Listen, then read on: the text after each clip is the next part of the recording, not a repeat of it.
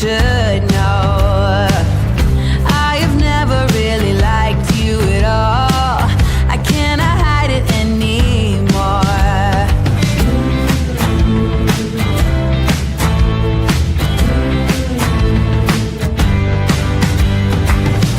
I've been thinking about the future, trying to forget about the past. So many ways that I could change for the better. Don't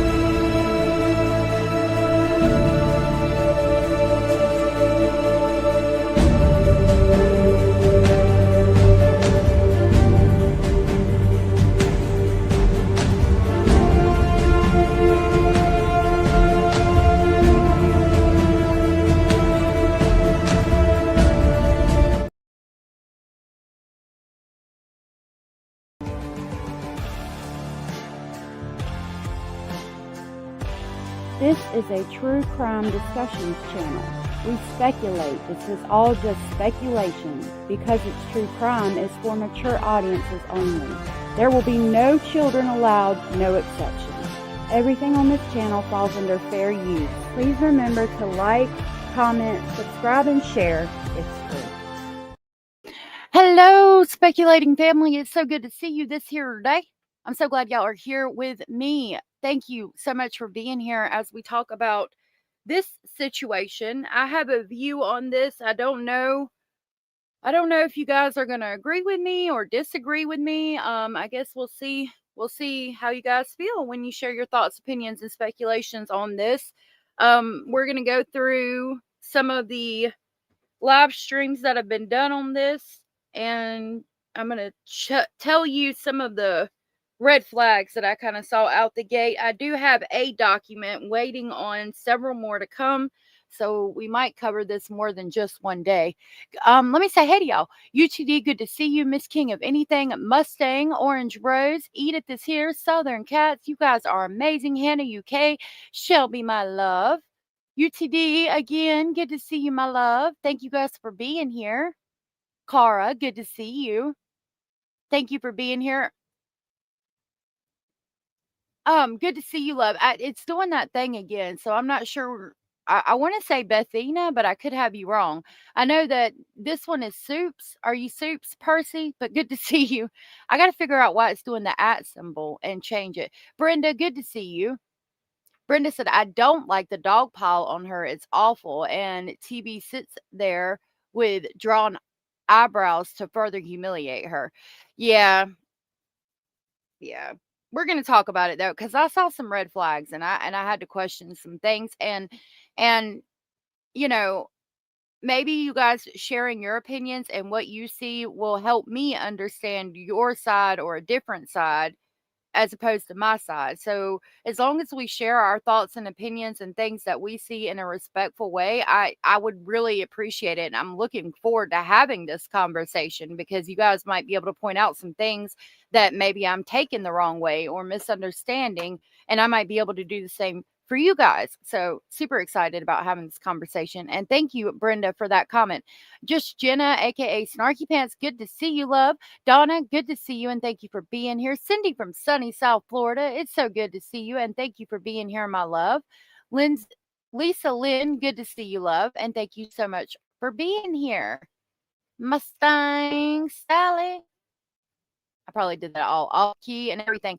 Anders, my love, good to see you. Hey, Kyo, thank you so much for sending me the email this morning. Y'all, I have been packing and cleaning, packing and cleaning, packing and cleaning. When I'm not live, I'm packing and cleaning because we got to be getting on up out of here. It's about time for us to do the big move. So um I haven't had a lot of time. So thank you for that here. I greatly appreciate it.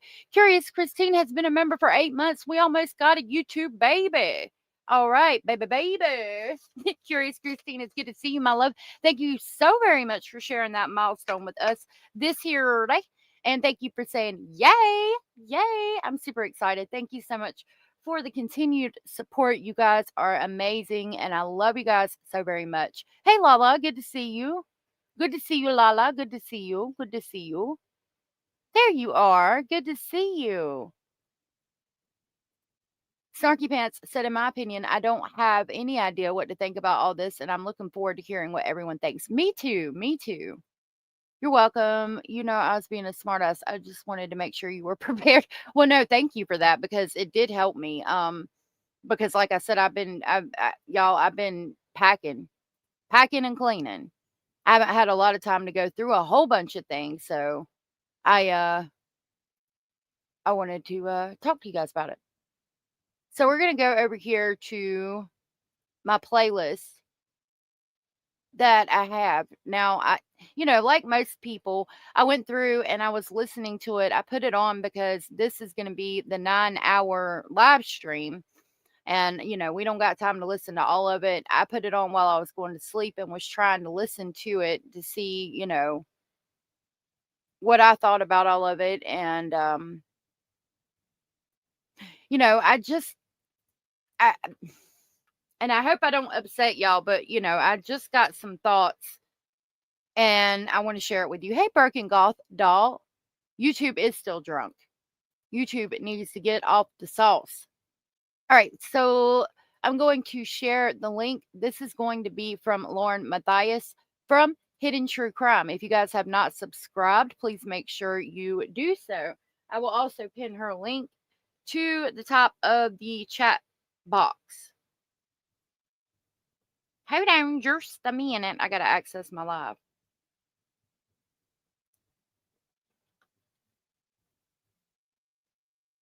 All right. So that message is pinned to the top. You saw this with Lauren. We're going to talk about some of this, and if we have time, we're going to talk about some from somebody else, not Turtle Boy. And then I've got the document that we are going to go over too. So the one document that I have, waiting on some more. This Broken Goth doll. This is Lauren Mathais. Lauren Mathais is from Hidden True Crime. It's actually probably important. Yeah, right here you can see she has 320,000 subscribers. This video has gotten 406,000 views. She is a well-known YouTube creator who covers true crime cases. She goes to trials, hearings, and things. She does what I hope to one day be able to do. And she's got her own personal situation that we're going to talk about. And I've got some thoughts on it. And it's going to be I'll put up my... Nope, I don't have the drama stream banner. We're gonna put up this one. Everything discussed is alleged and solely my opinion. Please do your own research. Hit the thumb up. This stream is for educational purposes. Again, I'm gonna share, tell you what I see, some red flags, and I would love to get your input as well, because I don't know if y'all are gonna agree with me or not like me.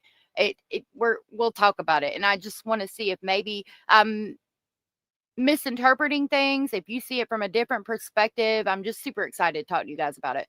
Mustang said, I tried to watch that 9-hour live and got through maybe 2 hours. Yeah, that's about where I am at with it. Yes, Cara, thank you. Says, please be respectful about your thoughts and opinions on the situation.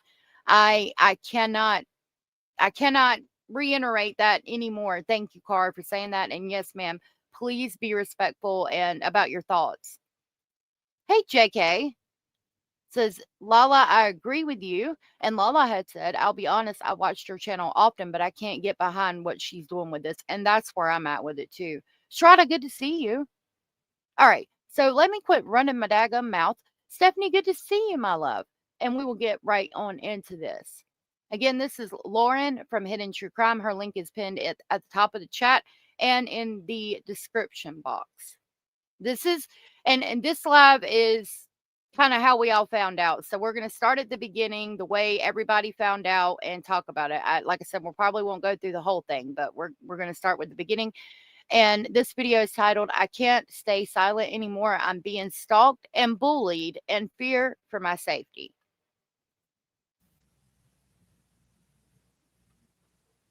Hey, Westside. Hey, everyone. Really, Donna? I haven't watched the whole thing. I've never been more nervous for a live in my entire life, and I've done a lot of lives or a show in my entire life. And this is not a live or a show that I ever wanted to do or ever thought I would have to do. And this has been ongoing for months, what I have been dealing with. This is not drama. Hidden True Crime doesn't get involved in drama. We stay very clear from that. And those of you that know us know that. So I hope that nobody calls this drama ever again. In fact, it's so real life what has been going on with my family and with me for months that I decided to go to where I felt would protect me. And in a sense, it is drama. I can see it from both sides. I can see how she feels like it's real life, but yeah, it's drama surrounding you, even though for you it's a real life situation. Um, and well, I'll let it play and I'll continue my thoughts on it. Brenda said, I see that it's bad enough to be betrayed by a friend, but when it crosses over into everyday life, I hate bullying. I agree with that. I'm gonna give you my perspective on the things. I'm gonna wait until she gets more into it, and then I'm gonna explain to you why I feel the way that I do. Mustang said, I respect how she feels, but I think, in my opinion, she's exaggerating a little bit, but that's my opinion. I agree. A little bit of Lisa, good to see you. Thank you so much for being here and sharing that milestone with us. I really greatly appreciate that. Thank you for the continued support for 4 months. Little bit of Lisa said, I watched about 7 hours of this and I'm unsure on it. Really, I'm excited to get you guys' thoughts and opinions on it. Like I really am. And thank you for being here. Thank you for sharing that milestone and thank you for the continued support. That was so very sweet and supportive of you. Lisa Lynn, good to see you, love. I don't know if you're saying good day or rolling out, but either way, good to see you. I like your picture. And this is Sarah. Good to see you. Nice to meet you. Said it's her feelings, and I agree. It is the way she feels about it. Carrie Emma's Gammy, Grandma said anyone who watched HTC will notice that at the time this started, Lauren. Okay. Good to see you, Emmy. Emmy, sorry. Carrie, Emmy's grandma. Good to see you, love.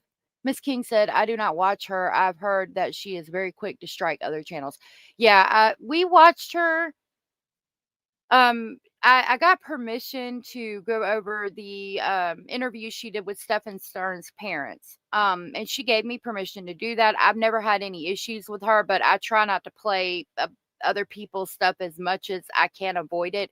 If I want to use something of theirs, I usually reach out and ask. This one I didn't because it's been played over and over on a bunch of different channels, so I feel like we'll be safe going over it. But um, I have the only experience I personally have had with her has been, good. She let me use her stuff. So, Curious Christine, I don't know if I said hey to you. I think I did. Said you can't cover trial and then insist nobody covers you. That is hypocritical in my opinion, but I don't know details, only rumors. Exactly. That's kind of where I'm at with it. Where I'm at with it. Yeah, sorry. Lord, my brain is not working today. Must not have had enough coffee yet. Carrie Emmy's grandma said if you watch HTC, you will notice that around the time this started, Lauren started having physical issues from the stress. I did not know that. She didn't commit any crimes. I don't think anybody's committed any crimes, to be honest. To be clear, wouldn't continue with it. I'd not give attention to it anymore, just my opinion. I agree with that too. And that was the courts and legal. And I filed a civil stalking injunction because what was happening to me and my family met Utah's civil stalking injunction code. The stalker was in Utah. And it was very clear to me that that was the step that I should take. And I was granted a temporary civil stalking injunction after I filed my evidence and my exhibits before the judge. That was served, and my stalker was served a temporary civil stalking injunction. Thank God. And the next step to that, after filing a civil stalking injunction, is to hope to make it permanent. So she's filed a civil stalking judgment. Mustang, I'm exactly with you. I agree 100% with you on that. I've got, somebody has doxed me on this here internet, and I just try not to give it attention. I think by giving it attention, it's basically the Streisand effect, and I think that happened here. Little bit of Lisa said, but this wasn't a trial. It was different from a trial very much. I respect your opinion, though, and I agree with you on that, too. Blue Giraffe said that live got her close to $1,400 in super chats. And I think it's relevant, honestly. The judge granted a temporary protection order, so someone broke the law. Okay, we're going to look through the documents. I thought she dropped it, but I could be wrong. I thought she dropped it. Correct me if I'm wrong. This is Sarah. Didn't she drop it when she thought Law and Crime was going to be recording it? Good morning, Mariel. Hannah said, but it was okay to cover the Proudfoot civil stalking injunction hearing against Bullhorn Betty. And she's got on her channel where a child, it's just a video of a little child getting up there on the stand testifying about her father committing the homicide of her mother. Like, anyone can get a temporary. Thank you, Miss King. And 10,000 views while live. Right. She couldn't ignore this, and she did. And now, like I said, we are open chat and very respectful of others' thoughts, opinions, and speculations, even if we disagree. But I have kind of a problem with it. And as soon I'm going to let her continue to speak, and I'll go over my problem with it. She dropped it when she saw Law and Crime were there. Yep, exactly. A lot of people can't get a temporary protection order. I think she filed. I thought that she filed for one, but it wasn't granted because she dropped it. No?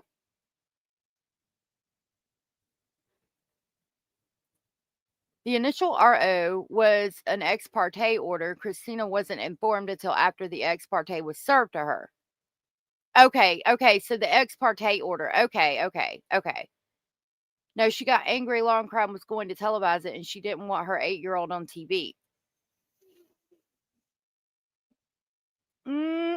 Okay. Let's continue. And that was going to be on Thursday. And then do you know what happened? Yes, it is. Somehow, I'm someone sorry, a little bit. So sorry. decided to let Law and Crime know about my civil stalking injunction. And Law and Crime decided that they deserved to have cameras in the courtroom while I am explaining what my family has been going through for months. The Law and Crime, I don't know, is it a slow true crime month? They thought that my family's pain should be live streamed on their trial channel. Okay, I got a problem with this because while I understand this is very personal for you because it's your family and you're filing this protection order. When we get on YouTube and we cover these trials, that's what we do every day. We cover somebody's personal, private trauma. We talk about it. They record it in the courtroom. She herself has been to trials. I mean, it's a double-edged sword. You can't participate in the media coverage of trials and cases and FOIA requests and being present and talking to victims and being part of all that, and then expect that if it happened to you, the same wouldn't happen for you. When we come out and we are creators on YouTube, we have to expect that we become limited public figures. If somebody if your favorite YouTuber got pulled over and got a traffic ticket, it would be more like somebody would probably be more apt to put something like that on YouTube as opposed to just somebody that's not a YouTube creator, unless it was about a true crime case. When you put yourself out here, you become known, especially somebody with such a big channel. And yeah, They're going to go see, they're going to record, probably they're going to be very interested in what's going on. Like, that's just something you have to expect. How can you go to trials and record there, or right there, whatever, get audio interrogations, interview victims' families and things like that, and not expect the same to happen to you? It's a public place and it's a public record. Exactly. Yeah, she does it with other families. Exactly. Like, how can you be upset that they did? Why? Because it's you? I mean, what about all these other families? What about in Delphi, or with the Vallow case? I know those are two that she was really into. Like, why do you think it should be different? Because it's you? You are a public figure. You are out here putting yourself in the middle of these cases to an extent by being in the courtroom, going to the trials, and you think that, what, you've got a cloak of protection because it's you? Like, if I was going to court and somebody knew my name, I would expect that maybe somebody was going to show up and be nosy and, get the information, record, et cetera, et cetera. If I had a channel as big as she did, I would expect there's probably going to be cameras there because it comes with the territory, in my opinion. Jerry, good to see you. Said, when you file paperwork with the courts, it sometimes becomes public record, and when working in the public, you're more likely to be covered. It's part of it sometimes, unfortunately. Exactly. Yes, ma'am. Boom, boom, boom, bam.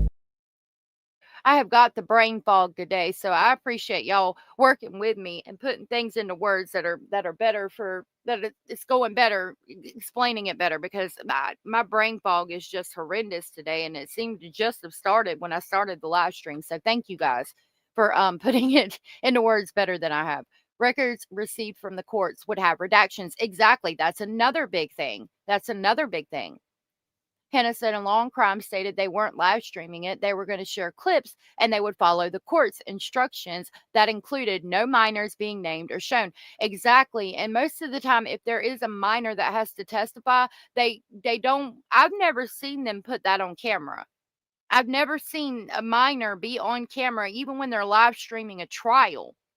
They don't put the minor on camera. Excuse me. Curious Christine said, agree. Well said. That's exactly my struggle with this whole thing. Not saying it's not sad. I feel bad for her, just like I do any family being covered. Exactly. Exactly. Don't do one thing and expect something different. Exactly, Southern Cats. Cara said, if I had the subscribers that she has, have been on Law and Crime, Court TV, etc., and I have a court case coming up, I'd expect my issue to be broadcasted. Exactly.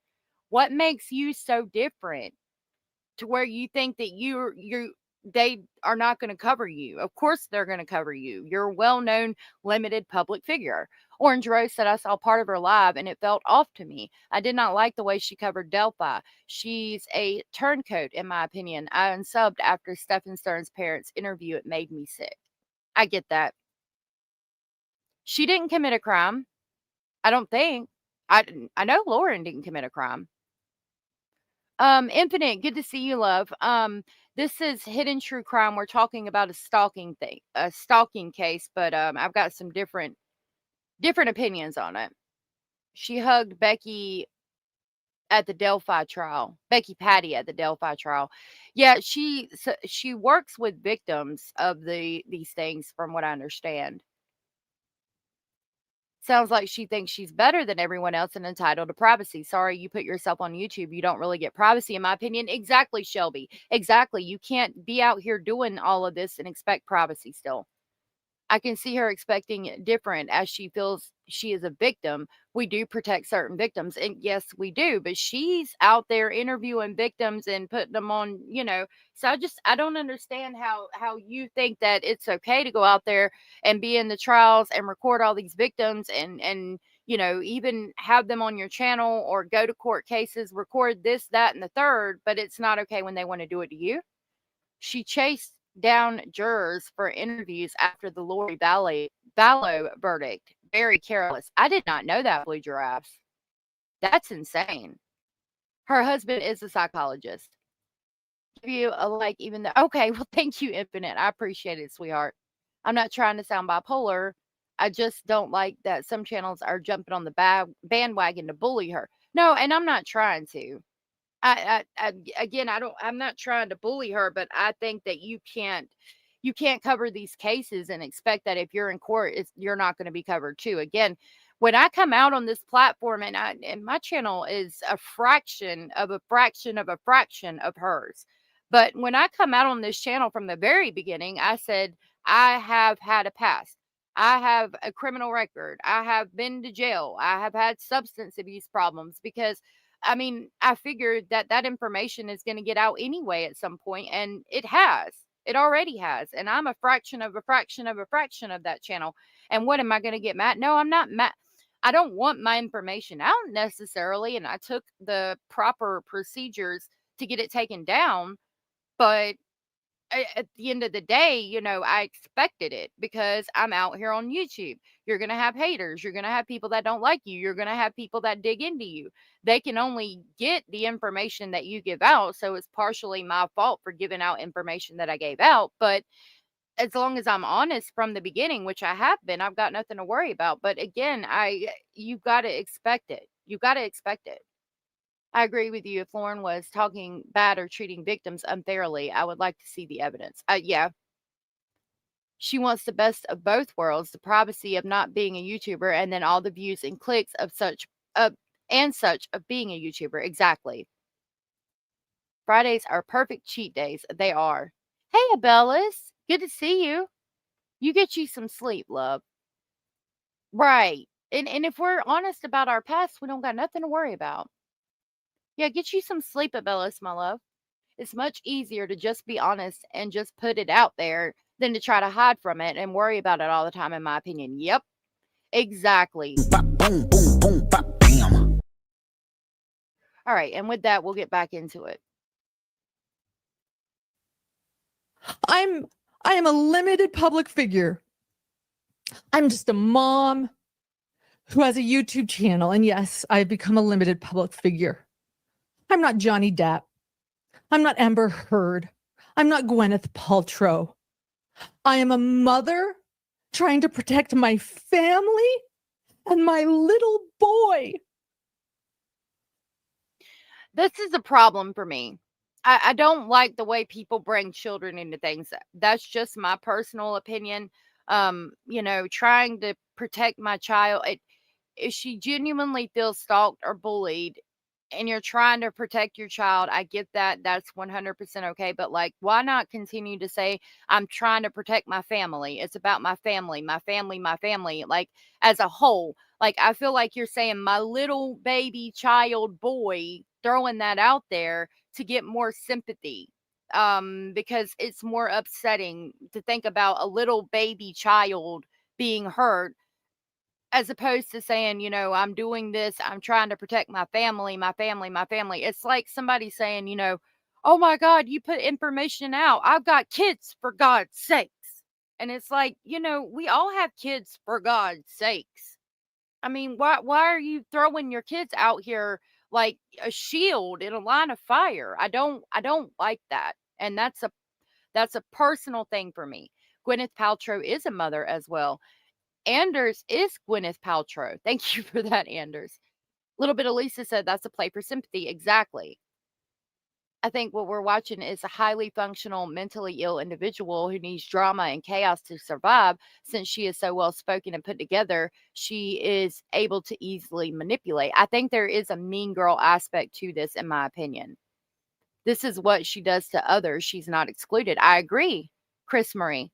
Chrissa Marie. Sorry if I said your name wrong. I agree. Sweet Sativa said, I think Lauren should be more worried about being home with her kids because she's always away, held up in some hotel room, away from her son and husband. So who the fuck does she think she's fooling? Not me, said Sweet Sativa. I agree. But you take responsibility for the stuff you do, and even what you may think is a mistake, like Stefan, which I enjoyed those emails, you still say it is what it is. Right. And if you're upfront from the beginning, you don't got to worry about the shit, in my opinion. Stratus Yeah, comparing yourself to Gwyneth Paltrow is a little silly. I didn't see your comment, Strada. Oh, so over the top. This feels staged and unhinged. I think it was a little staged. I don't know. No, what did she do? I don't know, love. Are you talking about Lauren or the other person? Shelby said, if you're a YouTuber and being stalked, but you're trying to protect your family, the simplest and best thing to do is get yourself off the doggone internet. Yes, ma'am. Bop, boom, boom, boom, bop, bam.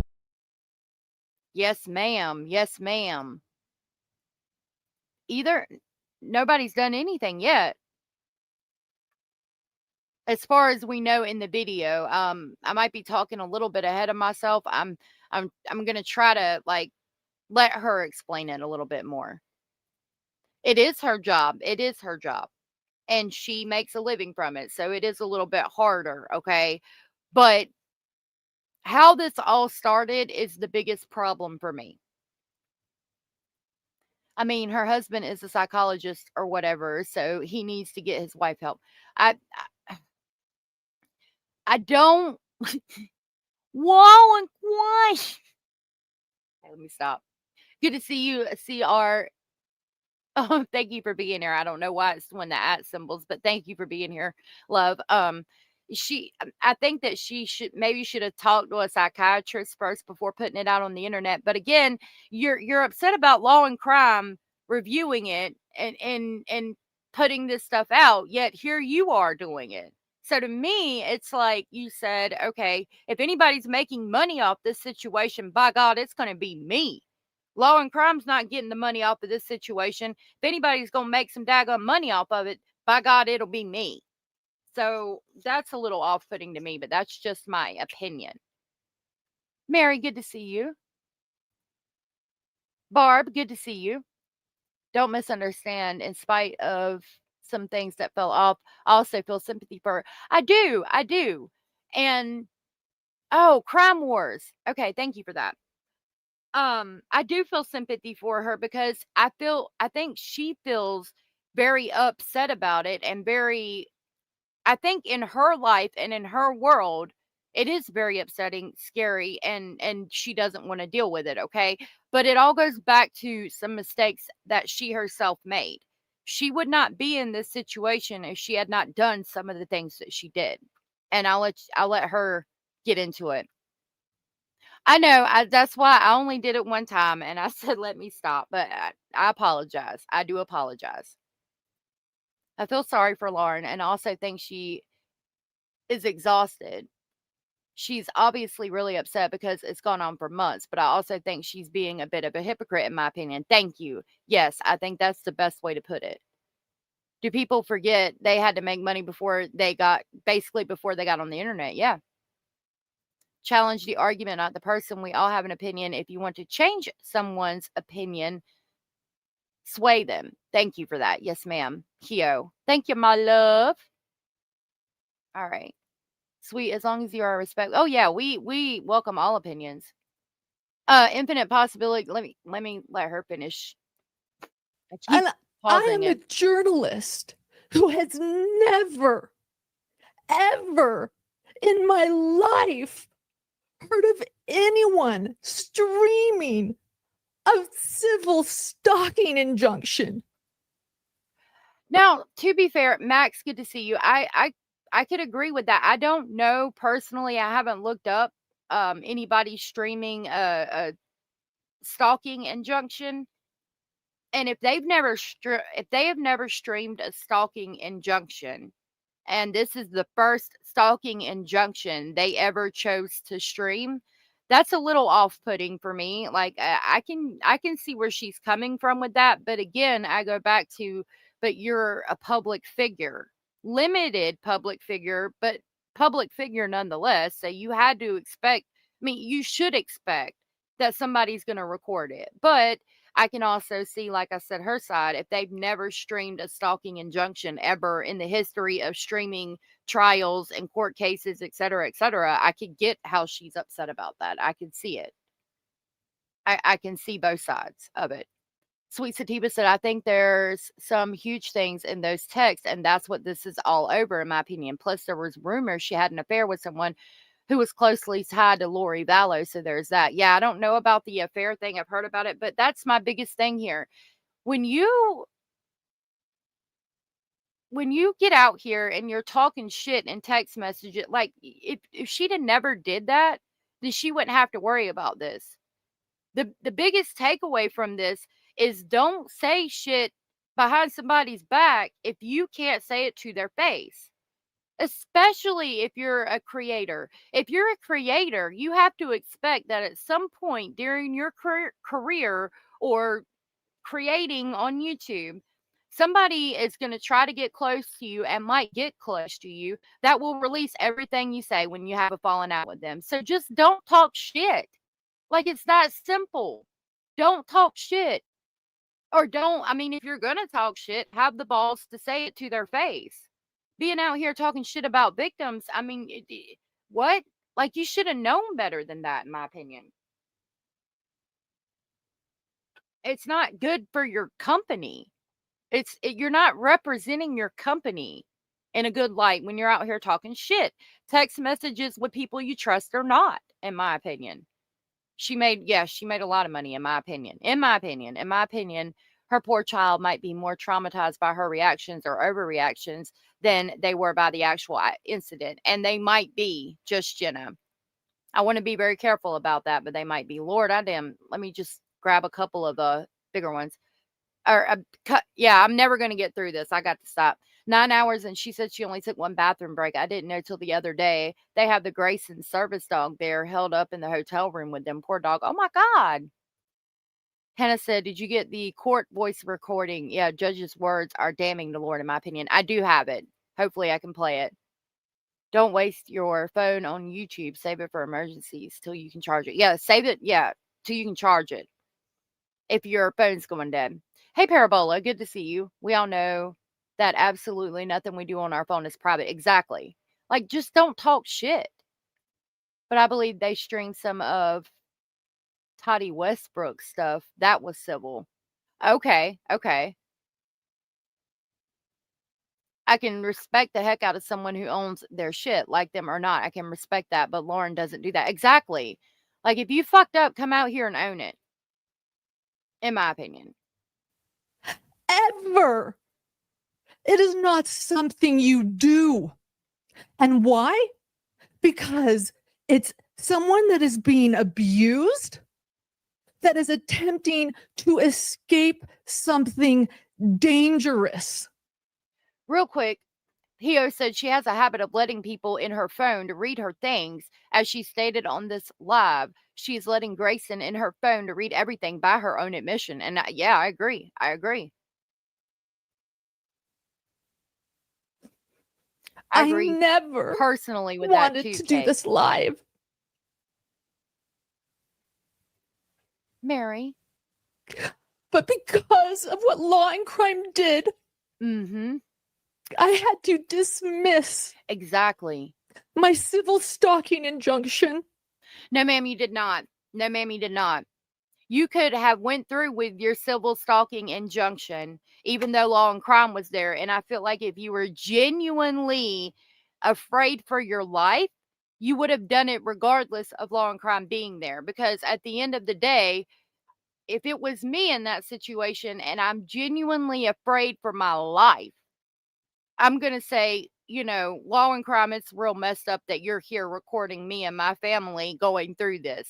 But at the end of the day, I've got to protect my family because I am scared that this person could really hurt me or my family. So I've got to go through with this.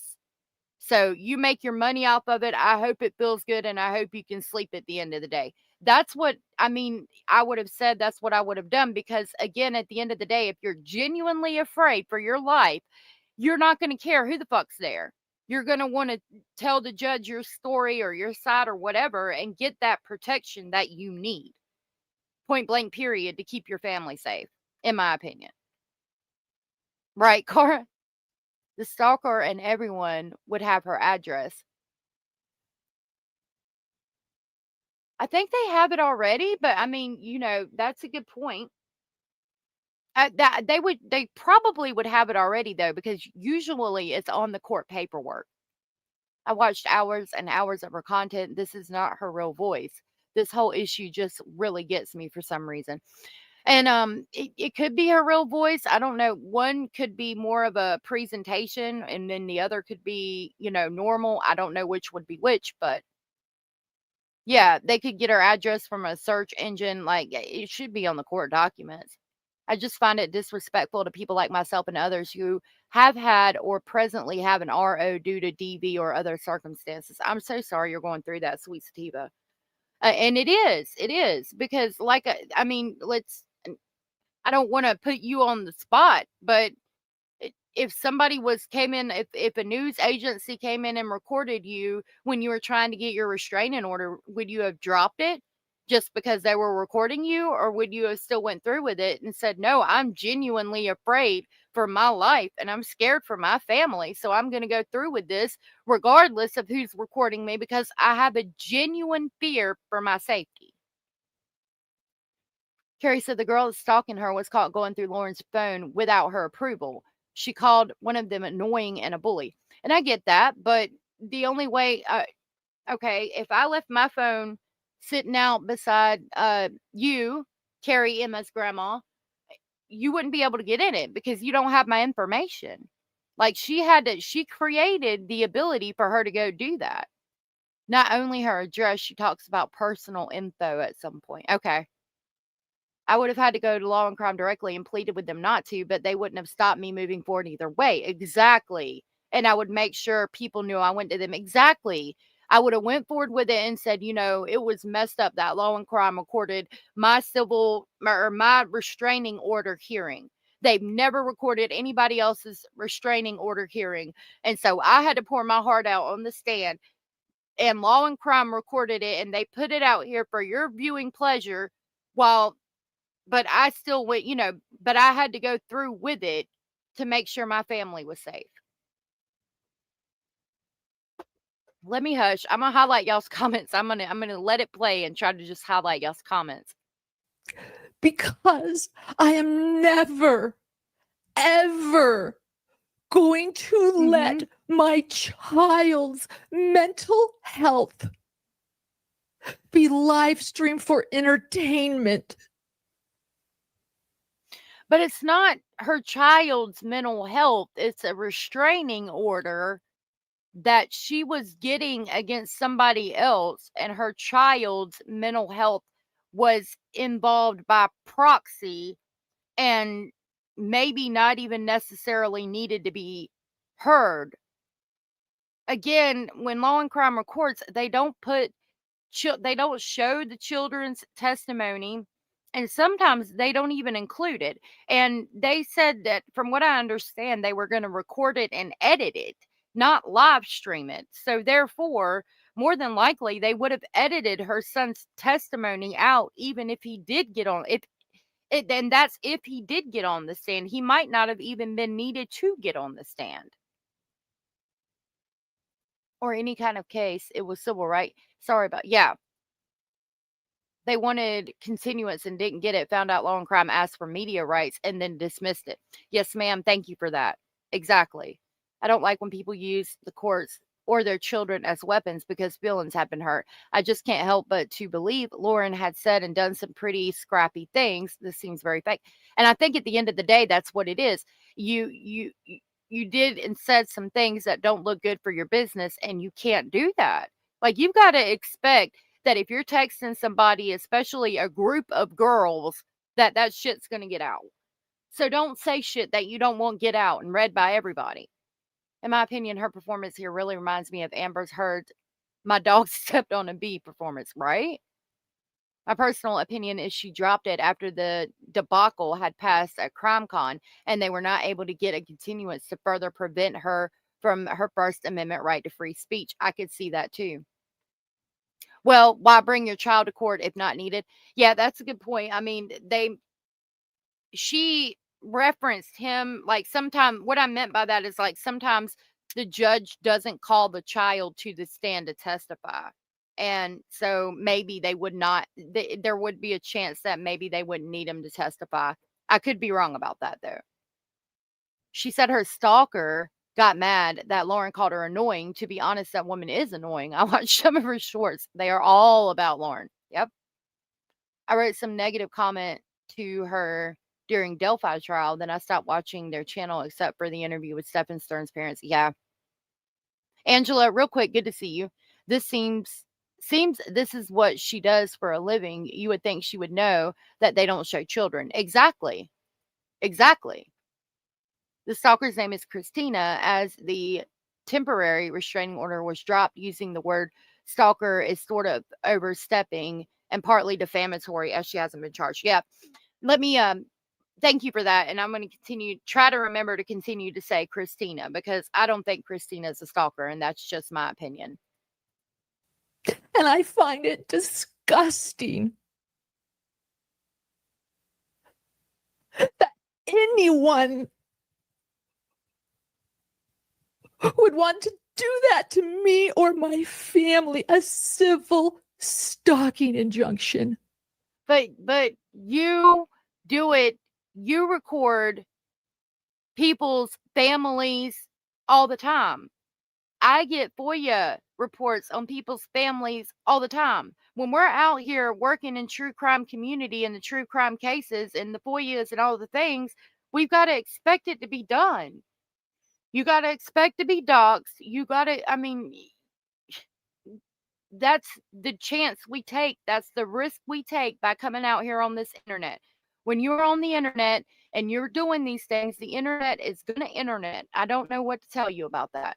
The news is going to news, all of the things. Radio is going to radio, all of it. Like, you got to expect it, deal with it, and move on.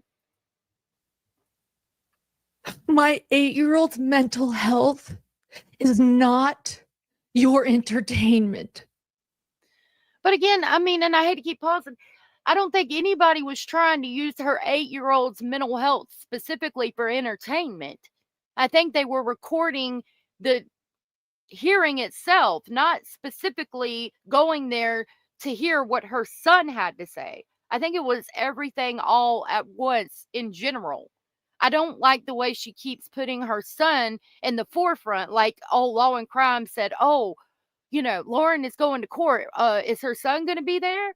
Well, yeah. Oh, well, we got to go because her son's going to be there. If her son wasn't going to be there, then we would just say it, to the studio and do something else because it's just Lauren. But now that we know her son's going to be there, oh, we got to be there and we got to record it. Like, that's the way she makes it seem. And I don't like that shit. I don't think it's right at all.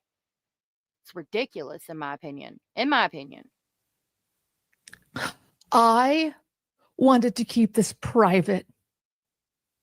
I wanted to keep my pain and the bullying and the abuse and the harassment and the defamation and the pain that I have been dealing with behind the scenes for months. I wanted to keep it private. Not live streamed to millions of people watching Law and Crime.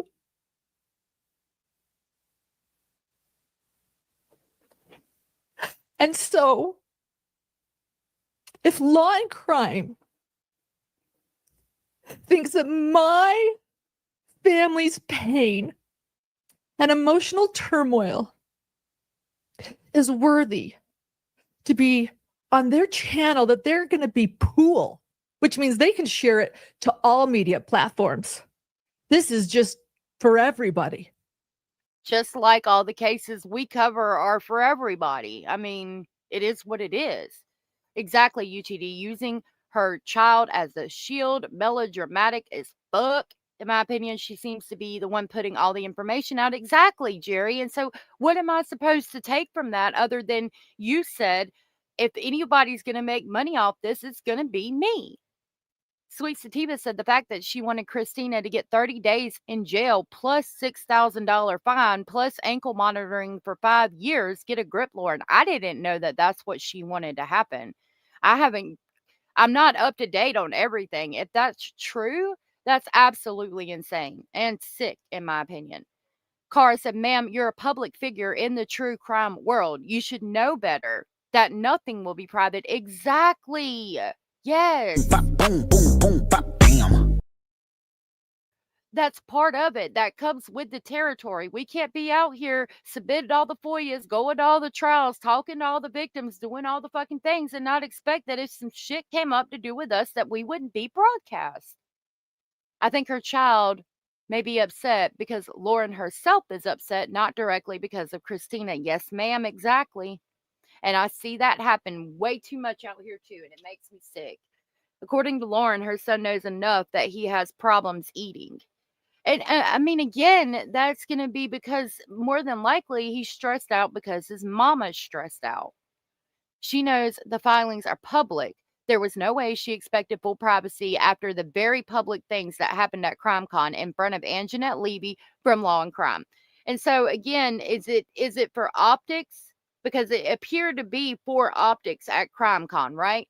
It appeared to be so you could have control over somebody and say, "Oh, you can't be here because I'm in here right now." And then afterwards, you're going to drop it because you're not making optics off of it. And if it is all about optics, then again, I have to question, is all of this now? Is all of this being upset with Law and Crime just because you thought they might make some money off of it and you weren't going to? She could and should have kept her child out of this. There was no reason for him to even know, be a parent. I agree with you there. Hey, Kat, good to see you. Child only knows what the parent allows. Quit telling him everything. Exactly. Christina was contracted to work for Lauren, but Lauren had declined not to use Christina anymore. Or Lauren had decided not to use Christina anymore. And I think that's true. But at the same time, why would you send them a bunch of text messages talking shit? Then I'm going to take back my narrative and I'm going to own my narrative. And I'm going to tell you everything. But she doesn't. Tonight. We're going to go through every filing. We're going to go. Hey, love. Right? But we're going to go through a lot. But she doesn't. So get ready. My hand has been forced. No, it hasn't. I am very uncomfortable sitting here. But the reason and where I have found my bravery to do this is really, again, me too, Cara, for my little boy. I mean, again, using him as a shield. I can't. Do you want to know a wrath of a mother? Here I am.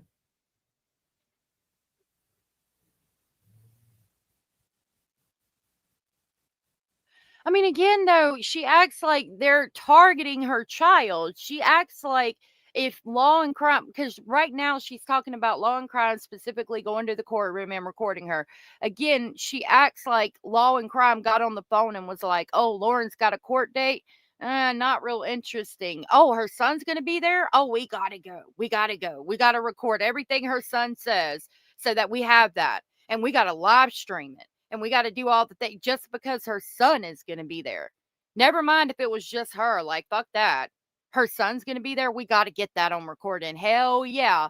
Like that no, ma'am. No, ma'am. Okay. I agree. I don't know what. And so we're going to begin. I'm sorry, love. I need to collect my thoughts. I know what's next, but really quickly, I have my producer Grayson here with me, helping me. Let me just ask you, it's going to be a long live, so sit in. I might need a bathroom break at some point. I haven't been able to eat. I'm not eating.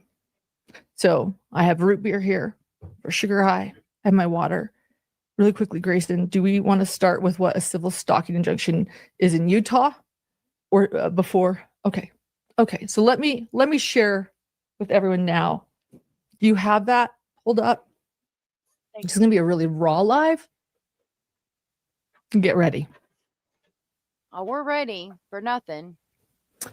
So let's just go over Lauren. stalking in Yep, she does. Utah.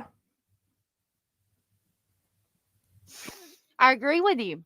This is Sarah. A lot of people have problem with that. This is Sarah said, I just think it's easy to judge others and not so easy to judge ourselves. Exactly. This is Sarah. That's why I try to say to myself, I, I mean, even with the channel, with the chat, with everything, I try to be very fair across the board. And I try to look at situations as if I was in them. Like I said, again, I have been doxxed. My information has been put out here, and I 100% expected it to happen at some point because I came on YouTube. People are not going to like me, and that's part of it. You can't get out here on the internet and become somewhat of a public figure and not expect things like that to happen. I'm sorry for her. I feel like for her, I feel like she's had a very sheltered or comfortable um life, you know what I mean? So I feel like for her this is very jarring, upsetting, and traumatic. But like, has she not ever put herself in the shoes of the families and the victims of the court cases and trials that she's covering? Like, if I put myself in her shoes, I'm not saying anything that I wouldn't say to me if I was in that situation, if that makes any sense. You know what I mean? You can work on convincing them. It's hard to dispute all the evidence coming out today. It makes her look so bad. It does. It does. Whew. I just scrolled down. So by definition, she is a stalker too, by seeing some of the comments from everyone earlier in this podcast. I don't know. Let's see. A judge can grant an order that tells one person or respondent to stop talking about another person, the petitioner, if the respondent did the following towards the petitioner: followed, monitored, observed, photographed, surveyed, threatened, communicated to or about the petitioner, interfered with the petitioner's property using any action, method, device, or means, or, and it continues. So by definition, what Lauren did, yeah, could also be considered stalking because she did all of those things. Donna, no, I don't think so. I think it will always be always have the at thing. Hey, Louise. There hasn't been any threats of violence. A judge can grant an order Me that too. tells one person or respondent to stop stalking another person or petitioner if the respondent did the following toward Exactly. the petitioner. Followed, yes. Monitored, yes. Observed, yes. Photographed, yes. Surveillance, yes. Threatened, Hey, Julie. yes. Communicated to or about the Thank you. petitioner or interfered with the petitioner's property using any action, method, device, or means. Or, let's see what else. The respondent engaged in or caused someone else to engage in the following Yep. acts. Approached or confronted the petitioner, yes. Appeared at petitioner's Right, Brenda? workplace or contacted petitioner's employers or coworkers, yes. Appeared at petitioner's home or contacted petitioner's neighbors or entered property owned, no. Sent material, oh, thank you, look at that, highlighted. Sent material to the petitioner by any means for the purpose of obtaining or disseminating information about the petitioner to a family member, household member, employer, coworker, friend, or associate, yes.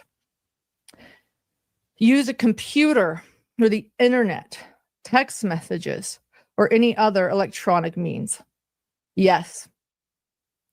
The respondent had to do the behavior 2 or more times and in a way that would cause a reasonable person to suffer emotional distress Exactly. or be afraid for the person's own safety or the safety of someone else. Yes. And I'm going to point out, it looks like Grayson did not highlight threatened. I'm going to throw threatened Right. in there because what happened after the stalking injunction, I took as threats as well as other things.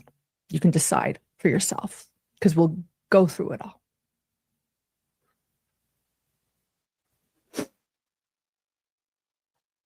Okay. Let's let's start with this. It's going to be a very vulnerable video of myself behind the scenes. I never thought or knew if I would make this video public. I only revisited it again today. It is. But this was. But the CrimeCon thing where they were both at. And it seems to me, if we look at it from both perspectives, and again, we'll have to go through it from both perspectives. I've got the police report where they reach out to Christina that we'll go over. If you look at it from both perspectives, it seems like Lauren is somewhere and she doesn't want the other person to be there. So she comes down or she comes in the area and it's just like, oh, I'm here now and you can't be close to me. You can't be within 500 feet of me. So you have to leave. That's what it appeared to me. But again, everybody is allowed to have their own opinions, thoughts, and speculations. And we all are very respectful. Someone signed in her YouTube without permission to see her money and tell others about it.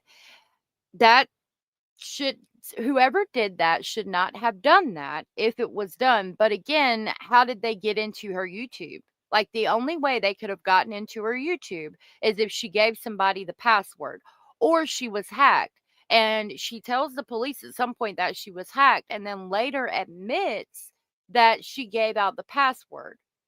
I mean, again, like, are you not going to, for me, I'm not giving out my passwords to anything because I expect that at some point somebody may get pissed off with me and read my shit and do exactly what's going on. Like, no. Apparently, the one person handed the other person her phone and the second person signed into her studio. How did they get the information to do that? Rainey, and good to see you, love. She did want to keep Christina away from CrimeCon. That's the way it seemed to me. Jenny Jen, good to see you. What's going on with Jenny Jen? Oh, a dear friend of my family passed away this morning. Oh my God. I'm so sorry, Jenny Jen. Oh, sweetheart, you do what you need to do. I'm so sorry, my love. I am so sorry. You do what you need to do. Don't worry about this. You go be with your friend, your friend's family and everything. I'm so sorry. Sweet Sativa said, I believe Christina over Lauren. Lori also did a great job of what really took place at CrimeCon and with Lauren giving out Lori's manuscript for her upcoming book. Lauren sent a copy to Nate Eaton. Yeah, I saw that. The info was stored on her phone. How did they get the phone? Like, okay, she could have left her phone laying, but usually you have to have a thumbprint, a face scan, or a password to get in the phone. And she should hold on to her phone, but even if she set it down, there should be, there's some kind of lock, right? A month-ish ago, and I was dealing with ideation, self-harm. It's the first time in my life that I have been experiencing this because of everything happening. And so at that point, I was with Grayson, and I was not okay. And Grayson said, Lauren, I'm going to record this. She gave me permission to record. Don't worry, we'll never share this. But I want you to know there's hope. I want you to know that there's hope. In my opinion, and no. You have talked so passionately about now helping people with cyberbullying that maybe one day, like as a journalist, you need to start recording this process and what you're feeling. So trusting Grayson, knowing that she'd hopefully never make this public without my permission. And it was my phone. I said, yeah, okay, whatever, but don't ever show this to anyone. But so, even there, she references that she handed it and said, yeah, okay, don't show this to anybody. And then if it did get shown to somebody, it is what it is. Like, that's a chance that you took when you handed that person that phone. Is it wrong? Yeah. Is it mean? Yeah. I don't think that, if somebody handed you something in confidence and trusted you not to share it with people, and then you go share it with people, yeah, it's mean. It's not stalking, though, and it's not bullying. It's mean girl bullshit, in my opinion. So, if I don't want somebody to know how much money I'm making, I'm not going to hand them my shit. If they need to do something on my phone, I'm going to ask them to show me how to do it or tell me how to do it so I can do it. Or I'll just look it up on Google. What they did with the phone was illegal. If she passed it to somebody and then it got passed to somebody else and then they went in the phone and it is illegal. Number one, she shouldn't have passed the phone off like that. But number two, if it is illegal, then they could be charged with it and should be if it is illegal. But it's a chance also that she took by handing somebody that information unlocked or privy to something. I mean, you just got to be more careful, in my opinion. So this is basically a girl fight gone rogue, and now they've involved the courts, the internet, her child, and the public seriously, and now it's escalated to stalking and bullying. In my opinion, curious Christine, yes, exactly. Bop, boom, boom, boom, bop, bam. But that's just my opinion. Hey, Abraham. I watched it, and we are going to watch 20 minutes of it before we begin, so you guys can understand just a bit Not that I'm aware of. of what I've been going through. And it's not all of it, but it's 20 minutes of a video. It's very, very raw. Lauren, from I'm feeling Hidden True very Crime. vulnerable. And I feel like this is very, very important, because if I'm going to do this live, I'm going to do it right, and I'm going to do it honestly.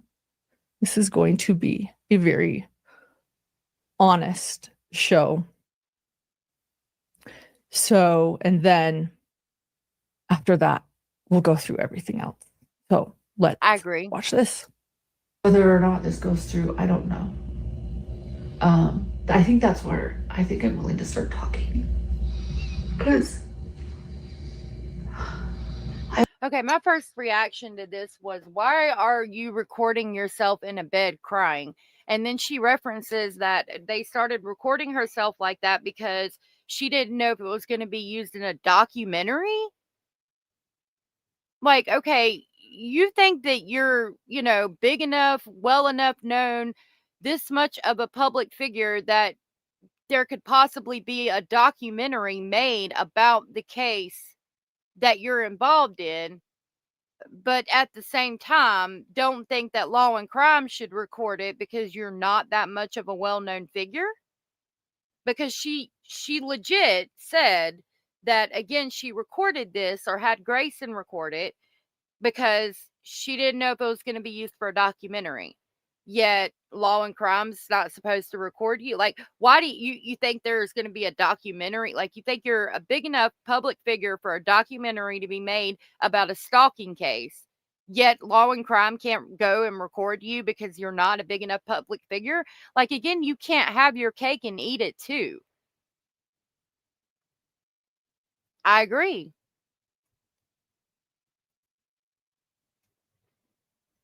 You're walking a bit today? That's good. That's good. Lauren Mathais from Hidden True Crime. She claims she's being stalked. We are looking at what she has evidence-wise and sharing our thoughts, opinions, and speculations, Sam. Yep. I always just want to do things right. When they go low, you go high, and just do things right. And Yep, rely exactly, Milky Way. on maybe responsible people to help.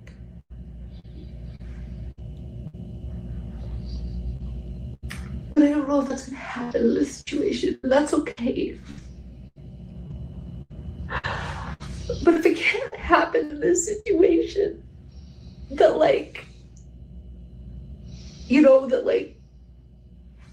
no laws or legal things can help me, then I at least want to finally talk about it, even just with my boys, and share what's been happening. Because I do want to help with cyber reality now, and I know that I'm a public figure. I've never been. Hold on, just stop for a second. I was like really zen before you started.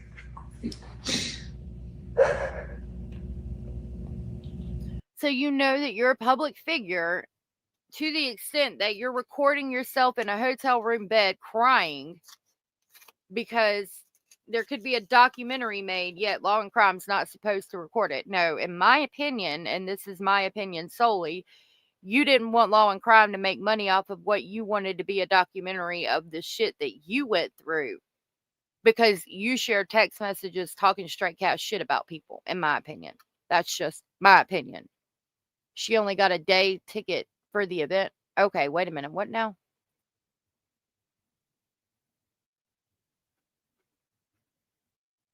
Okay. Angela said, so is she so naive that she believed them they weren't going to share it? That was a bad call on her end. Is invading her privacy the same as stalking in Utah?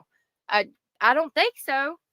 And it is. It's a bad call on her end. Like you can't again, y'all, words to live by. If you can't say okay, for instance, let's say I'm talking shit about Abellis to Hio, okay? And I'm texting Hio and just talking straight cash shit.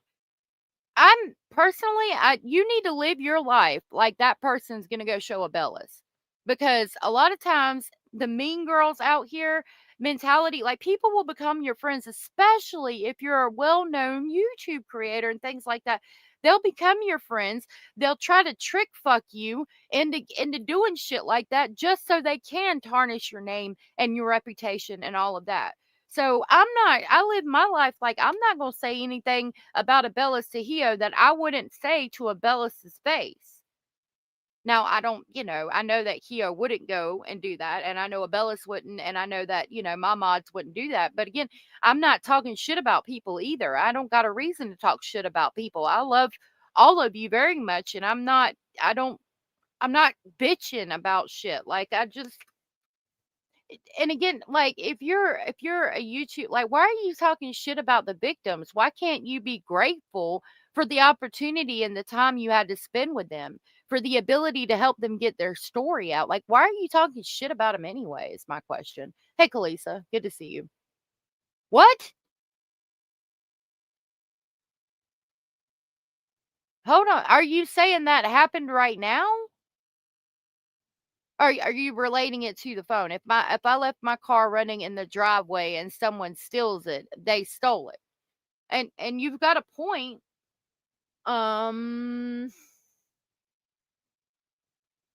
That's a good point. Let me ask Uncle YouTube a question and I will come right back to that. Hold on.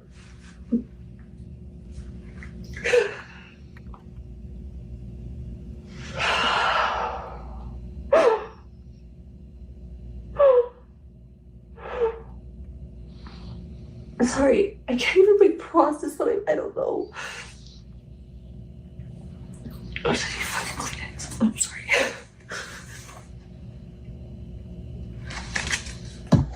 Oh, and I want John. And I'm worried about John. And I'm worried about my son. Fuck, son. But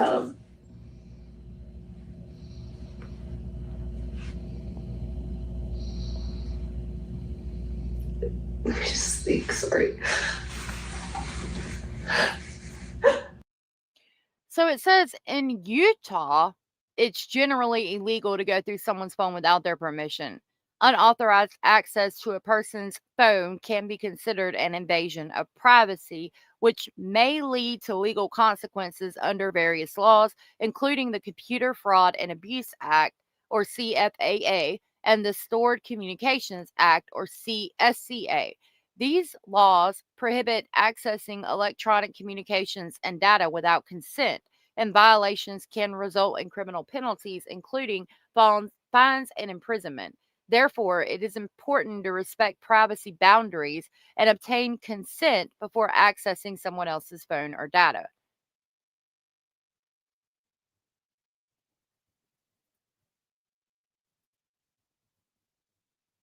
This one, employers have the right to monitor company-owned devices. Consent can make accessing someone's phone legally permissible if an individual gives permission from their phone to be searched. Any subsequent access that stays within the boundaries of that permission is not illegal. Expressed consent is a clear, direct, and unmistakable statement of agreement. An example would be verbally saying, "Yes, you can look through my photos," or handing over a phone after being asked permission to search it. Implied consent is not stated directly, but is inferred from a person's actions or the circumstances. For instance, if you give someone your unlocked phone and passcode to make a call, you have likely given implied consent for them to use the phone for that specific purpose. However, this consent is limited in scope.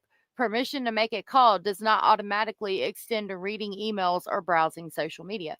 So you're right. It is illegal in Utah to do that, but again, we're taking Lauren's word for it, and I'm not taking her word for everything, because I've heard some of the audio and police reports and things like that I'm going to share with you again as well. Bye, Hio. Have a good day, love. I'm sorry, Lauren. It's so dramatic. And as an adult, I've dealt with real problems, and this is not it. A 9-hour live. Come on. And that's where I'm at with it, Kalisa. Like, y'all, I've been out here and I've been through some shit in my motherfucking life. Like, to be on here upset about some fucking text messages where I was talking shit and going to the fucking courts to this extent, all the shit she's going through for that, I would kick my own ass. But that, again, that's why I go back to, I think she's had a very sheltered life. And for her in particular, this is devastating and upsetting and scary and stressful, because she hasn't had to live a hard life, in my opinion. He always said there's actually a lot of things that she says happened that's coming out in evidence that actually factually didn't happen. So I don't know that I can believe this phone issue. And that's kind of where I'm at with that too. Exactly. Exactly. Hey, Wolfpack. Somewhere.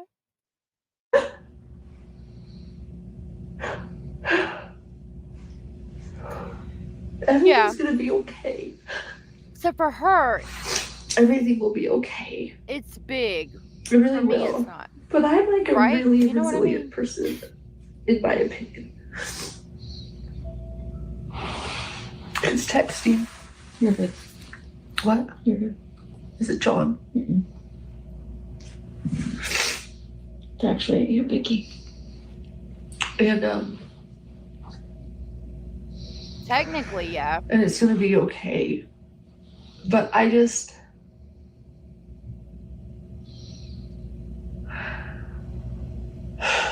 I don't know what to say. Other creators Yeah. calling people I care about to tell them lies about me, slut shaming me. One woman is going around saying I live with her brother, which, by the way, if I had lived with some random dude in East Idaho, who the hell cares? But this is a guy I went on a single date with, never kissed, but now I've lived with him. What else? That's weird to me. Are we talking about she lived with some guy in East Idaho since she had been married? Or like before she got married to her husband? Like I'm misunderstanding this and the relevance. Finding out, relevance? like I said, fellow podcasters are calling people that I know Hey, Roberta. to warn them about me and tell them that I had an affair on John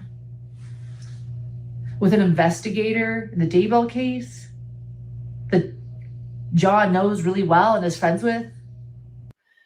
So if that's true, why not go after that person for defamation? Like, if somebody's running around saying you had an affair with an investigator and you genuinely did not have an affair with that investigator, then why are you, like, why not seek a defamation case instead of a restraining order? It's not okay to say that. She is all over the place. But I mean, she's stressed out, anxiety, and all the things. Like, I get it, but I don't agree. Everyone has encountered bad friends. You learn and move on. Admit that what you said was a bad moment and that you regret, and move on. Exactly, Abraham. I don't think that we need to be weaponized in the courts for that. Or again, if you're going to weaponize the courts or use the court, then go after her for defamation, for saying that you slept with somebody. That's bigger to me than what she's got going on. This person who said that she's cheating on her husband with an investigator, like, that seems like it would be more of a court case that could be heard and something could actually be done about it than what she's actually going after, in my opinion. It's not okay. Slut shamed her. Yeah. Before. What? Money? I think this has a lot to do with what she did. You think so? It's not stalking, said Angela. This is the real reason that the people who need it protected can be protected. I mean, yeah. It's been unending.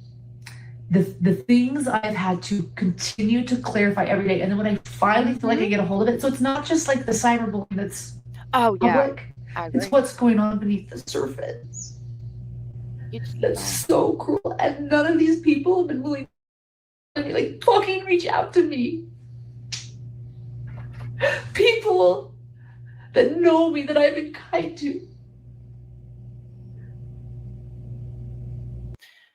And it sucks, you know, when I got doxxed, I reached out to some people and nobody reached out back to me because I probably looked like a crazy person and sounded like, you know, that I was full of drama or something. I mean, and it was upsetting, you know, because these people had been nice to me before. But a lot of times when you, even if people are nice to you before and, you know, you've got a good relationship and all that, you hit them with some shit like this and they're just like, I don't want to be part of that drama. I'm not getting involved.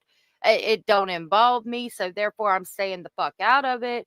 And that's just how people look at things. And I mean, yeah, it can hurt your feelings. Yeah, sometimes it sucks and it's sad, but it's just the way things are, unfortunately. And I do feel bad for her in that moment. I feel bad that there was people out here that she thought was her friend that she reached out to that didn't want anything to do with her. That is sad.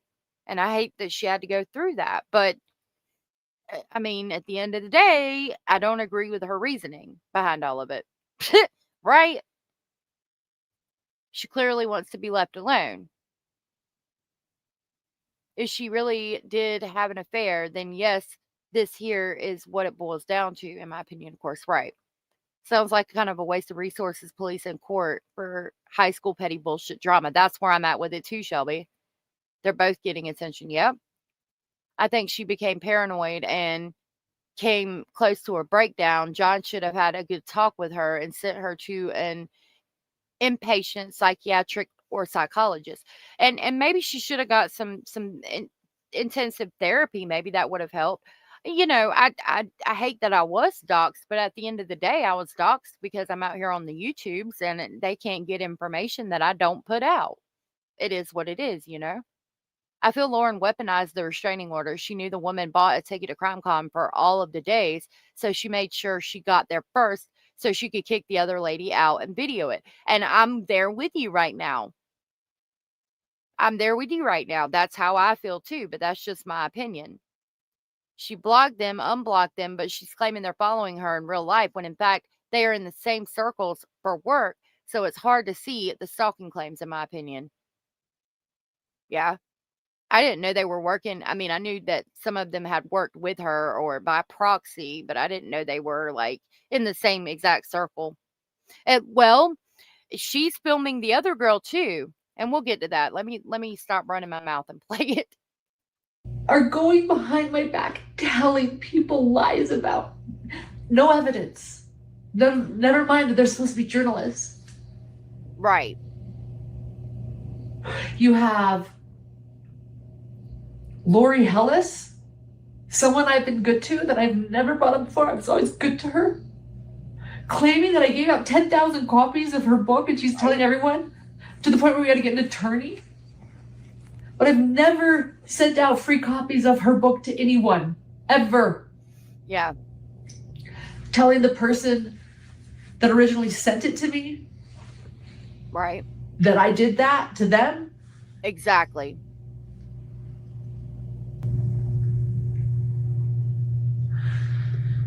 And then, of course, when she accuses of that, I then send it to our attorney. I guarantee you none of you received a book copy of Lori Hellis's book from me, despite allegedly 10,000 people.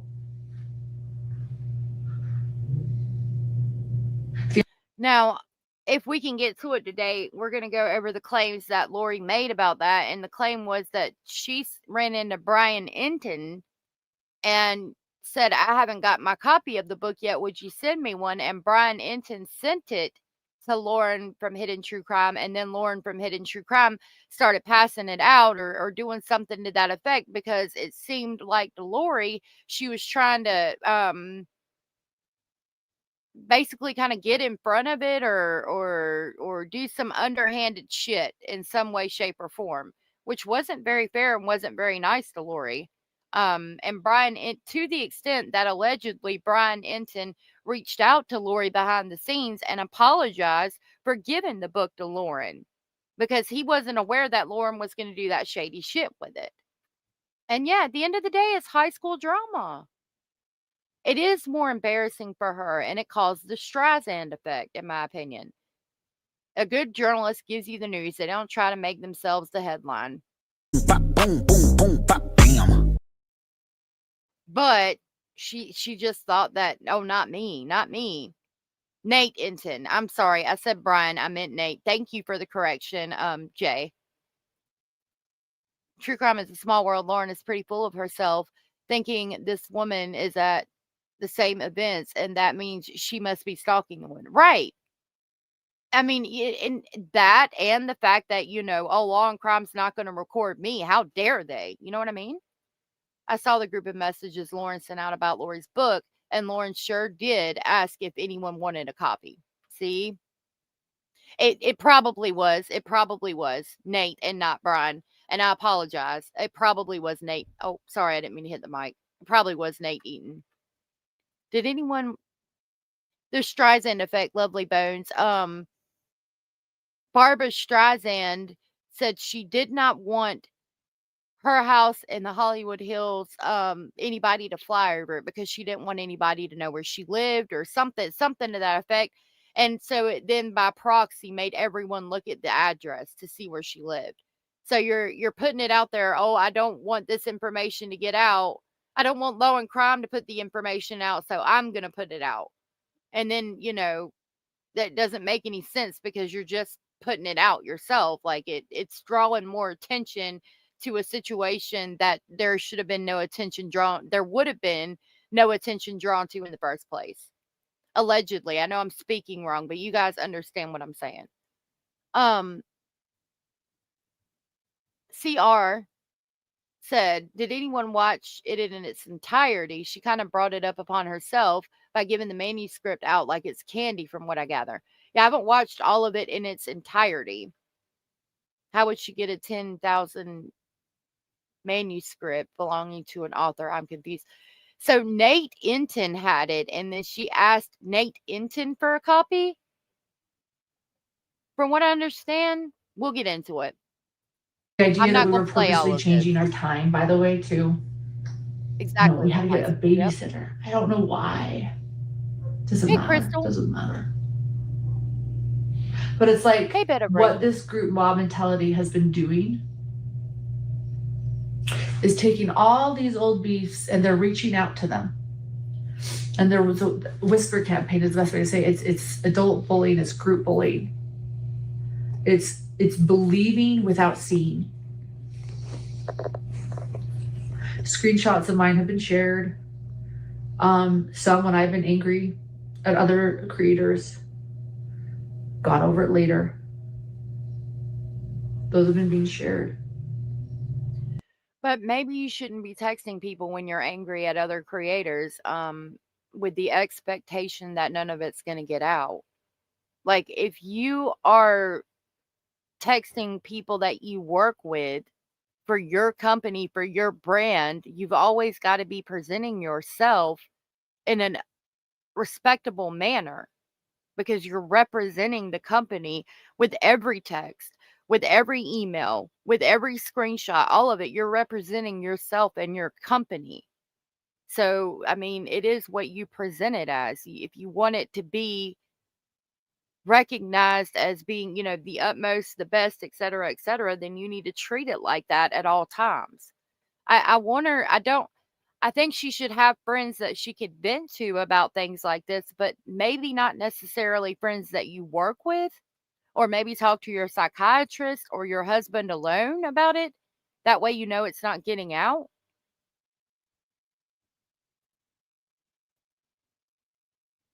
Dragons, good to see you. I'm in Utah, really dealing with an ex and DV and breaking the protective order and dealing with corrupt court. This really bugs me. I am so sorry that you're going through that. My goodness, God bless you. I'm so, so sorry. That's horrific. Fucking idiot ass dropped cigarettes. Oh, really? Yeah. I was getting. Okay, hold on. What? Oh, thank you. I got that. I was getting them with damn cigarettes. It's okay. I got the kids candy. And Sorry, y'all. Mr. Speculating. You gotta go back. You going to go back? Okay, thank you. I asked him to get me cigarettes and he brought me a coffee drink. I'm sorry. I didn't mean to. Thank you for, I guess, listening. Sorry. Sorry about that. Abraham said, I thought the publisher sent it to her in advance to read and then maybe commented on it once it was released. Okay, so you're probably right. You're probably right. Okay, Hannah, thank you for that. I was probably misinformed. Yeah, please stay safe. I'm real worried about you, sweetheart, and I'm sorry you're going through that. Yep, don't text inappropriate stuff when you're angry or at any time. Exactly. Especially, and you're representing the company. Like, you can't do that, in my opinion. I'm ashamed of that. Maybe you can edit that later, but I'll just share everything right now. You got me a Starbucks double shot energy that has B vitamins, ginseng, and Guarana. I've never had this one. I usually get the little Starbucks espresso, the little cans. He got me one of those too. So sweet. But I've owned it. Exactly. Curious. I've owned that. You said sorry to the people that needed it. I said sorry to them. Yep. But those people have continued on. Nobody again reaching out to me. I'm trying to quit and I need And I have to be honest. Entire rooms shunning me where I belong, where I've helped, where I've given my entire heart to and soul, be shunned. I'm so sorry, girl. Because of lies and of a whisper campaign and of adults who can't come to me Right, Strada. and ask me what's true and what isn't. Maybe get rid of the But rain fog. rather go and start a cyberbullying campaign and join it and follow it as the lies continue, as they talk about my dead brother and my husband. And you know what it is? It's being dubbed dark. Like, that's what John and I have been talking about a lot too. Like, What it is it's haters. There's Reddit threads out there about each and every true crime creator where people talk shit. I'm sorry, but there is. And again, the thing about your husband and your deceased brother, nobody would have known about the what she wanted to do with her deceased brother if she had not shared that information. People only have what you tell them. A secret is a secret until you tell somebody. yes, it's mean, it's hateful, and people, it's hurtful when people talk shit, but that's what the internet does. The internet's gonna internet. I'm sorry. I wish that they didn't. I wish she didn't have to go through that. I wish she didn't have haters, but there's going to be somebody out there that does not like what you do. There's people here that are watching from the bushes that do not like what I do. And it just is what it is. You have to deal with it. It was a former friend, but and that sucks, but I mean, I don't know. I don't have many friends for that reason because I don't trust nobody. And it's a hard lesson to learn that you can't trust very many people. I think at the end of the day, if she could have just come out and said, "I'm sorry," or whatever, I think that, apologized for the messages that happened, that she said, the negative shit, and then moved on, it would have been way better than all this, in my opinion. Crime Wars said, criticism is not stalking. Exactly. Bop, boom, boom, boom, bop, bam. Exactly. If she did that with malice, the universe would take care of it, right? Sending you positive energy, praying you stay safe. You will get through this time and things will be better. I'm praying for you too, sweetheart. I'm real concerned. I'm real concerned. She's extremely fake, and the fake crying is just too much. It takes away from if something is really being done to her because of all of her antics in this video. Yeah, I can see that. It's the hardest thing she's gone through. And I think it is, and I'm sorry for that, but no, not that I know of.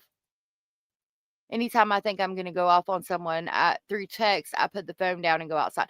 Yes, that is a great thing to do too, Sam. That's the best thing that you could do.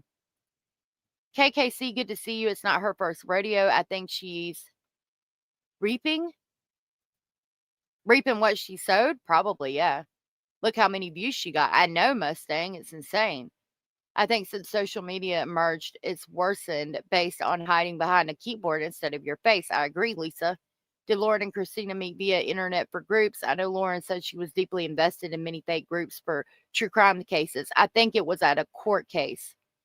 Clearly, she's going through something from her point of view, and I think she feels that way, but I don't think it's court worthy. I know. Sometimes sometimes I am too, and sometimes I've even written things out and then put the phone down and gone and deleted it. Former employee, but I think they met at a court case, if I'm not mistaken. Does she not use Kleenex? She keeps wiping her nasty snot all over her hands and her sleeves. Crazy Lisa said. Ugh. Brother, ugh. What's that? What's that, brother? She said, ew.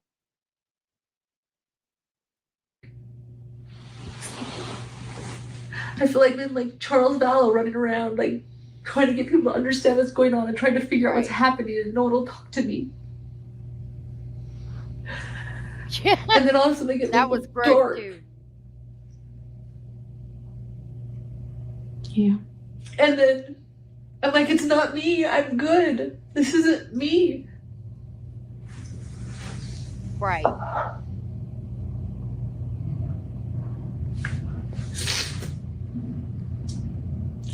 And then just wondering about this world in general. I think I've been really depressed because I just think about this world in general and raising my son in it. Hell to the no. And like, if there's any hope for kindness in this world and compassion and evidence. How about evidence? Yep. Real journalism when you actually go to the person. I've seen that, Mustang. Not, realizing people are complex. Me too. That I'm complex. That I am who I am. Online, that is me. that is my genuine self, but maybe there's a little bit more to me too that I don't show everybody.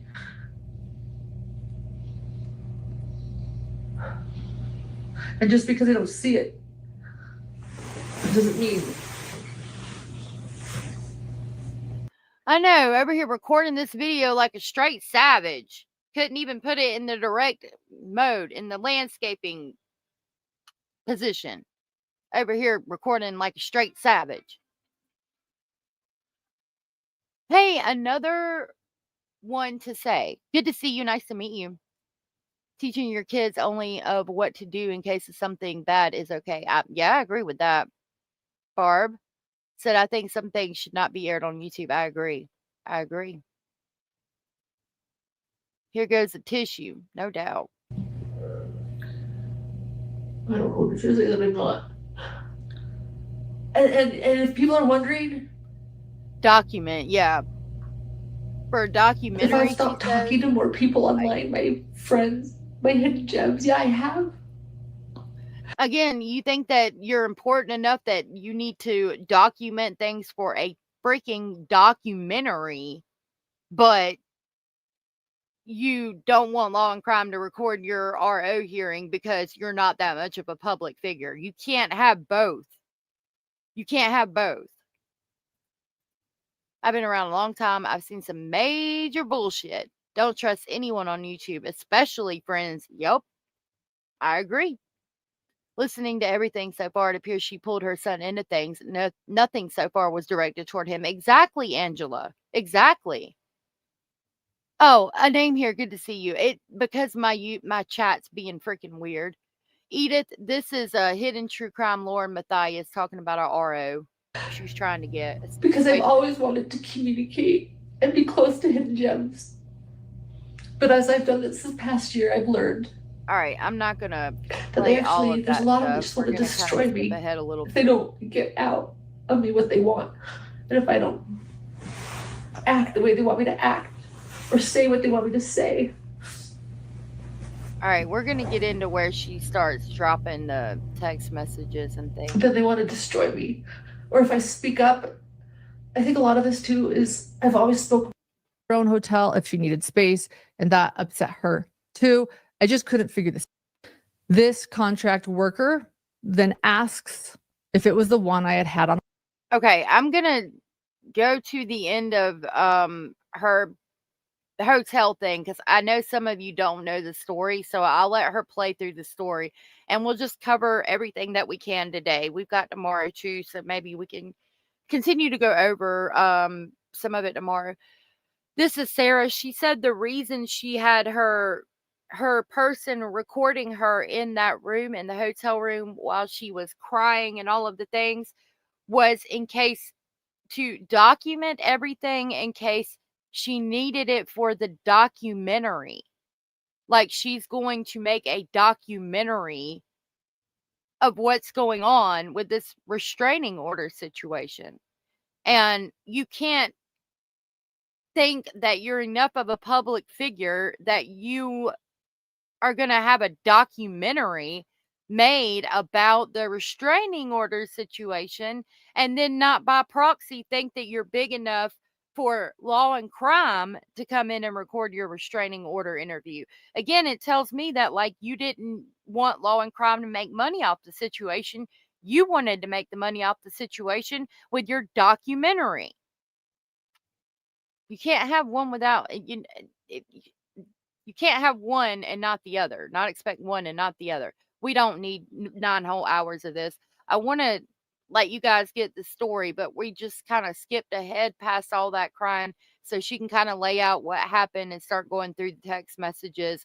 I'm not going to play the whole 9 hours, no, but I want to kind of get us to where we need to be, and that's going to be probably past the text messages for the most part. On being a very honest person. So who you know on camera is me. And that was a little bit more of me behind the scenes that I don't show because yes, there are parts of my life that I like to keep private. Oh, Tom. So I haven't. We're going to go through everything. A lot of you are maybe asking questions I think so, Wolfpack. during that. I don't understand. I I don't agree. understand. I want to start with that because I think that you're going to understand it all a lot more as we go It is. through everything tonight. So here we go. I'm going to It's not start, everything. by the way, when I say everything, not to get you guys scared, but these are all the court filings. And we've got exhibits and we got evidence. So before we delve in to my first declaration, which is what got me the temporary civil stalking injunction, I'm going to set the stage and give you guys a bit of Right. a timeline. So let's just explain a few things that matter. As many of you know that are my hidden gems, I call this setting the stage. Let's.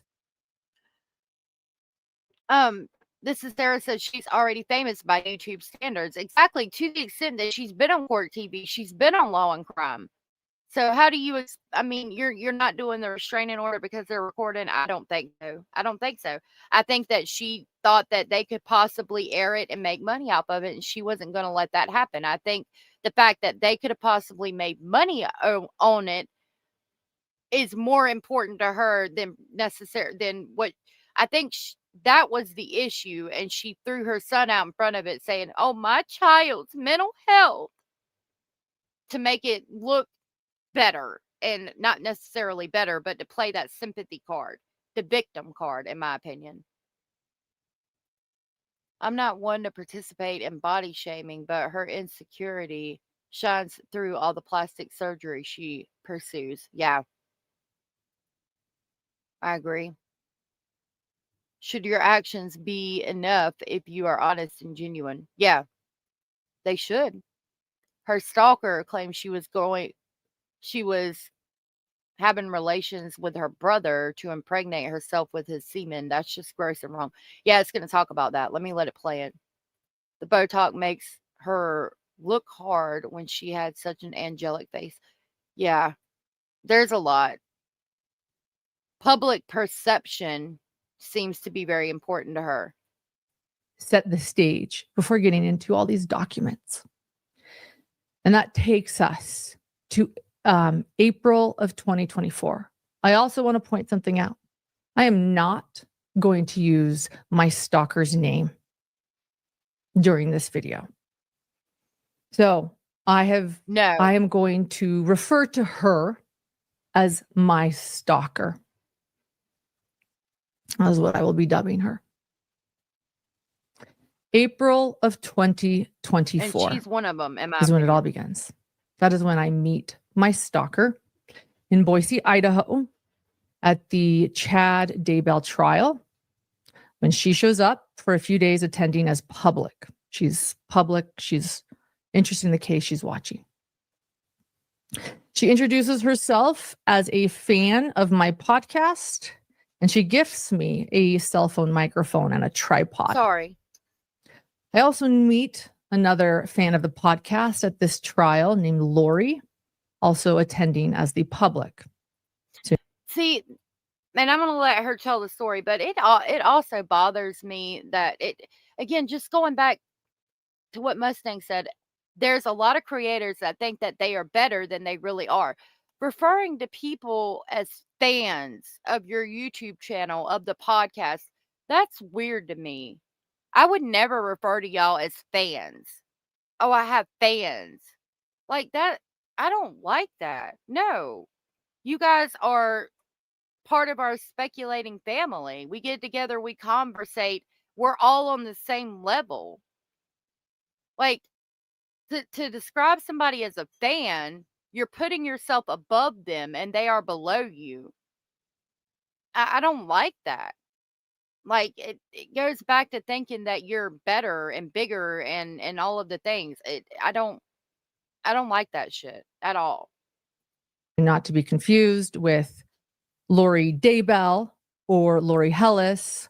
This is Lori, someone attending as public named Lori. Then there is Lindsay.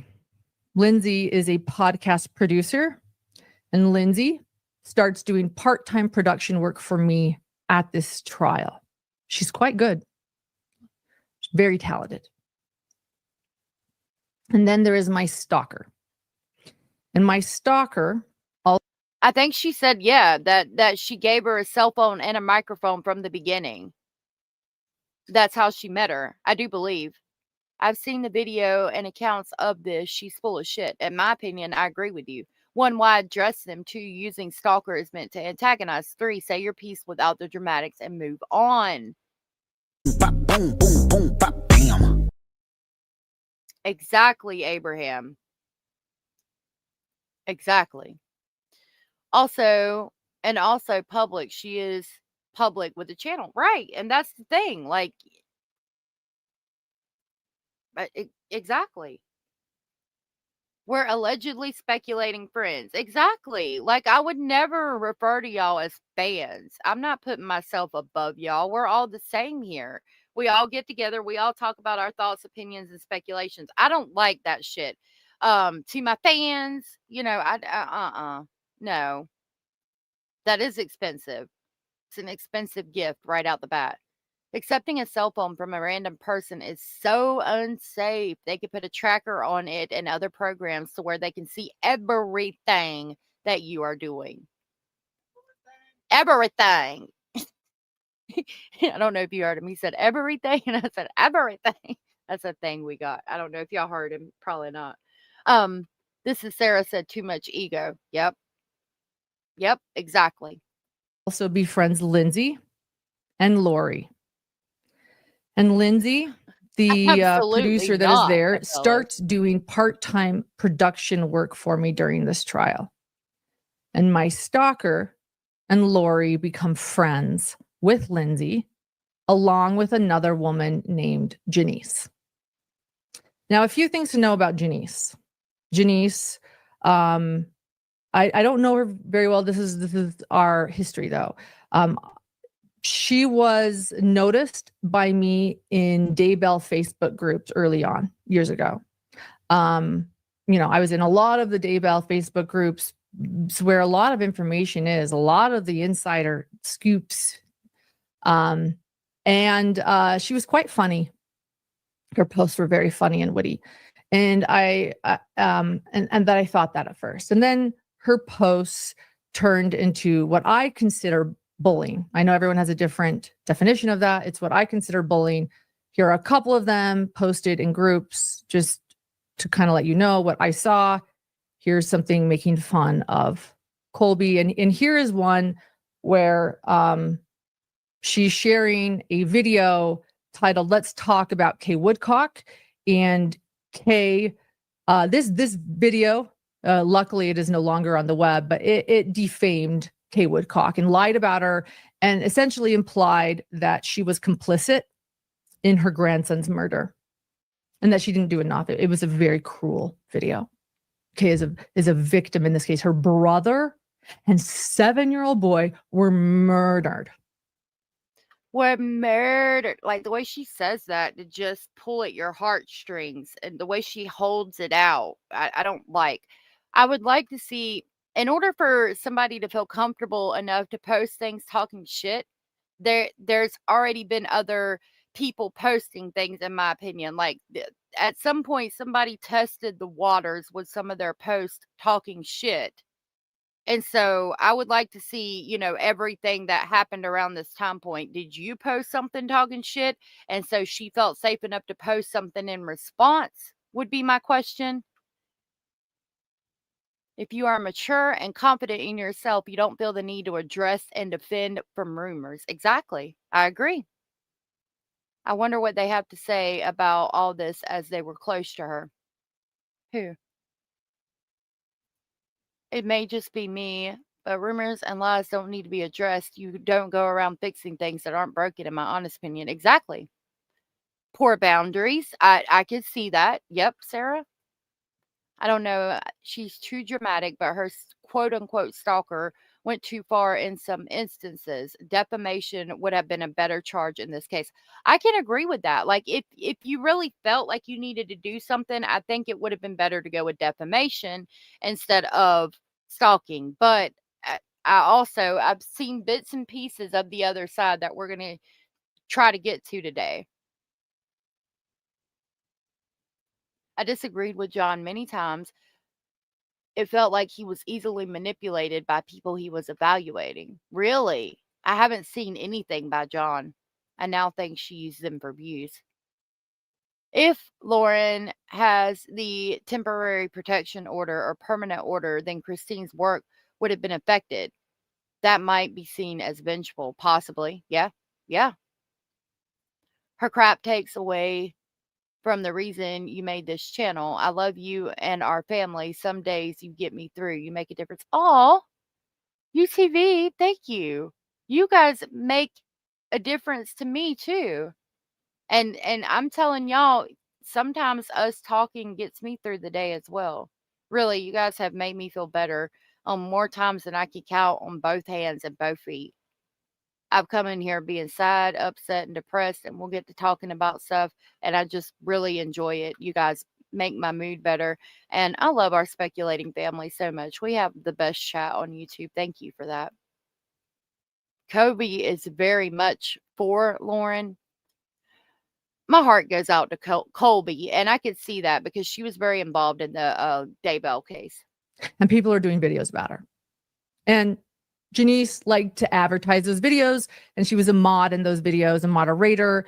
And then again, you saw the other one where she's making fun of a dear friend of mine and another victim who lost Yeah, his entire family. exactly. Okay, so that's good. So those are just a couple examples of why I didn't care for her. Oh my goodness. Whatever, everyone has their own opinions. She might be a really wonderful person, and I believe that Janice is a complex person, and that she's very. I don't want anyone to go and bully her if you know who she is. She's probably a very wonderful person, but she wasn't my cup of tea. Okay, let's leave. Miss Woozy, what's going on? Miss Woozy said hello. Oh, I had to take a break from everything for a bit because I was there at CrimeCon in very close proximity to everything that happened at the bar, and the internet didn't feel safe for a bit. I had a lot to process over the past few days. What's going on, sweetheart? What's been going on, my love? Everyone is awesome in here. My favorite true crime channel. Oh, thank you, Mustang. You guys make it awesome. I could talk to myself until the cows come home. I'd be nothing without all of you. You guys are amazing. Leave her alone, but that's my history with her. So I continue to notice these types of posts and rhetoric that Janice would use that maybe people think are funny. Again, that's fine. It wasn't my cup of tea. I told my friends privately, in private, that I thought she was a bully and that she was insensitive to victims. It was my personal opinion that I'm allowed to have. And then Janice and I officially met in person at the Lori Daybell trial in Boise, Idaho in 2023. Hey, and I attempted there to try to put our differences aside and focus on. I love your picture, Sleepy Goosey.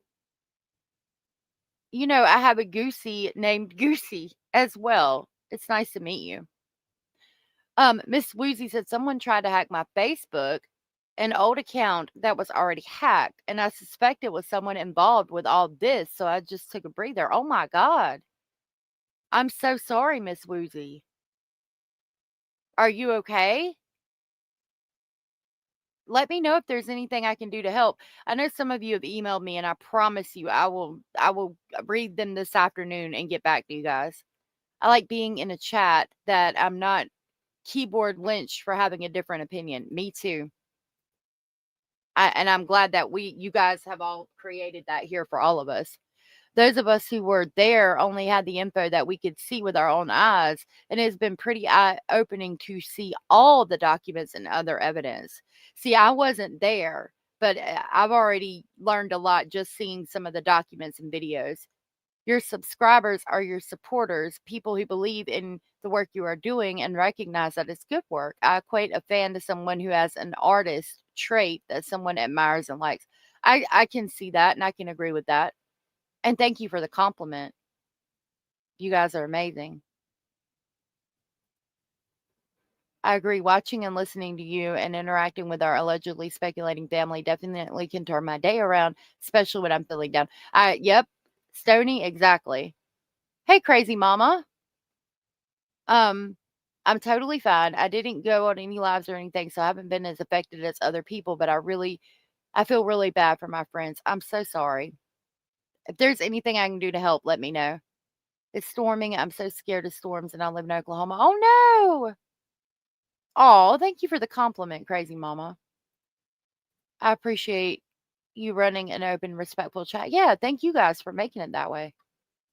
All right, let me play this. Let me quit running my mouth. What matters, justice. And I let her know that, we might be on the different political sides of the aisle, Janice, but what we both care about is justice. And so we were friendly at the trial. Although I did notice while at that trial that she continued filming Larry and Kay Woodcock during vulnerable moments, making shorts about them that were unkind in nature and that would make most people uncomfortable. Additionally, that person you heard says that I randomly lived with her brother. That's Janice. Now, a big rumor out there is that I lived with Janice's brother, who was my doctor when I was like 29 or 30. I never have. I've never even kissed the guy. I don't know where that rumor started, but just, it's going around to several people. Lori is from California, and Lori was attending the trial because of her interest in the case.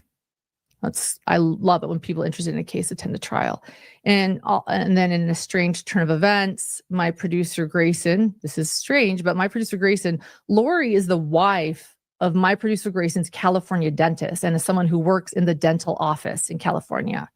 But to clarify, when I met Lori, I didn't even know Grayson. This wasn't even a thing then, but wild, right? Just let's continue. So May of 2024, I am asked by a well-known public figure that I really respect if I know a good podcast producer. And I tell them, yes, I do. And I introduce this person to Lindsay. And I encourage Lindsay to connect with this person. And she seems super happy, and the two connect. And I am super happy for them.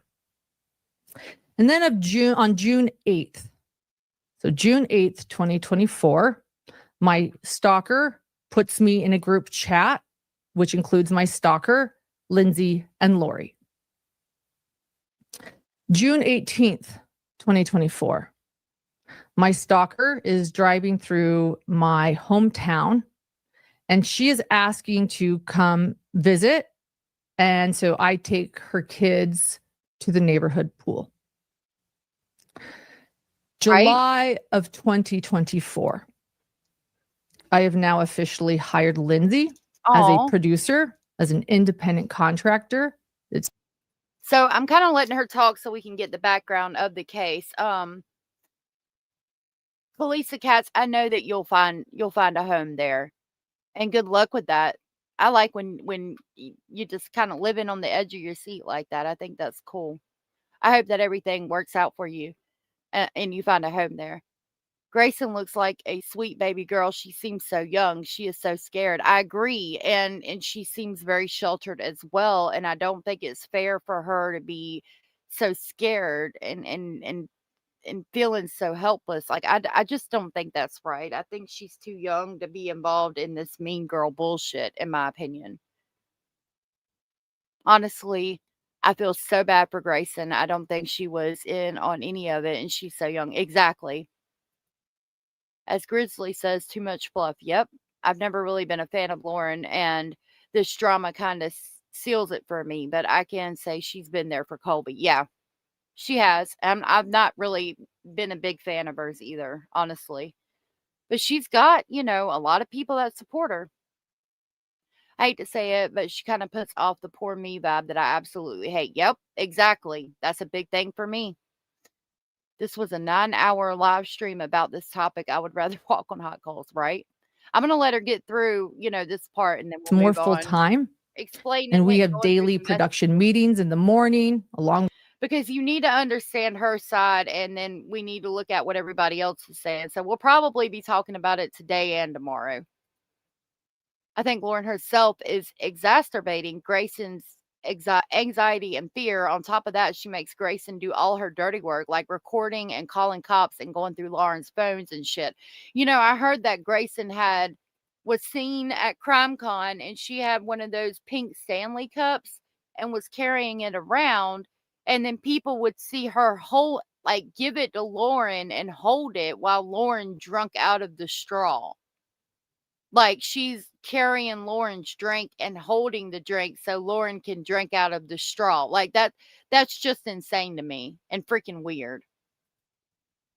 With John, Literally waiting and on her hand. she is helping to produce my podcast I'll get episodes. you some crackers. Hold on. She explains she is going to also work for this Right. said public figure that I connected her to, and that she thinks we can pull off working for both.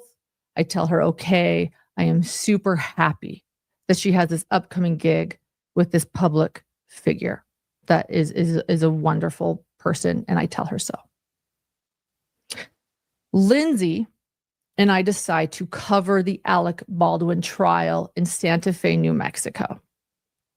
And due to concerns of cost, Santa Fe ain't cheap. It's expensive. Lindsay recruits my stalker and Lori to share an Airbnb with us to help keep down the costs. And then I tell John this, and he's reassured. I say, look, we've got a couple of trial people I met at a trial, these trial goers that are going to come with us and help to keep down the cost of this larger Airbnb in Santa Fe.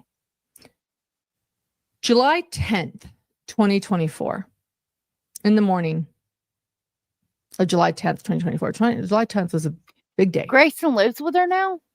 I'm outside of the courthouse of the Alec Baldwin trial, and I interview I interview several people that day. Hey, So I don't want anyone confused. There are 3 lives that day. I don't want anyone, but one of the many people I interview live on camera that day is my stalker. Hello at None Ya Business 1607. At this point, I would donate to Christina's legal fund if she needs one. Lauren is the kind of girl that gives white girls a bad name. Fuck her feelings got her, or she's mad her feelings got hurt, and she abused the courts and our police. Yeah, I mean, at the end of the day, she shared text messages she didn't want to get out. You've got to treat your company as a representation of yourself at all times. If you don't need to be texting shit in text messages that you're scared to say to somebody's face. If you wouldn't say it to their face, then don't fucking text it.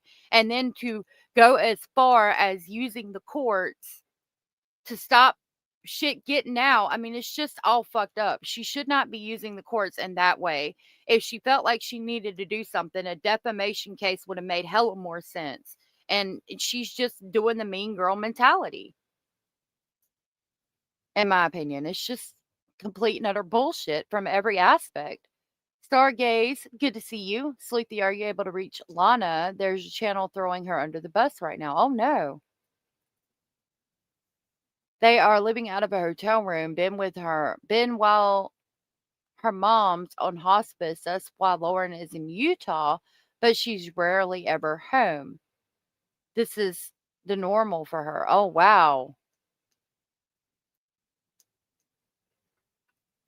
Dang. And I introduce her as a fan of my podcast, A Hidden Gem. Right. Yeah, I no. personally did not think it went great for content. No harm, no foul. It happens. And then that day continues of July 10th, 2024. And at this time, my ex-contractor, who was my... Wait a minute. She just said that, it sucks, but she got used for content. No harm, no foul. Well, ma'am, I mean, what? You didn't expect it to happen at any other time? She contradicts herself a lot. Oh, no. Kalisa said, Miss Woozy, no one should be treating you badly regardless of your opinion. I hope you feel supported here no matter what. Exactly. Nobody should be treating anybody badly regardless of their opinion. I think Lauren always bring being gone is one big issue in her marriage. I feel like there's a lot wrong with her marriage. Possibly, but we don't know.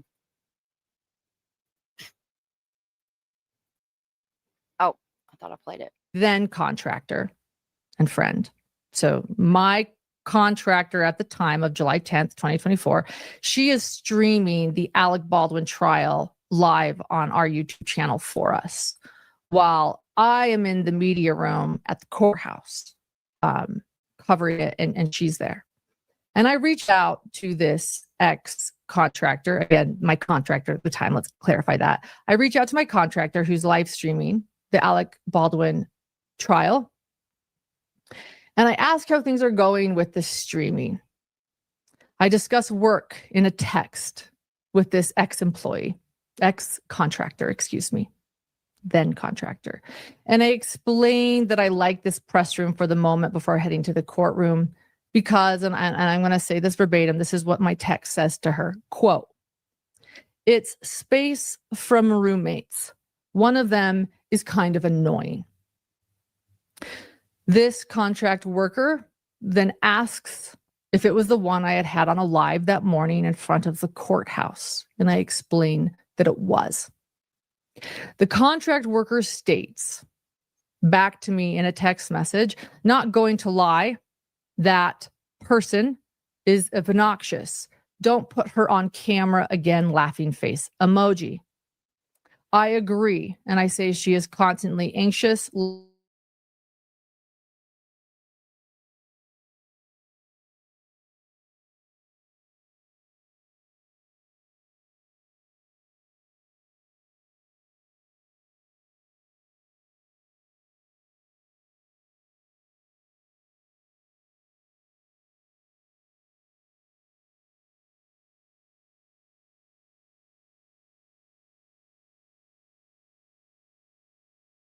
Loud.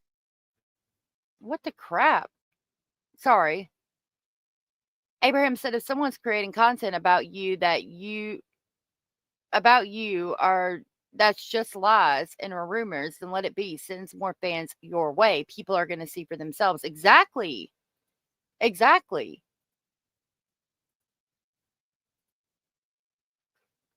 Okay. Sorry, my StreamYard was fucking up. Some states something that bugs her and says, okay, no big deal. The problem is it's a big deal to her and she is keeping score. Yep. Yep. Look, I really feel for her. I really felt for her at first, but the more I hear about this, the less I feel for her. If you can't take criticism, get off of YouTube. Don't accept cell phones as gifts from strangers. Bop, boom, boom, boom, bop, bam. At the end of the day, you know. I can only speak for myself, but I know I feel duped in some way, and I know others do too. But that's their story to share, I do. And I'm sorry if this hits close to home. If you feel like you need to roll out for a little bit, I get it. I don't think so. I don't think so. Very private work conversation in a text message. July 10th, 2025, that evening, the contract worker calls me and unexpectedly and angrily quits on me and also ends our relationship for good, as in is never going to talk to me again and is going to block me. She accuses me of several things. She worked for me, but we were also very close friends. And after this phone call, I try not to, but I start crying hard. And Lori, Lindsay, and my stalker, who are my roommates in this Airbnb, they comfort me. And I am embarrassed and I keep apologizing for crying. And I am grateful for their kindness. In fact, it was a very traumatic moment for me. And I guess She said July, but I think she meant June because I was about to back it up. The document that I have right here is from July 3rd. So when she gets to July 3rd, we're going to cut to the police department incident report that I have and see what police had to say about it. I'm totally good. I've been texting back and forth with one of the people that took pictures, and he has been dragged. It makes me a bit sick to my stomach to see people act this way across the board. I'm sorry. And I don't know who got dragged for taking pictures, but I'm sorry that happened to them as well. I don't think that's right. I wouldn't accept a phone from anybody, to be honest. Hey, Ava. Lauren didn't receive a cell phone. She received a mic and a cell phone holder. Okay. Thank you for that. She's bitter because she was covering the trial. Well, while her friend was covering Costner. Oh, okay. That makes sense. Okay. For the love of God, Lauren, trade in that dog for some big girl panties and embrace the suck. I mean, at the end of the So I day. can say I'm still grateful for their kindness in that moment. And that kindness that they showed me made me open up even more to them Right. in the coming months because they were there for me during a very traumatic moment. Exactly. Miss Woozy. The end of July 2025, I hire my stalker. It was Lindsay's suggestion to do podcast episode artwork for me. She's a very talented artist, my stalker. And this continues for months. In October of 2024, I cover a trial, as many of you know, in Delphi, Indiana, with Lindsay. And I am paying Lindsay daily to be there for me. See, sometimes she says she hired her, and sometimes she says she never worked for her. I don't know. Hey, Miss Lola. Good to see you. Oh, Paloa's mom. Good to see you. Good to see you. Thank you for being here, love. Sad thing is her friend, the only be famous because you're making her famous. And sometimes that happens. And yep, that was a good catch, Cara. Christina is TikTok famous, though. Said a little bit of Lisa. In my opinion, I was paying her well to be there for me daily.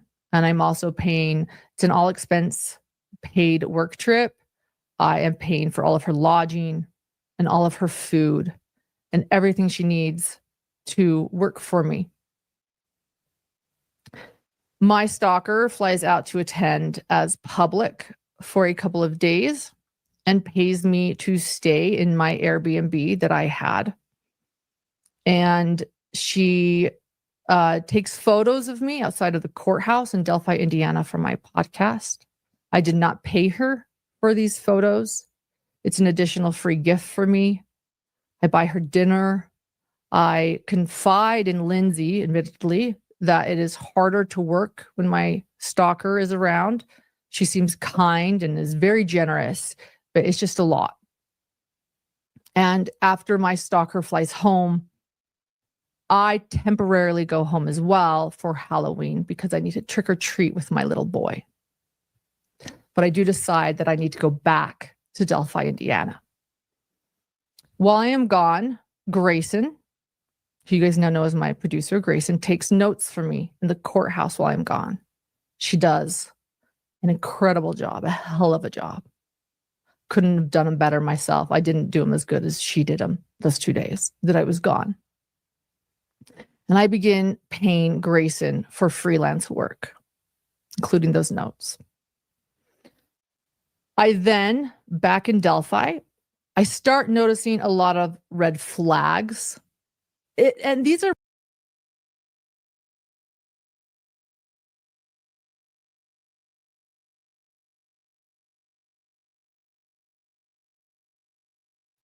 Muted. Sorry about that. I sincerely apologize. I was muted like hell.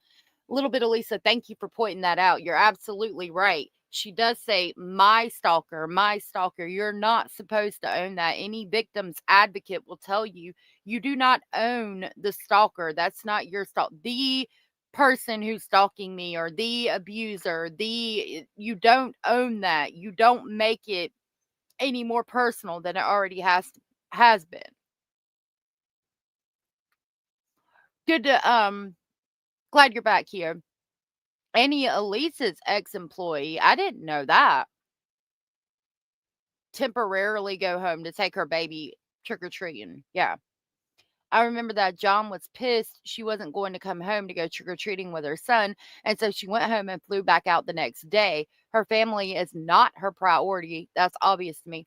And she talks about how she was at trial when her brother was dying and all of the things. I'm sorry, but the Chad Daybell trial was pretty slam dunk. Like, and you have people working for you that could have been there. I would have been there for my brother. I'm sorry. Nope. Hell no. I would have had somebody working for me and getting notes while I went to see my brother and sat with him while he was dying. Or I would have skipped that trial or something. Red flags for me, they might not affect everyone. Some people might not think the red flags. We missed Other you. people think maybe I Nope. misinterpreted them. Mustang. It doesn't matter. These are red flags that affected me Yep. and concerned me and the way that I work and the way I function. One of them was that Lindsay wanted Grayson to stay in a separate Airbnb than the one I had with plenty of room. And Grayson was working for me. She was young. She was alone. And I was paying for the lodging. And that was a concern to me. I suggested maybe the Lindsay get her own hotel if she needed space, and that upset her too. I just couldn't figure this out. It was a dynamic that was hard for everyone. It's just what, and like I said, she likely had her reasons too. It's fair. But I had my reasons, and this was becoming uncomfortable for me. Another thing I learned that Lindsay did was take my phone, and without my permission, she logs into YouTube Studio and learns how much I am making that month. And she shares this with Grayson. Something else that made me uncomfortable. And there were a few other things. Lindsay is also working for another creator while I am. So if I handed my phone to somebody and they log into my YouTube studio and show somebody else how much I'm making, and I didn't give that person permission to go in my phone and look at my YouTube studio, I'm probably going to get rid of them and get them off my team and everything at that moment. Because again, everything that Lauren does, she needs to treat it like she's representing her company with everything she does. And the employees as well.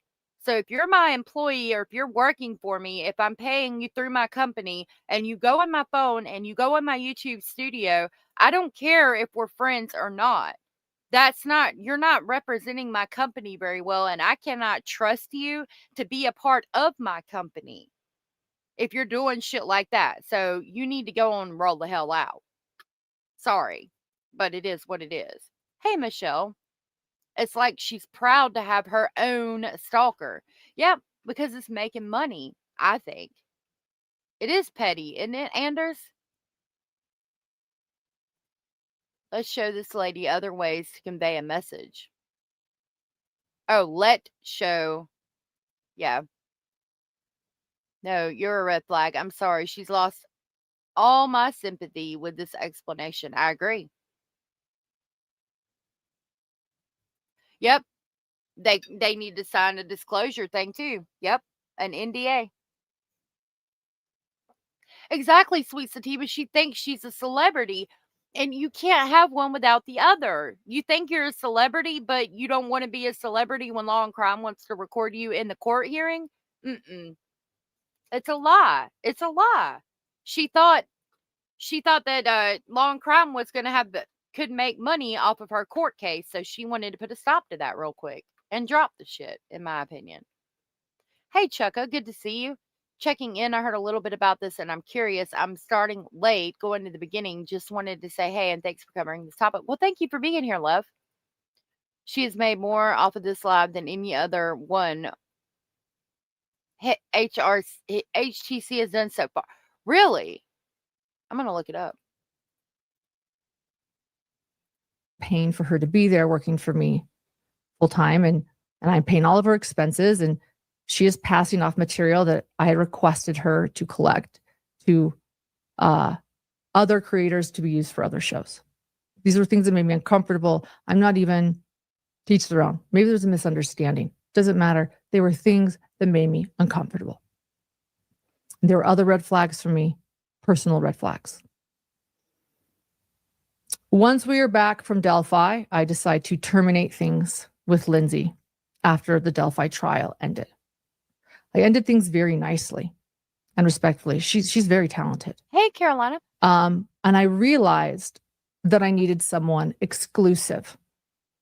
Someone after experiencing what I did in Delphi with, realizing that she was a contract worker and that she was sharing and helping other creators, that, I realized that Hidden True Crime needed someone exclusive, like an exclusive producer that didn't want to work for multiple people. And so I told her that I was excited for her to work with this other larger podcast and this public figure. And here is the termination letter. Thank you. I want you guys to see it. I want to show it so that I need people to know. And it's very small. So let me see if I can get it and read it. I need to go. Okay, I can read it. I made it larger. I say, after careful an update on our working relationship. December 2nd, 2024. After careful and deliberate consideration and after reflecting upon the changing dynamics as you work for other true crime podcasts, John and I realized that it will be too difficult to navigate conflicts of interest and that we need any current or future employees we hire to work exclusively for Hidden True Crime. We had high hopes that this could work, and we love having you on board, and you have had such a positive impact upon our channel. We feel incredibly lucky that we are recipients of your work during a transitional period of career where you have had so many options in the true crime arena. We are right. I agree with you. I don't like the way YouTube is doing the names. But I'll read.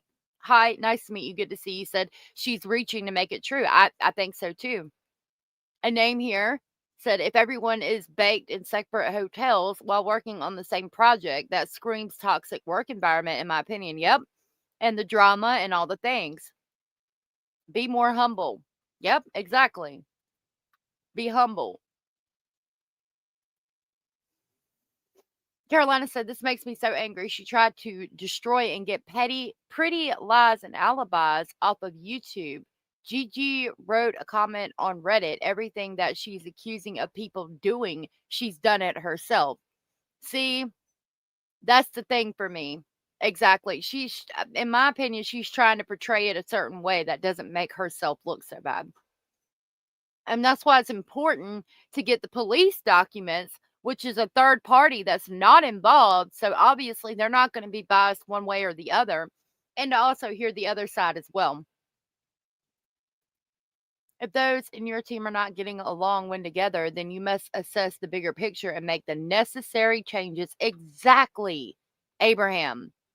And I mean, again, when you're running a business, fuck your feelings. That's not what it's about. It's about running the business and what's going to work best for the business. Boom, boom, boom, bam.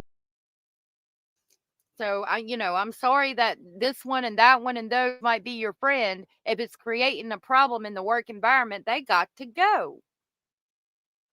Sorry. After hearing that she trashed someone who she hired, it's giving mean girl vibes from Lauren. Kettle calling the pot black. I agree. The other person quit due to Lauren's attitude. She's turning around that she terminated her. I question what actually happened. I agree. I do too. Sounds extremely jealous. She's making herself look so stupid. For fuck's sake, grow up, man. I agree. Your partner is your security. Eating at home is your own private restaurant. Aw. Y'all are so cute. That was so sweet, Hannah. Please address her stalker, claiming she was going to have relations with her brother for his jizz to impregnate herself. That was all over the line, allegedly speculating. Yeah, I heard that, but I haven't been able to back it up yet. Hey, Kim Gettle. She wasn't given a cell phone. She was given a cell phone microphone tripod. Thank you. If there was a true threat, why not expose it to protect others? Good question. Particularly impressed with your move into such an important role working for Redacted. Yet, as we have been reflecting upon the complexities of sharing a producer, we have come to a difficult but clear realization that that in this true crime space, any producer's HTC hires will need to work exclusively for hidden true crime to avoid issues around privacy, sharing content, and information across channels or podcasts, which greatly concerns us. As I have always stated, your desire to work with Redacted is an incredible opportunity that you should take advantage of. And we are thrilled for your exceptional talents being recognized with such a major talent. Your absence undoubtedly will create a much bigger workload for us once again, which we do not look forward to. So we know that your efforts will be sorely missed. And we know, however, that the growth and experience you'll receive will be unique and provide a rare opportunity for you. I'm proud of you for this opportunity. Go show them how amazing you are. I'm sure we will see you on the Apple podcast charts very soon, and that we hope our friendship and true crime combos can continue. And who knows? I mean, and this letter is professional as fuck, right? So you're putting out these letters that are super professional. Meanwhile, you're running around in voice chats and in chat groups and shit like that, being so unprofessional. Pick a lane. That was what Anne Boleyn was accused of, not original. I agree. Really? Yeah, you don't need to be. You don't need to be. And I've been blessed with like the best group of mods. I love my group of mods, but you've got to be very careful. You know, if there's a bunch of drama created, you've got to get down to the bottom of it. And at the end of the day, you've got to do what's best for your business. My mods aren't about drama and stuff like that, though. So, like I said, I've been really blessed. I really love my mods. I've got the best group of mods. Donna said, agreed. I think there has been a lot of over the line things done in this situation. It's wild to see it all play out. It is. And she put it right here, front and center on the daggum internet. Petty Patty needs a class in humility and communication. Ma'am, you are not a journalist. You are lacking the basics. People are saying that too. The evidence she showed was not in her favor unless you're looking for a pity and praise from your followers. Exactly. So is that what she's looking for? Because that's what it portrays, in my opinion. I never brought my job home and my family into my job. We live a dog eat dog world with mean people in it, in my opinion. This is a case of mean girls gone wild, not stalking. Yes. Boom, boom, boom, bop, bam. My opinion too. I couldn't agree more. I wonder what the reason is for that. Dr. John has distanced himself. I don't know. The whole case is disturbing. I don't side with Lauren or Christina in truth, but Christina went over the line in some instances. You think so? I haven't seen all the information she put out, but we're going to cover it hopefully today. If not, it'll be tomorrow. Only trust you with your secrets. Words to live by. She should have also had Chat GPT create a transcript for this live because the difference in that letter and the live is astronomical. Yep. The pretend judge, good to see you. Nice to meet you. I haven't seen anyone build such a good case against themselves since Sarah Boone.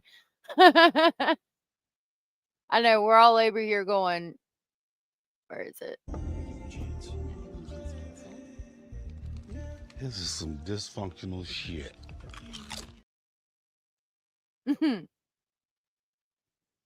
I love our mods. I love our mods. Cindy said she's exhaustingly long-winded. I disagree that this letter is not professional, in my honest opinion, to worry and over the top. You think so? Oh. Okay, Cara, have a good day, love. Stay safe. If we're lucky, Maybe we'll be collaborating later together in the future once the opportunity presents itself. Always my best, Lauren. Exactly. Pillows. And so I later, just so you know, one other aspect of this, months and months later, I did send Lindsay a cease and desist. I had heard that she had been saying some things that I consider defamation to several of my professional contacts. One text that was sent to me stated that I went psycho on her and that I am manic. And other things from another creator that Lindsay was saying about me. Things that were not true. I sent her that cease and desist and requested that simply she cease and desist about speaking about her time as my producer.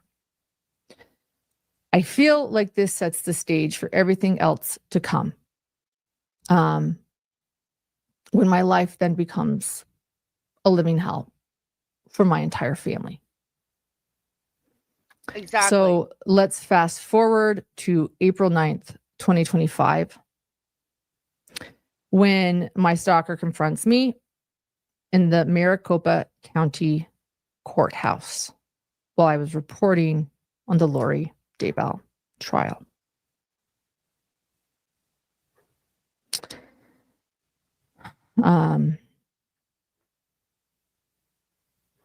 From there,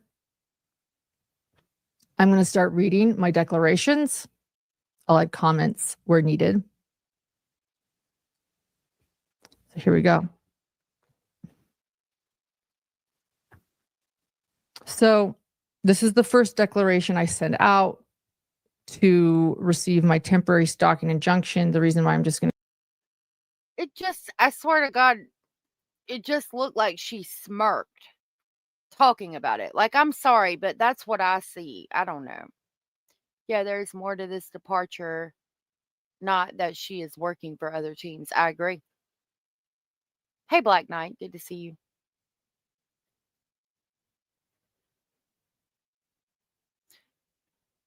I don't think the Christina chick is a stalker. I don't. Get into the declarations. I'm going to stick to legal documents. Exactly, Cindy. That's what it's like. I'll add anything extra. I think they tell the full story. There will be a few things I need to add. I hereby declare, under penalty of perjury, that the facts stated in this declaration are personally known to me and that they are accurate to the best of my knowledge. My name is Lauren Mathais. I'm over the age of 18 years old and I am competent to testify. I am knowledgeable personally about the matters I am testifying about. I am the petitioner. I met my stalker in April of 2024. During the summer of 2024, she began doing contract graphic design work for my business. Do we have those invoices? Let's pull them up.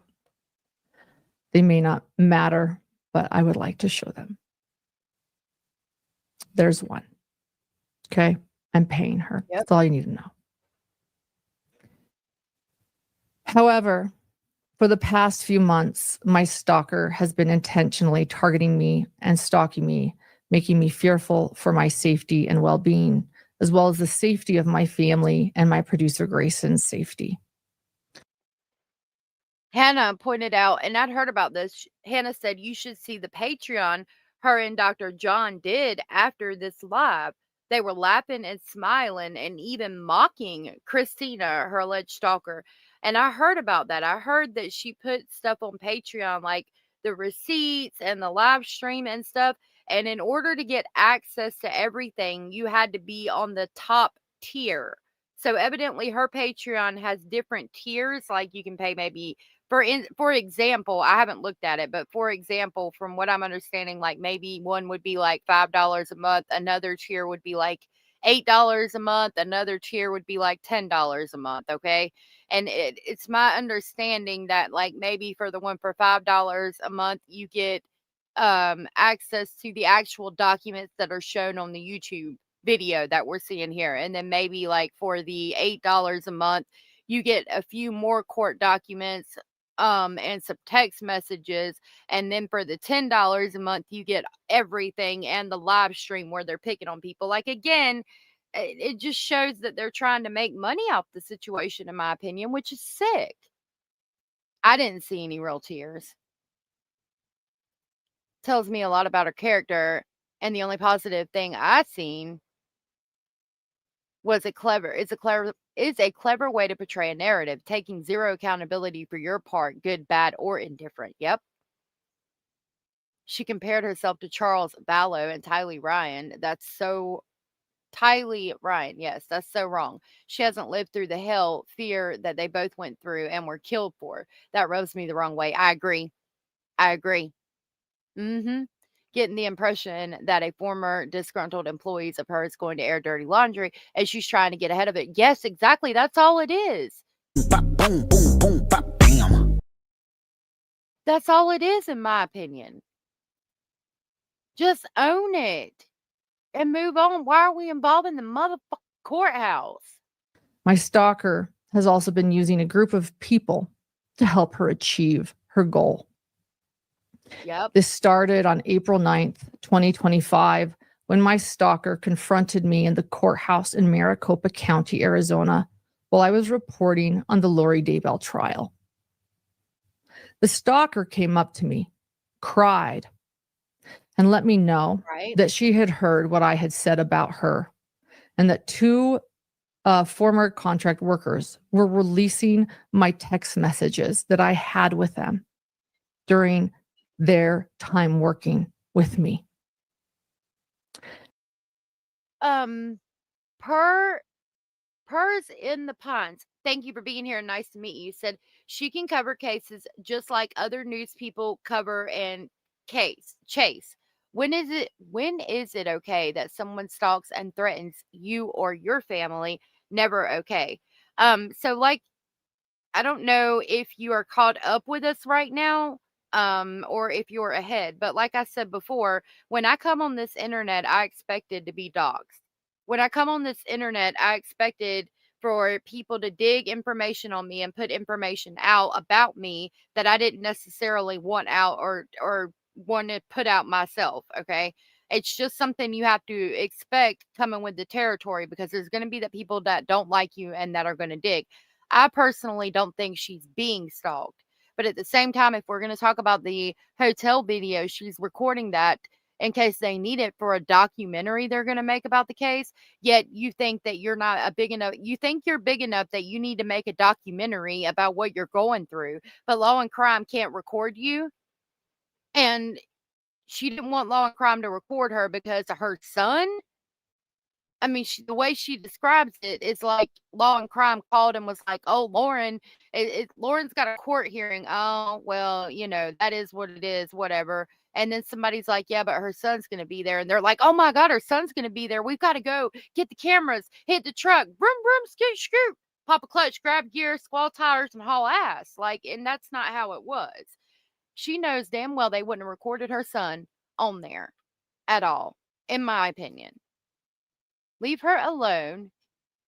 D. Cerna, thank you for being here. Leave her alone. You don't have her trauma. She had a disgruntled employee. It was about her kid and bashing her professional husband. I hope you all don't get out in her shoes. I wish that was the only trauma that I had.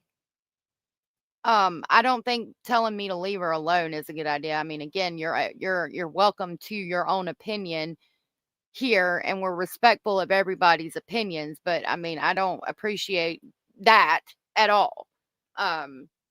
If you want to have a conversation, we can. When she keeps saying "my stalker" over and over, it gives the impression of trying to be dramatic. I agree with the other commenter saying this is her trying to get ahead of something. I don't think she should own it. I don't think she should own her stalker, because if she feels as upset about this situation as she portrays it, I think that's going to stress her out more and cause her more grief. And you're not supposed to own it. You know what I mean?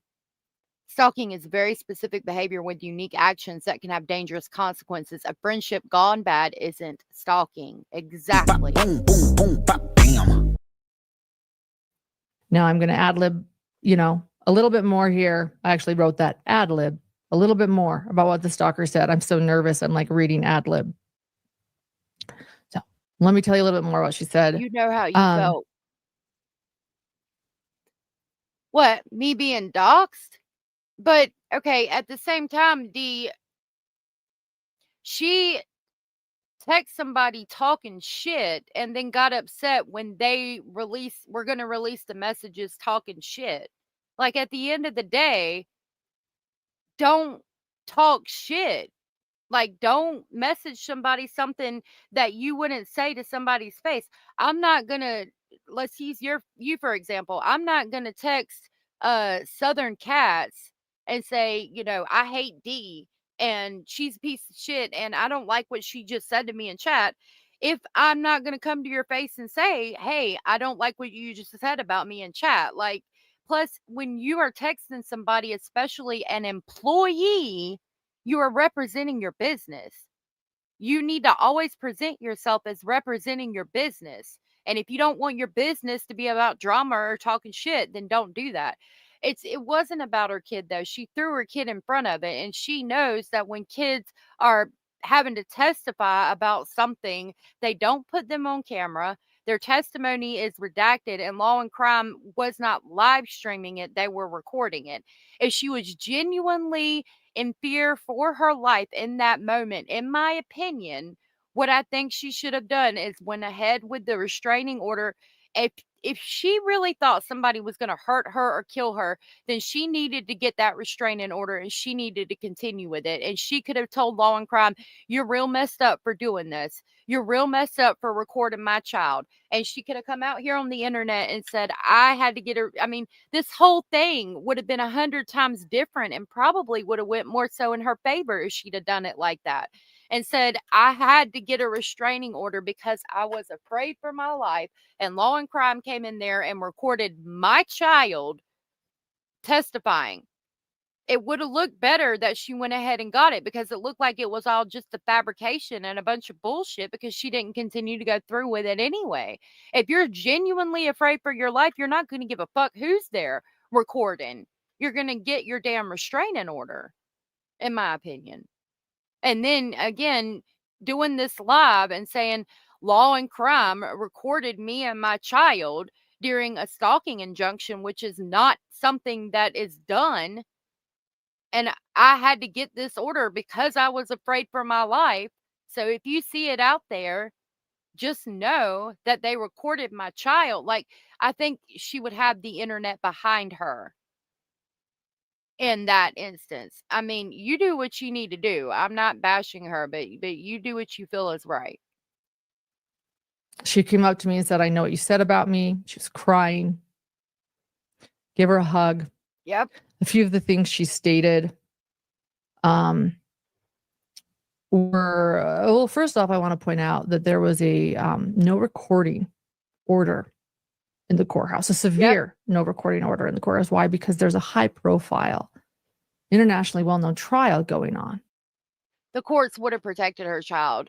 Abraham said, when you put out content that can be reviewed, critiqued, and opined on, then what's the problem? Trauma isn't something you look to overcome with us non-professionals. Yep.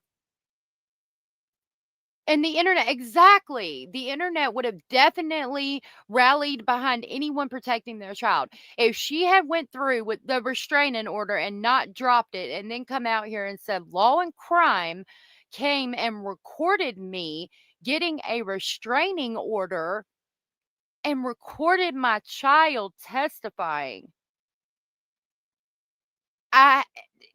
the internet would have rallied behind her and probably would have called Law and Crime pieces of shit if the child was on the recording, if he was seen, which is genuinely not or usually not done.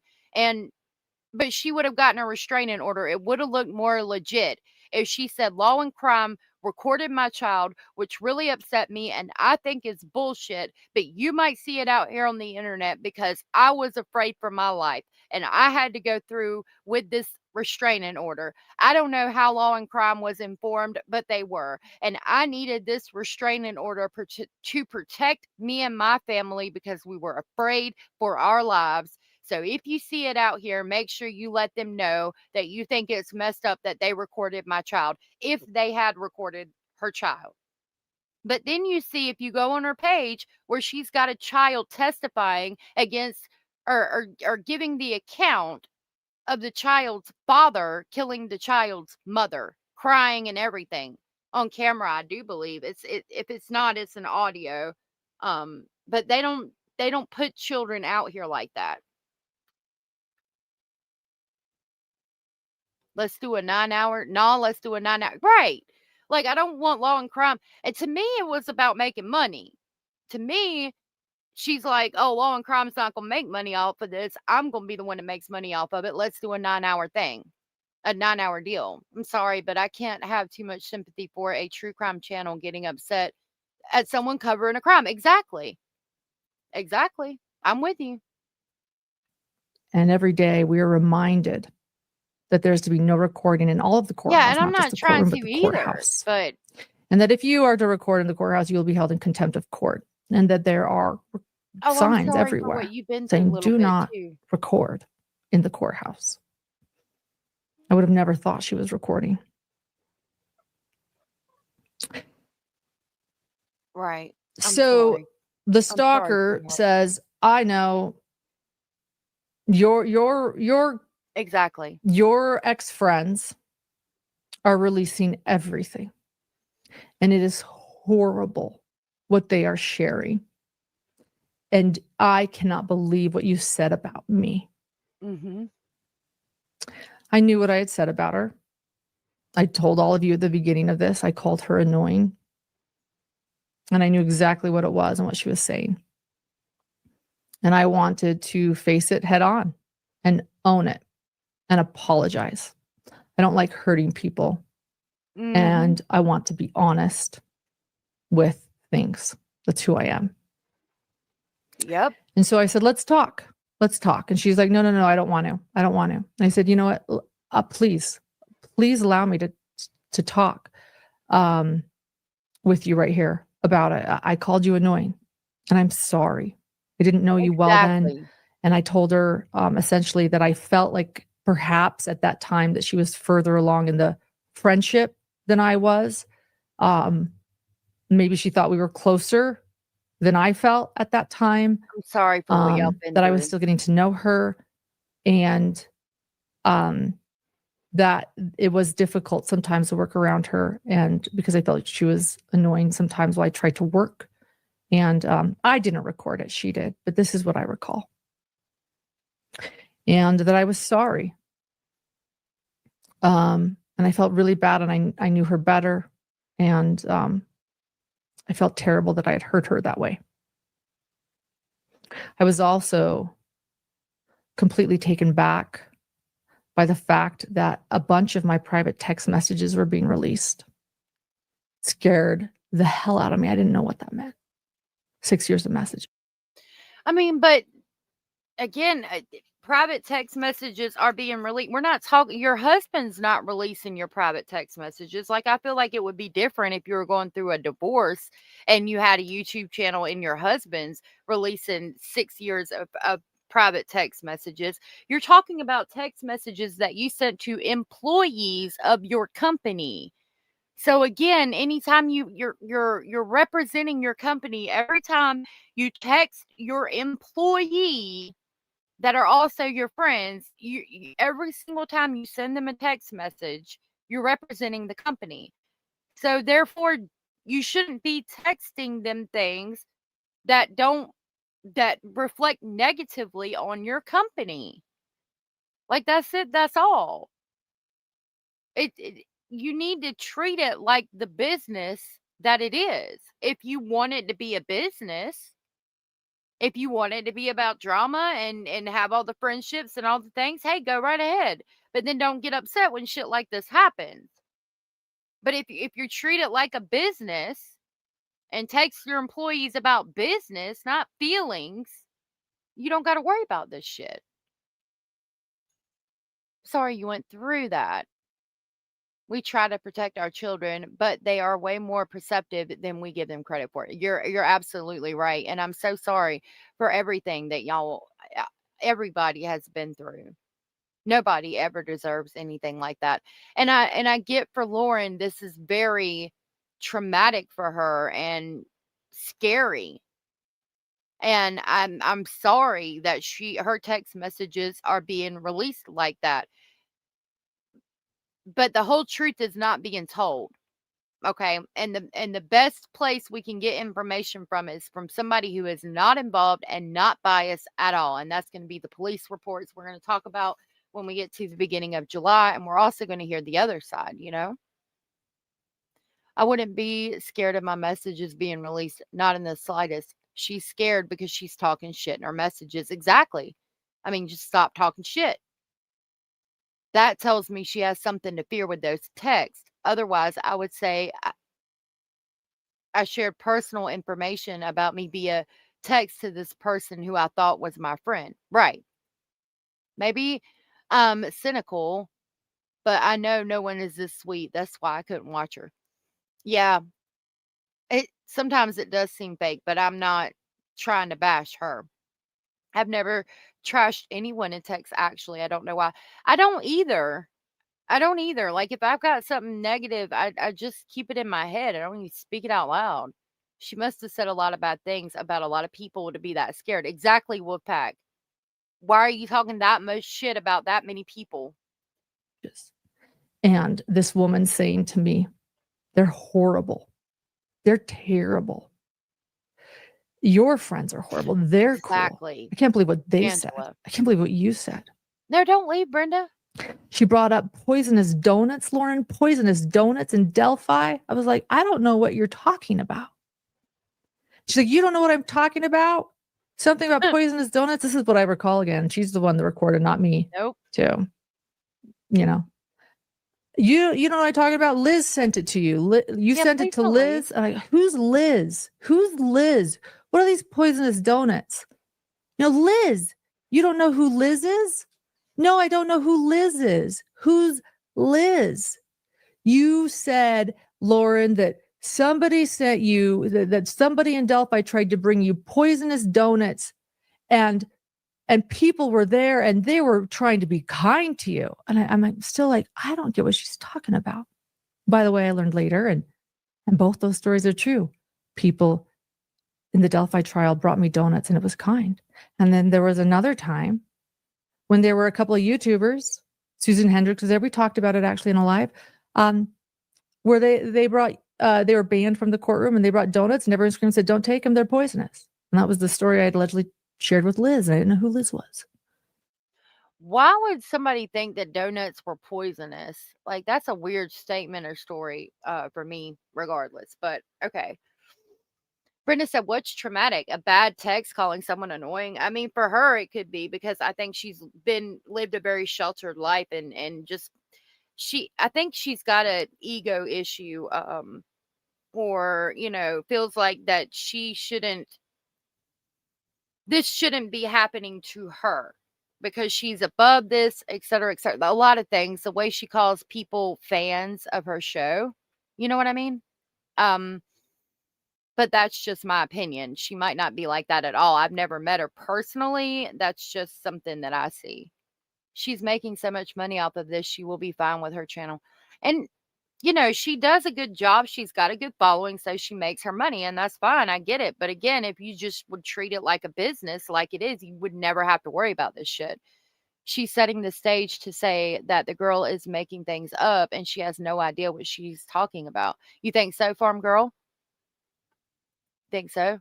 Not the donuts, said Michelle. A friend of mine used to show me screenshots of others' combos, and I said to her, this is just proving that you can't be trusted because you could have simply said so. I have no reason to doubt you, LOL. Right, exactly. Exactly. Hidden gems. Yep.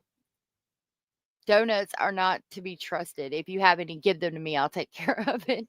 Yeah, she calls them hidden gems, but she said that people approached her at trial who were fans of the show. Now, and that's just a personal thing for me. I would never refer to y'all as fans. I say that y'all are the speculating family, but it's because I feel like we're on the same level. Like, I feel to have fans, you have to be thinking that you're above them. And fans, because fans would be under like they're fans of something higher up. You get what I'm saying? Like for me, it would not be fans because I don't see myself as higher up. It's like, we're the speculating family because we're all even. Nobody's higher than the other here. Let me quit running my mouth. We'll never get through all of I'm not going to do the whole thing, but we got to get through She kept some of trying it. to press me. Who's Liz? Who's Liz? And I said, oh, Liz. Remembered who Liz was.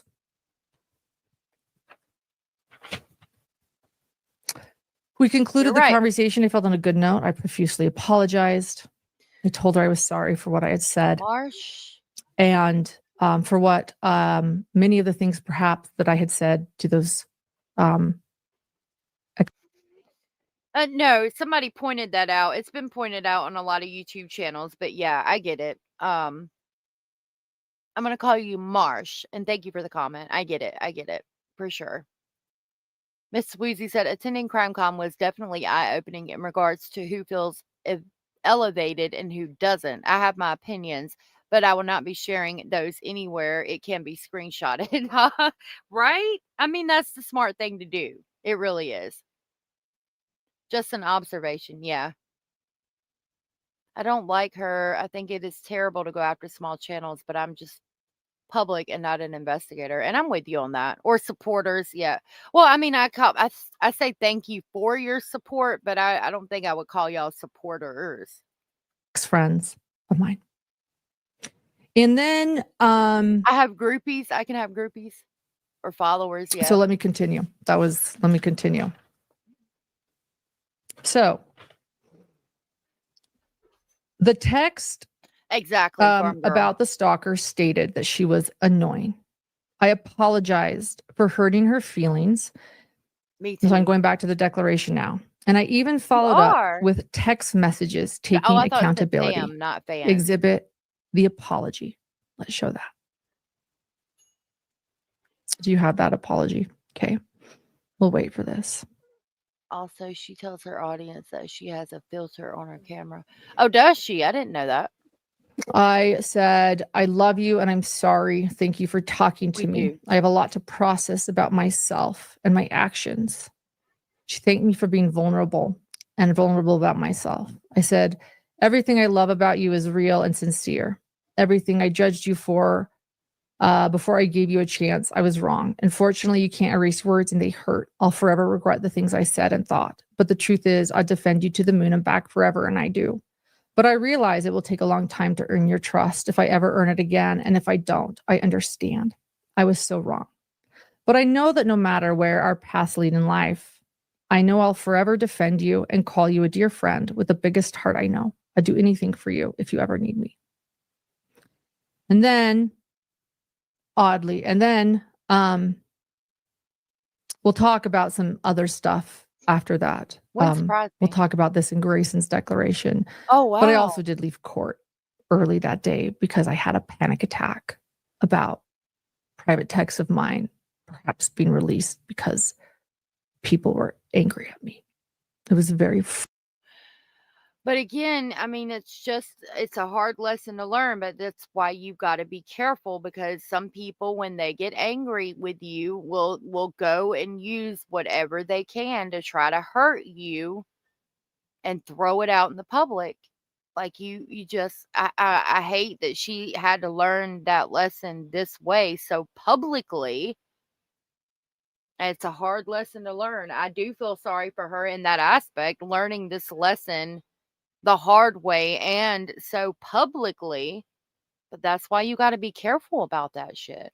Brenda, I'm so sorry that you're going through that, or you've had a broken jaw. I know a lot of people get Botox for like headaches and things like that. Hey, Janie. Oh, goodness. Goodness, Jamie, good to see you. I bet the person knows they are annoying and they are completely fine with it. It is what it makes them who they are. Most people who are annoying recognize it and embrace it. Yeah.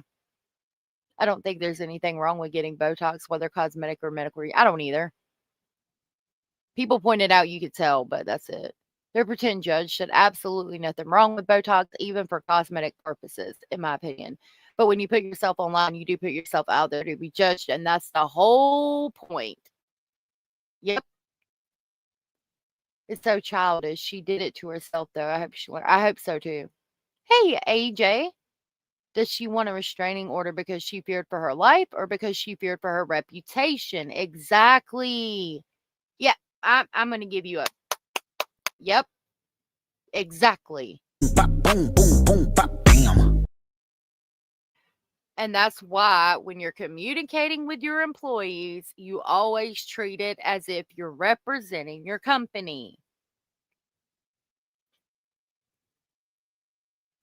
Black Knight says shit is very immature. It's a lesson learned for her. You can't talk shit with groups of people or anyone and expect people not to expose you. Again, exactly. Bop, boom, boom, boom, bop, bam. Yep. Frightening thought. But we'll get into that later. We'll continue with my declaration. The first one.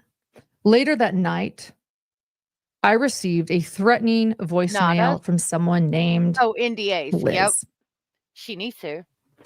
She brought up the fact that I had said that I didn't know What? who she was, which was something that I told my stalker during our conversation.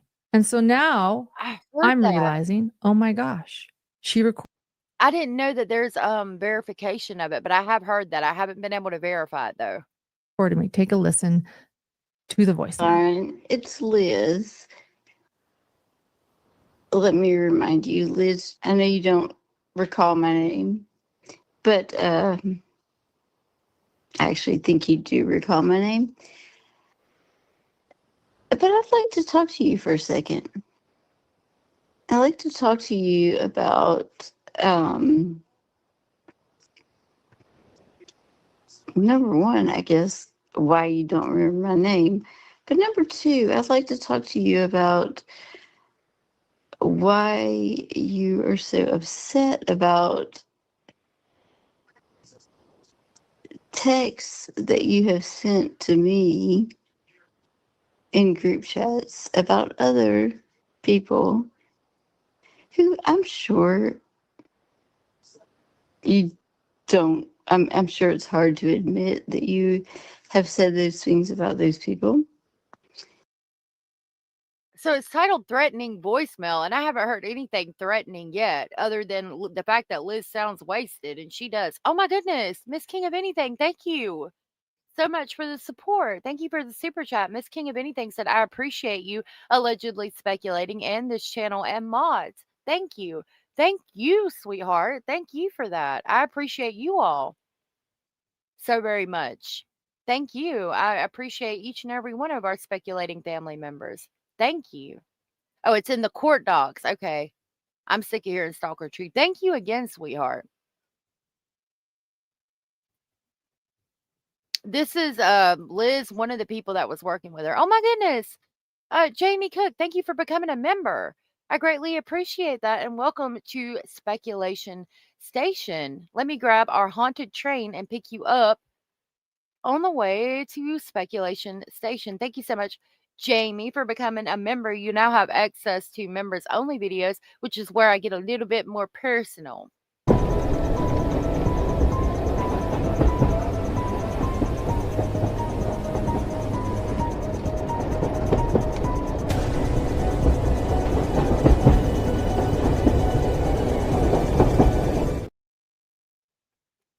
On the train to Speculation Station.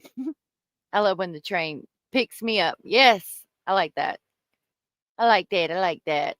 Only get to play it for a little bit more longer because we'll have Halloween soon. I was wanting to come on camera for Halloween so bad. UK seems to be skewed against Lauren, which I respect, but her stalker going there was over the line for me. You think so? All right, we'll continue to listen to Liz. I haven't heard anything threatening so far, other than she might be a threat to some alcohol. But I want to clear it up with you. So I would appreciate if you would call me back. No, not trying to be threatening or anything. I would truly like to clarify maybe where I'm missing something. So if you would please give me a call back, I would appreciate it. My number is, and my name is Liz, Liz. In case you don't remember, Liz, Liz. Don't want to.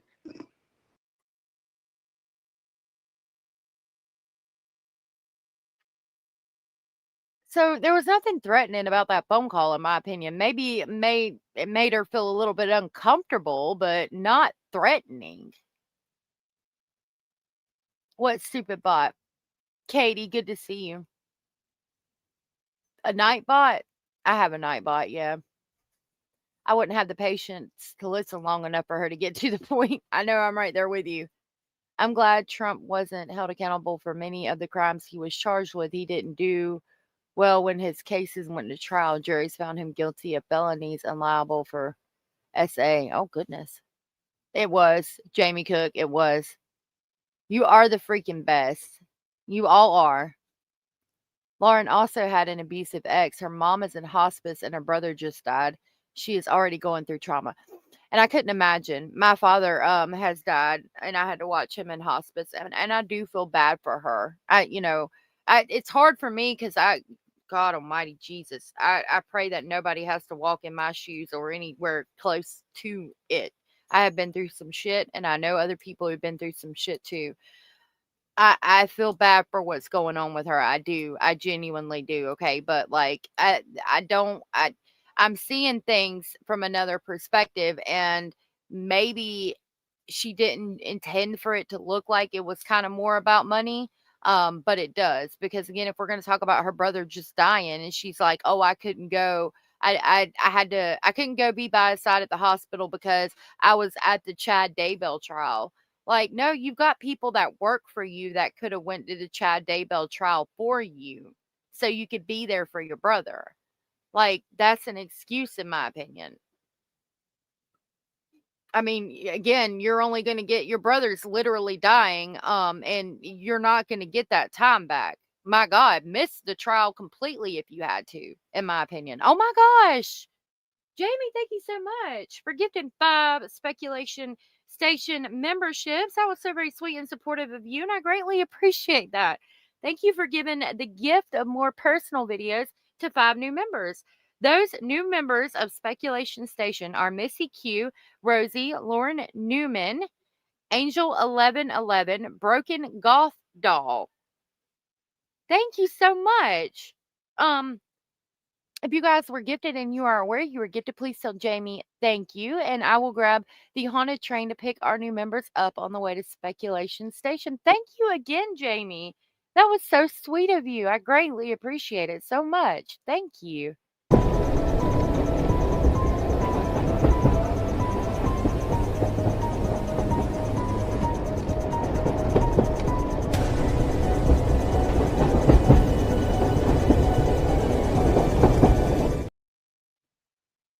Thank you so much, Jamie. I really appreciate that. Yeah, exactly. She chose to be at the Daybell trial. It's a big difference. Exactly. Mariel, rubber in the igloo, rubber in the house, rubber in the house. Good to see you, love. So at this moment, I'm having a panic attack about text messages being released. I'm worried about a friend whose feelings I've hurt. I'm worried about the potential of what this means. Thank you. I'm not trying to be threatening, is exactly that. It's threatening. And I am worried that a vulnerable conversation that I just had with somebody in a court house now was recorded and being shared to people who might be calling me and threatening me. This was a very overwhelming moment for me. Very. I can't even explain what I felt in that moment. Thank you to the people who were there for me. And so, And I'm sure it was very overwhelming and very upsetting and traumatic that the feelings that she had in that moment were, but I don't think that it warranted everything else. Isabella Marie, good to see you. I'm a hidden gem, one of the 144,000 OG hidden gems. I stand with Lauren's family. Thank you for sharing that. It's nice to meet you. We are glad you are here. She blamed all of this, saying she didn't want to out her son. No, it's about her messages. She was scared about those. In my opinion, yeah, exactly. Yeah, the 144,000 is a bit concerning, that number specifically, but I'm glad that you are here. Um yeah. Good to see you. Nice to meet you. Nice to meet you. Um yeah, I think that it's more so about the text messages. More so about the text messages. Is that a two-party consent state? Because if not, you can sue, ma'am. Oh, I'll look. Think she lives in Nevada. I'll look for Utah and Nevada. after I received that text message, I sent the stalker a text message stating to please not share our conversations, that it was private, and that I was feeling threatened. And if we can pull that up, there are so many exhibits here. Okay, so I don't know if she's going to read it. And she said, "Hey, I would appreciate you not to talk about our private conversations, which you described as vulnerable with other people. I've done this for you, yet I am already getting phone calls about the things I said to you in confidence, and I feel threatened. Do not screenshot or share private conversations that are meant to be private. Do not share things I've said to you in private because they are considered private. And I reiterate this is becoming a threatening matter, and I will have to take legal action if it continues." But again, I mean, what legal action can you take? You are the one who shared the messages. So if, again, like I said before, if you had treated it as if it was a business from the very beginning, you would not have to worry about it. Utah, Abraham, real quick, is a one-party consent state, meaning that only one party involved in a conversation needs consent to record for it to be legal. Let's see Nevada real quick.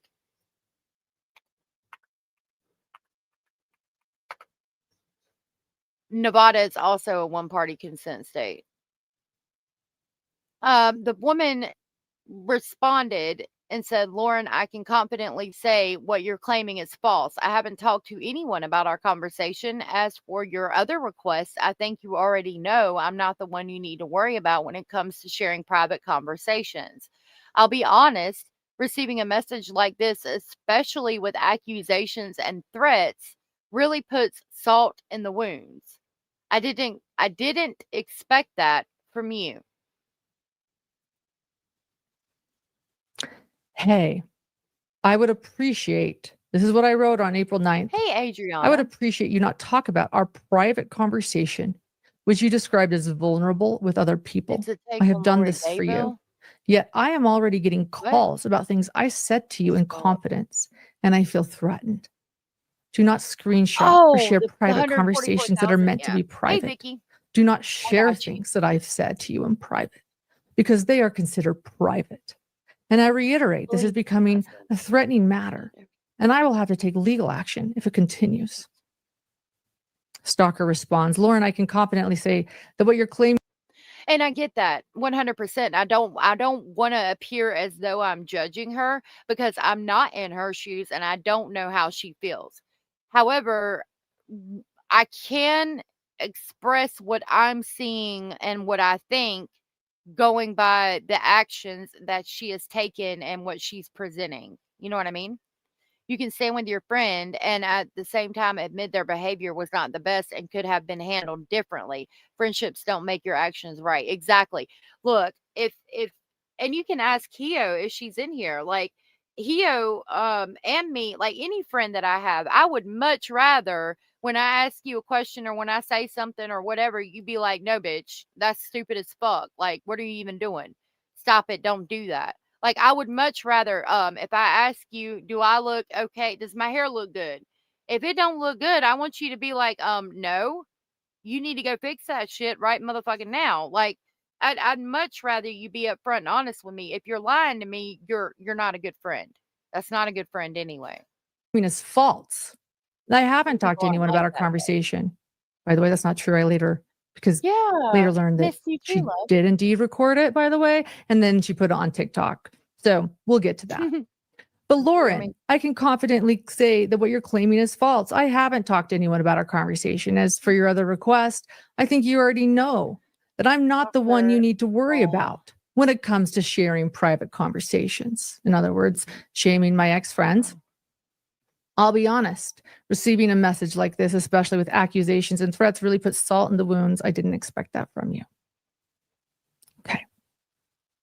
What do you A mean, couple Isabel? of days later, I was sent a Reddit comment by somebody, Truth and justice and the victims. and we learned that it was made by my stalker. Just a couple days later, alleging that I was plagiarizing Oh my God. and that I had poached an employee from another person in my industry. Carolina said, I stand with truth and justice and the victims and their surviving family members. Me and my 2 sons are survivors of really bad violent crimes, and I lost my 16-year-old cousin when her stalker shot her. And see, that's the thing for me. I'm so very sorry for you, Carolina. I'm so I mean, saying sorry is not even expressing what I want to say. I could not imagine. My heart goes out to you. It's hard to hear that, Carolina's cousin was literally shot by a stalker. And then Lauren is talking about because she doesn't want some fucking text messages to get out, she's being stalked. Somebody that knows the court process, knows court procedures, knows true crime cases, these horrific homicides that we talked about, where there's stalkers and murderers and monsters and all of the things, real life human monsters out there. And she's equating some bad text messages that she herself said to a stalking. Like that's upsetting. And hearing Carolina describe that situation that way, it's kind of got me a little bit pissed off because Carolina's over here going through things like that. All of our domestic violence victims have been through some shit too. And it's equated to the same thing as for her, for a true crime creator out here talking about these homicides and these cases and supposed to be an advocate for the victims. And you're saying that the fact that you wrote text that somebody's going to release text messages that you don't want released is the same thing as what these people are going through that actually have stalkers, that actually have lost. No, absolutely not. Absolutely not. I'm so sorry, Carolina. Shot her in the face 6 times. We couldn't even have an open casket for her. So Lauren's 9-hour live stream triggered me. And to know what she wasn't stalked, it makes me upset. Exactly. I'm so sorry. Exactly. Exactly. Mean girl drama that you started is not stalking. I don't even know what to say, Carolina. But yeah, when you put it in that perspective, it pisses me off now. More so than I was. That's so fucked up. It's not the same. Oh, we have it. Here it is. Supposedly, Lauren poached an employee, and the employee is recycling scripts that she did for Lauren. Not sure if this is one of those cases, but a friend of mine overheard the girl she poached from talk all about it at one of the You're trials. absolutely right about that too. This isn't true.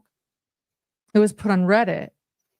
And so I thought, who I'm did just this? getting annoyed, said UT. Well, luckily, she left a lot of trails to confirm without Exactly. doubt that it is my stalker.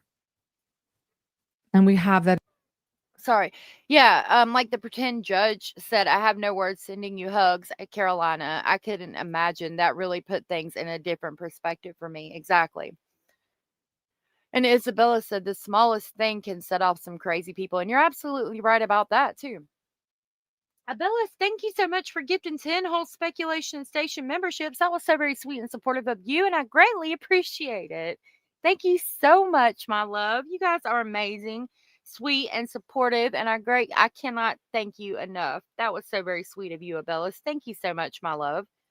Those memberships went to Hio, yay, Katie Cameron, Lisa White, Seagate 1, Jay the Italian Cookie, Christy Hardwood, Just Mary, Patty Glissman, Petta Frazier, Jamie, and Minnesota Girl. I didn't know you weren't a member either, Hio. Thank you guys. Thank you, Abellis, for gifting those memberships. If you guys were gifted a membership from Abellis and you are aware you were gifted, please tell Abellis thank you. Abellis, thank you so much, my love. And I will grab the Polar Express to pick our new members up on the way to Speculation Station. Thank you so much, Abellis. I greatly appreciate that so very much.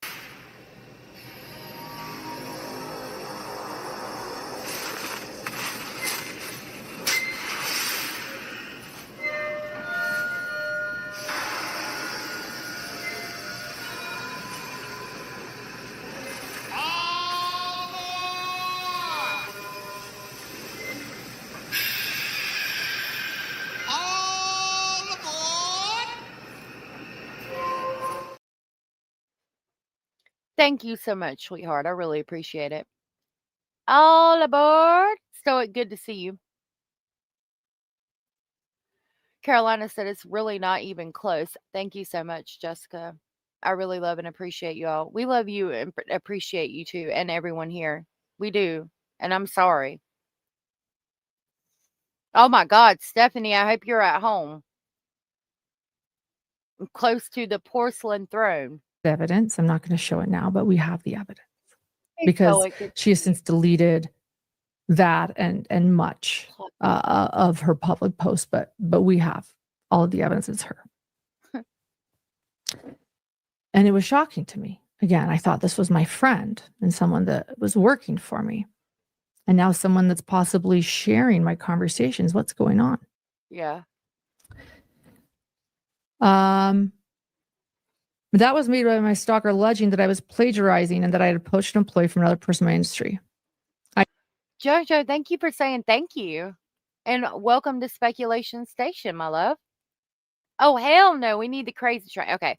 I'll play the crazy train just for you, UTD. I'm going off the rails on a crazy train.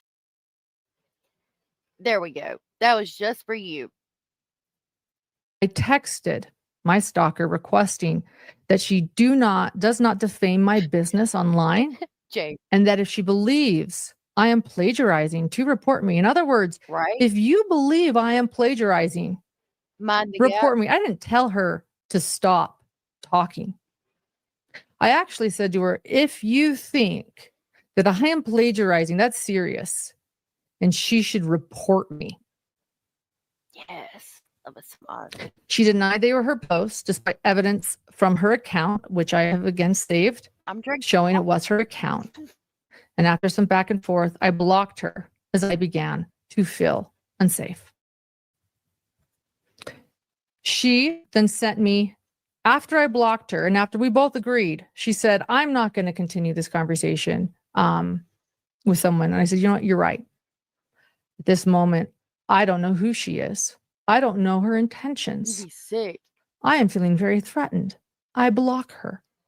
This relationship, unfortunately, sadly, is going to have to end. She then sends me an aggressive email. And in it, she states, Lauren, this is April 21st. Lauren, I was going to text you this directly, but it looks like it didn't go through. Marsh said, I know one thing. This 9-hour live brought out a lot more hateful people. I wouldn't have done it that way, but my daughter, as a minor, had info released in court to her abuser in Utah. It happens. I'm so sorry that that happened. What, like, I know that when you have to speak in court, they ask what your address is, like that. They'll say, what's your name and what's your address and you have to say it. I'm assuming that's what you're talking about. As a minor, they shouldn't release the information though. Um, but I'm so sorry that happened to you. And yeah, I don't think doing this 9-hour live stream was a good idea. But again, even though your daughter was at court, and I don't know, I hope that you're caught up with us and can hear me right now. Even though your daughter was testifying in court, you still went through with it, right? Like you still went through with the order and didn't just drop it because the information was going to get out to the public. Again, I think if Lauren was genuinely afraid for her life, I think she would have went through with the RO or ex parte or whatever the restraining order. I think she would have still sat there and testified even after asking Law and Crime not to record and them saying, no, we're going to record it anyway. I would have went through with it because again, I'm scared for my life. I'm scared for my family. I'm going to do whatever it is I have to do to protect them. So I'm going to go through with this. And then as soon as I get home and everything's settled down and my family is safe and taken care of and fed for the night, et cetera, I'm going to go online and I'm going to say, you know, Law and Crime recorded my restraining order. They've never recorded any restraining order ever in the history of recording anything because if that's true, I think that's kind of fucked up. And I would have said, but I had to go through with it because I was genuinely afraid for my family's safety. So I went through with it. And they've recorded my son, they've recorded my child. So if you see that out here, make sure you let them know how messed up it is. I mean, you know, and that's how you would. That's how I would have handled it because if you're genuinely afraid for your life, you're not going to care who's recording you. Michelle, thank you. Michelle Frencham. Thank you so much for becoming a member. That was so very sweet and supportive of you. And I greatly appreciate it, my love. Thank you so very much. That was so sweet of you. I will grab the haunted train to come pick you up on the way to Speculation Station. Thank you so very much, Michelle.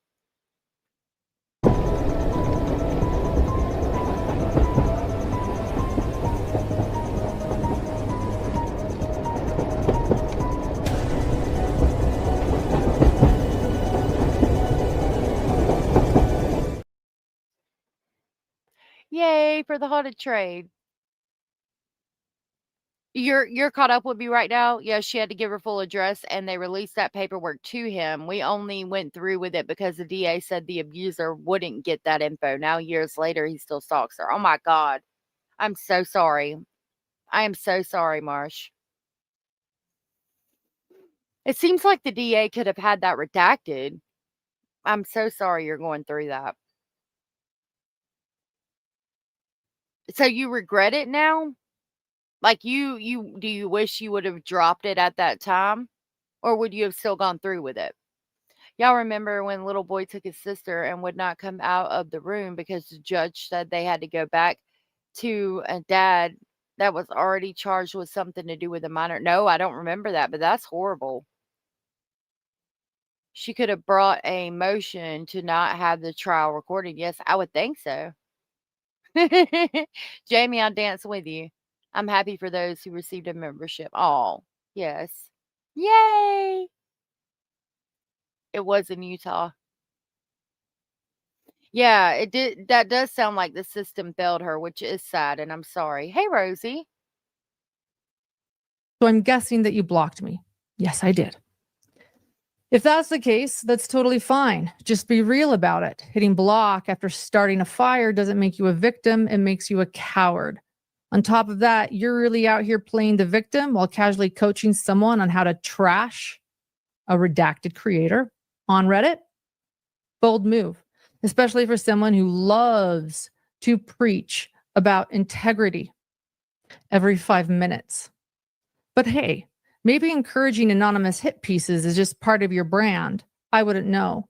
I've been too busy minding my own business and not anonymously running smear campaigns in the comment section. She meant on Reddit. Also, a fun twist.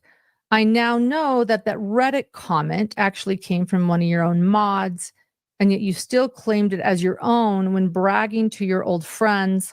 So either you're lying to them or you're lying now. Take your pick. Do you prefer hypocrite or liar? So in this email, the woman sounds a bit salty, and it is a little bit concerning. I would like to see if there's any communication from Lauren to her before this, or, she references being in the comment section or posting or something to that effect. I feel like some of those comments might have been a bit salty for her to be coming at Lauren this hard. Law and Crime had asked and received permission from the judge. Still, her lawyer should have objected, right? You would think. But he did. He did. And the judge granted it and said, this is a public courtroom. You just lit the match, said UTD. This is so sad. This girl is a kid and she's jealous of Lauren because Lauren has a lot of followers. She wants to be like Lauren. I haven't followed anything else after this live of Lauren. I haven't followed a lot either. I regret her having to testify against him. He won't leave her alone 5 years later. He knows our address and the hospital she works at. He shows up all the time and she lives in fear. And there's nothing you can do, Marsh? Like, have you talked to the police? I'm so sorry.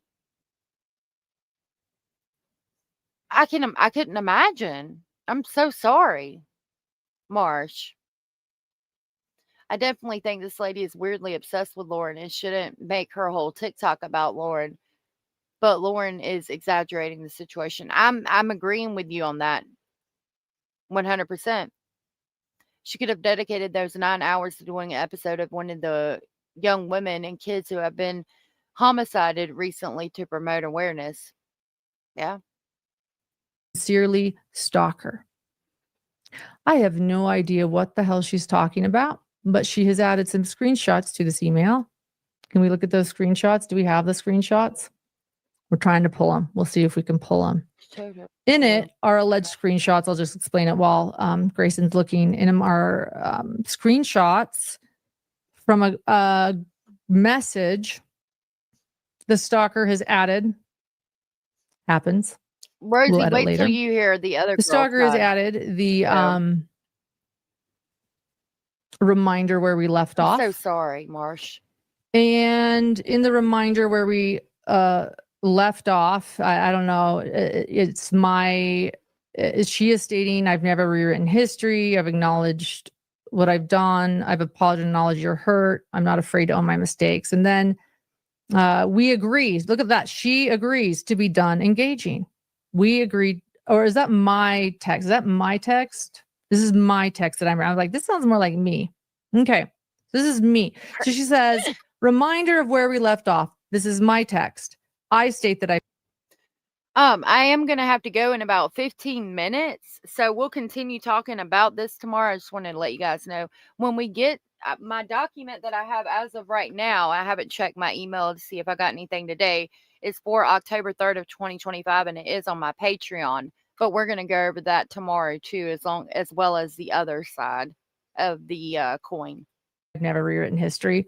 I've acknowledged what I've done. I've apologized and acknowledged your hurt. I have never taken that back or pretended otherwise. Even my initial text today.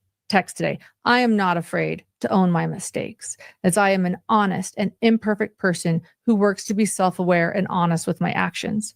Pointing out words written on your public account with a request you don't publicly defame me, and sharing that it hurts me in no way rewrites history or disregards what I have apologized for and owned. And I have owned it here today, tonight, too. I want to point out I called her annoying.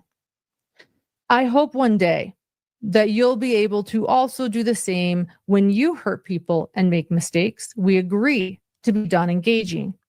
I think that last paragraph was a mistake for me. That was a typo. Okay.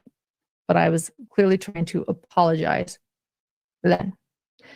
So she puts this in an email after she calls me a hypocrite or liar, that, and then she shares other photos. And these other photos, do we have those? We're trying to find them. We might. There's a lot of stuff going on, guys. So as we look for those, this is about the Ross Live. I said at the beginning of this month, PS, that I'm going to work to connect to all of you again. It's been a while since I've done a live. Here I am, real life. So as we try to look for those, what she sends me is an obscure, very obscure messages, kind of blurry. It looks like it's been passed around from a group chat I'm in. And I'm responding to someone who made a comment in Reddit, and I say, how's it doing? Turned off And the reason, I'm just going to tell you guys now. Oh, here it is. Okay.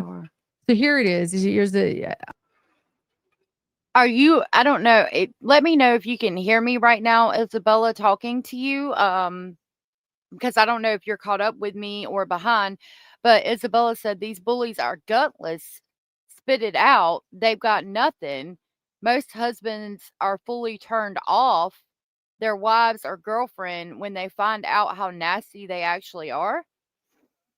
That's interesting. I know that husbands don't like to hear their wives talk shit about other, I don't know, Mr. Speculating would say that's woman shit. Even when I listen to drama live streams, he's like, why are you listening to that shit? That's, woman shit. He gets annoyed by it. Like he wouldn't sit there and listen to it with me or participate in it with me. I don't know if you're caught up with us right now, but I just know that Utah doesn't protect minor victims. They also do not do much about ROs. But and I'm sorry again what you went through and are still going through, Marsh. I really am, and I couldn't imagine, and that's horrible. But I don't think Law and Crime would have necessarily been recording her son either. And it doesn't seem like, even if her son's testimony was even needed, I know that he was supposed to be there, but depending on the evidence, I don't know that the judge would have even had to call him to the scene or to the stand. And Law and Crime was going to record it, but then edit it. They weren't live streaming it. So they could have taken the part with her son out. And I'm sure if she had asked them to, they would have. And she could have still got her restraining order. And then what? You don't want Law and Crime to record or talk about the situation because your son is there, but then you come out on the internet and proceed to drop everything, quote unquote. We could take this to Family Feud, the crime edition. We need to. Grayson had to be there that whole 9 hours. I know, I feel bad for her. My fiance is the same way, or true crime. Like if I watch stuff on Jack and Lily, my fiance is like, bro, why? Right? Hey, Adriana, the lady reaching out to her husband's employer and her acquaintance is a bit much. I agree with that. Now, I do agree with that, saying that, calling the husband and saying that he's cheating, she cheated on you with John, and then checking her husband's credentials. That shit is bullshit. I agree with that 100%. That's a bit much too. Yeah, I don't think they needed it. But that's just, me. I wonder if Dr. John is concerned about all her behavior, especially an all night live of drama. Maybe, but I'm sure he knows his wife and her mannerisms and things like that. I think I'm sure their relationship is okay. Law and Crime also, we're not going to live stream it, as she told people. Yep, exactly. Okay, Max, have a good day. She didn't want Mustang on point again. She didn't want Law and Crime to control the narrative, in my honest opinion. Exactly, Mustang. Boom, boom, boom, bam. Like, I can only tell you what I'm seeing, my perspective on that, and that's what I see. I say, how's it doing? And then the person replies, my comment, I'm pretty sure it's the top one with a nervous emoji. So let me tell you what this is. It has nothing to do with me, nothing to do with the trial I've covered.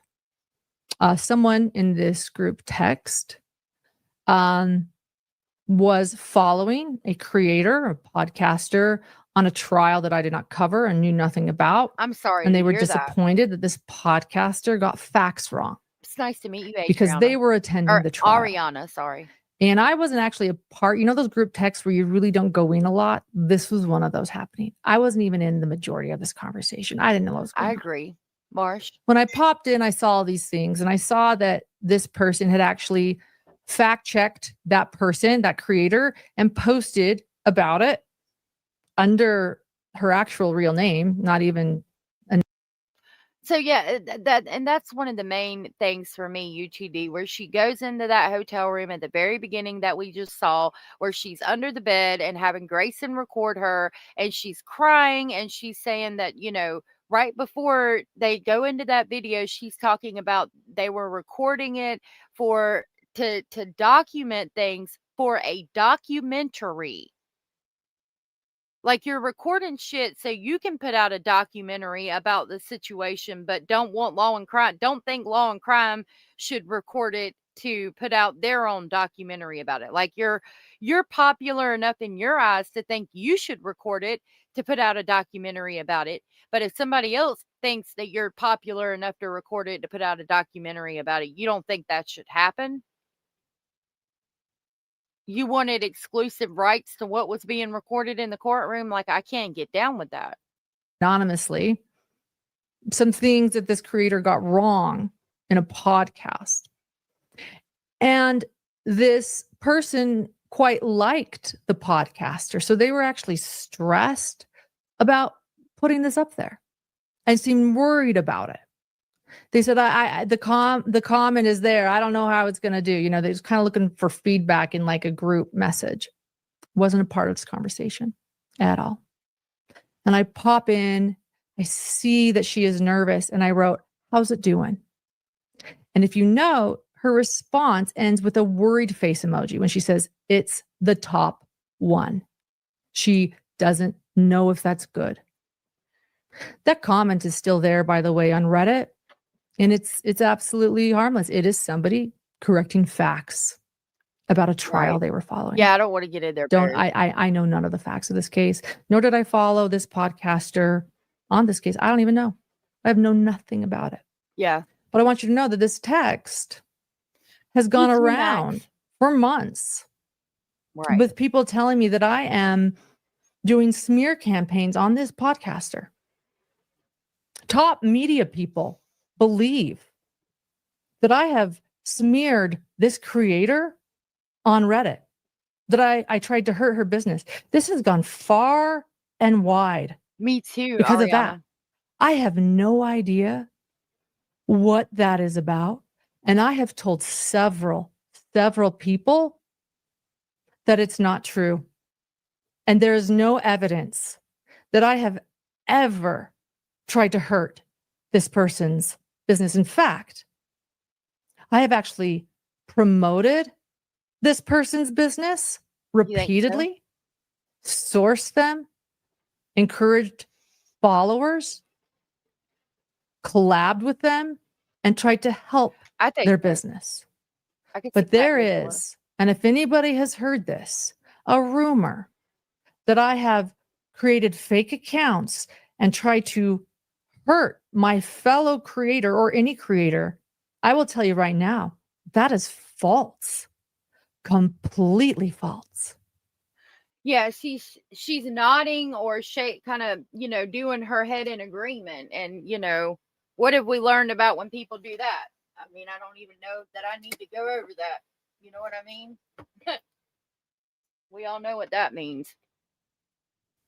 Deception 101. Because even in my stalker's response to me, when I filed a civil stalking injunction, she claims that she has seen evidence of me hurting other people's businesses, yet cannot show a single moment where I actually have.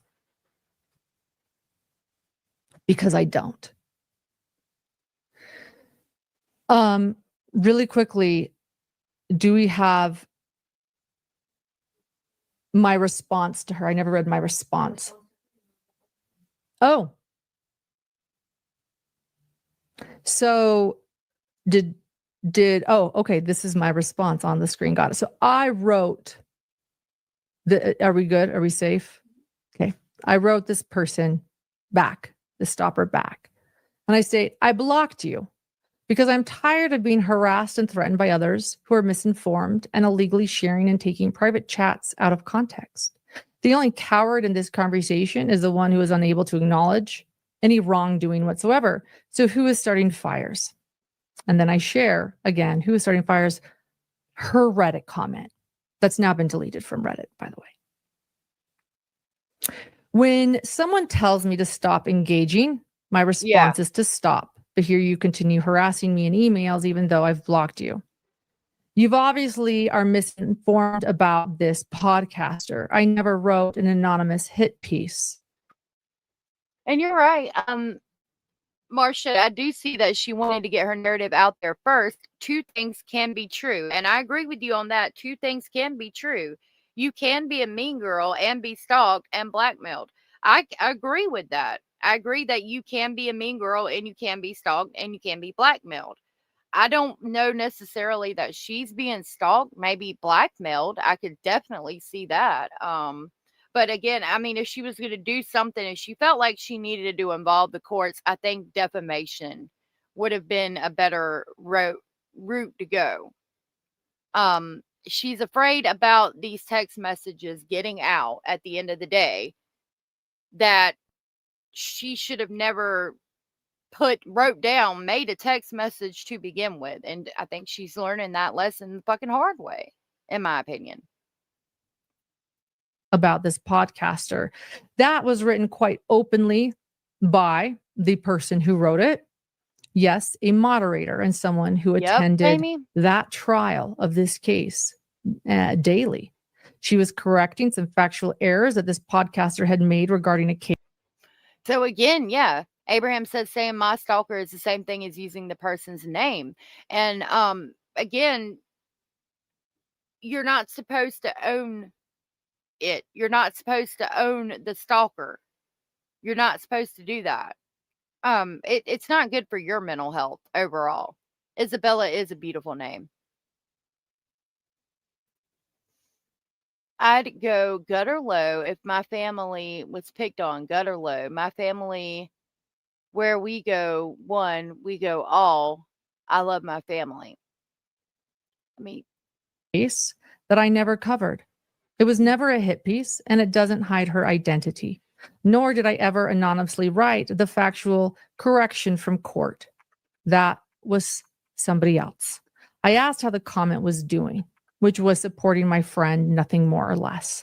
I'm not sure how that has anything to do with smearing someone. Journalists typically adhere to factual analysis, unlike your correspondence, which is creating a false and defamatory narrative about me based upon your distortion of the facts and the misattribution of a post that I never wrote. But why let facts get in the way of your far-fetched and false narratives about me? I blocked you and agreed to stop engaging, but I guess you had to have the last two words because apparently you have no flaws and have never made a mistake. So I will ask, please do not contact me. The fact that you continue to contact me after I blocked you leads me to question my safety. Are you going to show up my home next since you know where I live and berate me until you believe your false narratives about me are proven to your confused satisfaction?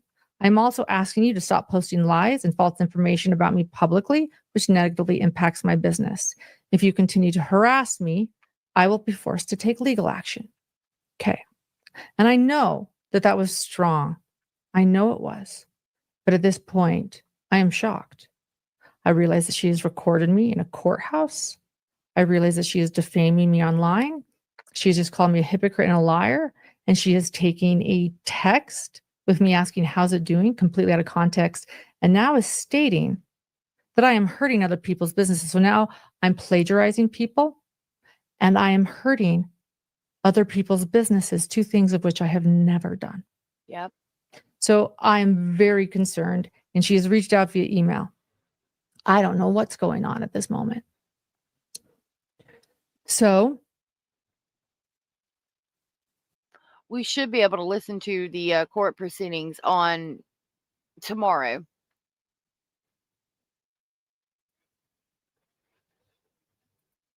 She's calling him my stalker because she doesn't want anyone to go to that person's social media or get another point of view. But like, the stalker, the person, the ex-employee, not my stalker, my person, my ex-employee. You know what I mean? Don't take ownership. Friends can be the worst stalkers. Jealousy doesn't look good on some people. A lot of mental energy goes into being a stalker. I agree with that. I was speaking about the original restraining order, not the one that was recorded.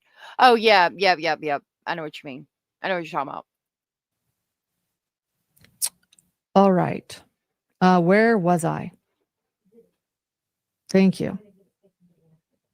So on April 15th, We're going to I talk was about that tomorrow. confronted by a friend. And by the way, at this point, these women that I mentioned at the beginning, they've all become very close. They actually have a text thread together called the 7 Gatherers.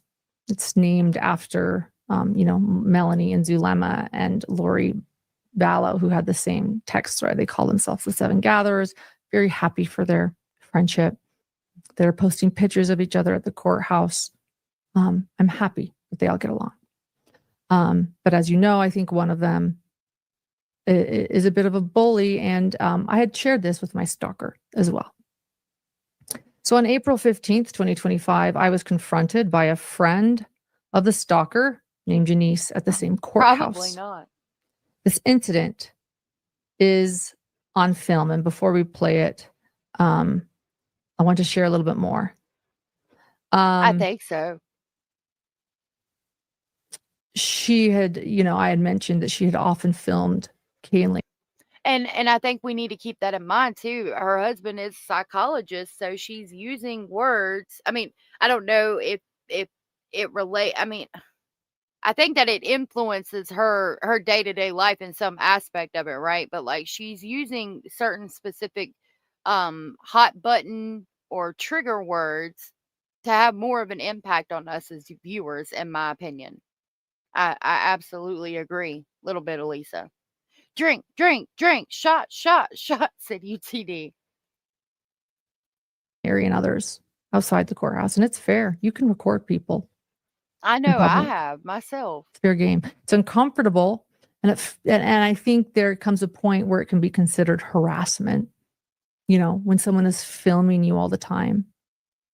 And what I had been noticing is that, and Grayson had been noticing, because Grayson was with me at this trial and she was my producer at this time, that she filmed me and Grayson everywhere we went. And it was uncomfortable. So thank you, Kelsey Benson Rising, she filmed Colby too. She filmed people all the time, and Kay and Larry. And so I was walking into court late, and I was on the phone with my husband, John, the only time I can catch up with him. And as I walked up to the courthouse, I noticed that Janice was out there, standing there with no apparent reason to be standing there. And I thought, oh no, my heart sunk. What if she's waiting for me?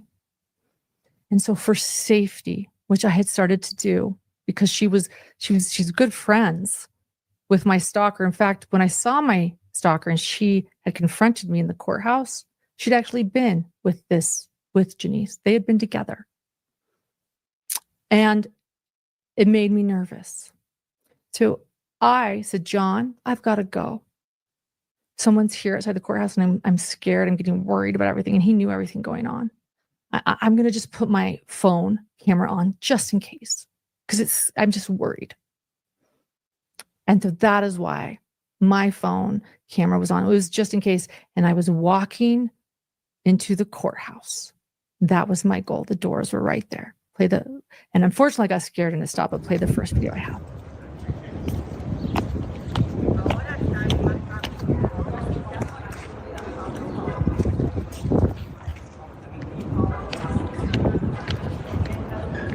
Are you recording me?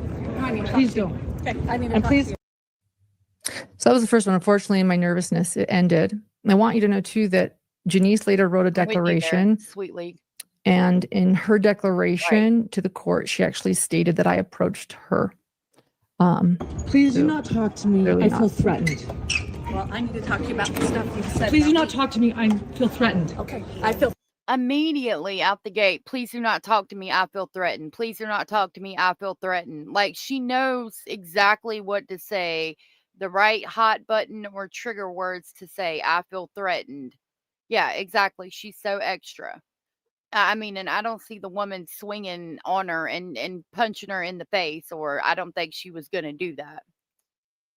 I mean, they both do, in my opinion, Percy. I think they both do a little bit, and I'll be fair with that. I think they both do. Rules for thee and not for me, right? Yeah. Seriously, they just lost a sub with this crap. I'm gonna record, but please don't record me. Right? Exactly. Yeah, it's a friend fight. I mean, I don't know how else to put it. Threatened by the things you're saying about me. So then let's stay away from each other. I think that you're a bully. Please stay away. I feel threatened. Oh, really, Lauren?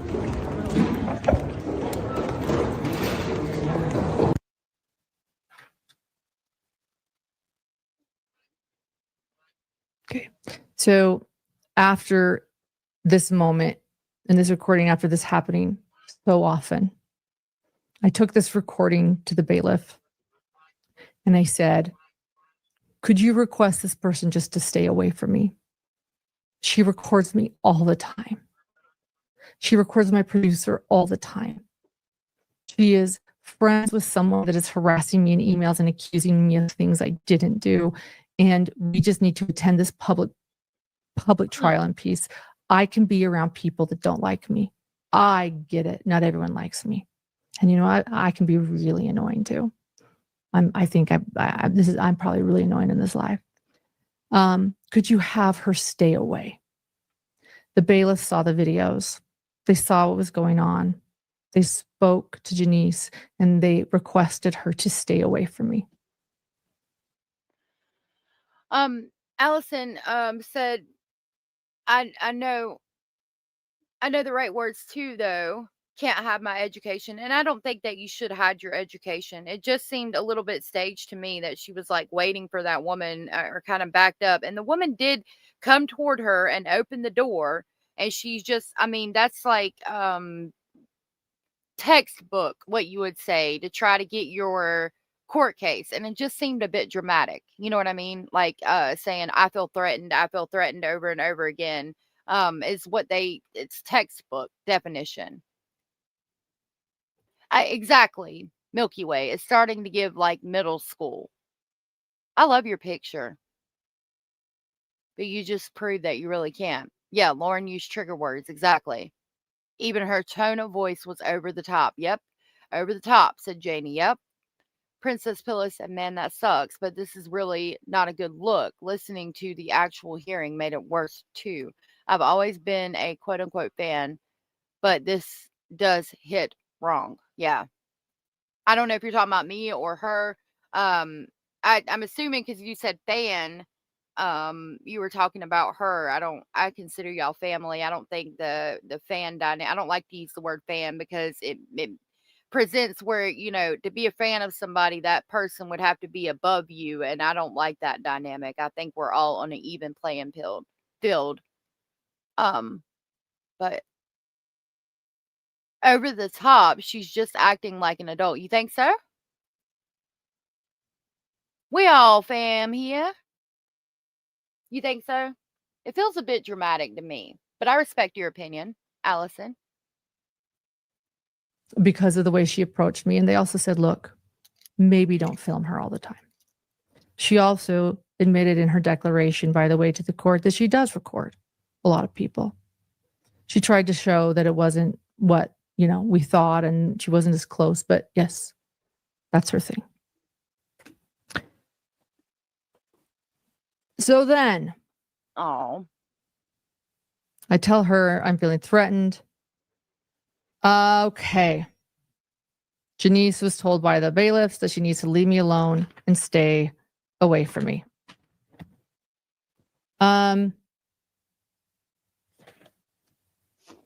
Exactly, Michelle. Michelle said she needs to grow a backbone, I think. Lady, you do not have any idea what threats are. It's all about her. Seems to be used to getting her way clearly. Exactly. For me, I'm 100% right there with you, Michelle. Exactly. Boom, boom, boom, bop, bam. Exactly. I myself, and I'm sure unfortunately some of you guys have been in real situations where we are literally scared if we're going to make it out alive. You know what I mean? So for me, it's like, I don't know. I can't. And just because she hasn't been in a situation like that, I don't want it to seem like I'm judging her on that either. Thank God she hasn't. I don't think she ever should go through something like that. But it's just, I don't know. I don't see any of this as anything more than high school bullshit, in my opinion. The shadows in the lighting, night's touch. Dramatic for sure. Who's getting jumped on a courthouse steps? Right. Angela said most of you guys are videoing on your phones all the time. She does it as well. Right. Yeah, I agree. This is hard to me, but ultimately, I think she made a mountain out of a big molehill. Yeah, out of a molehill. Yeah.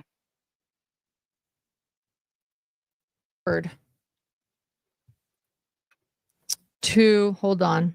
I've got some notes here. Okay.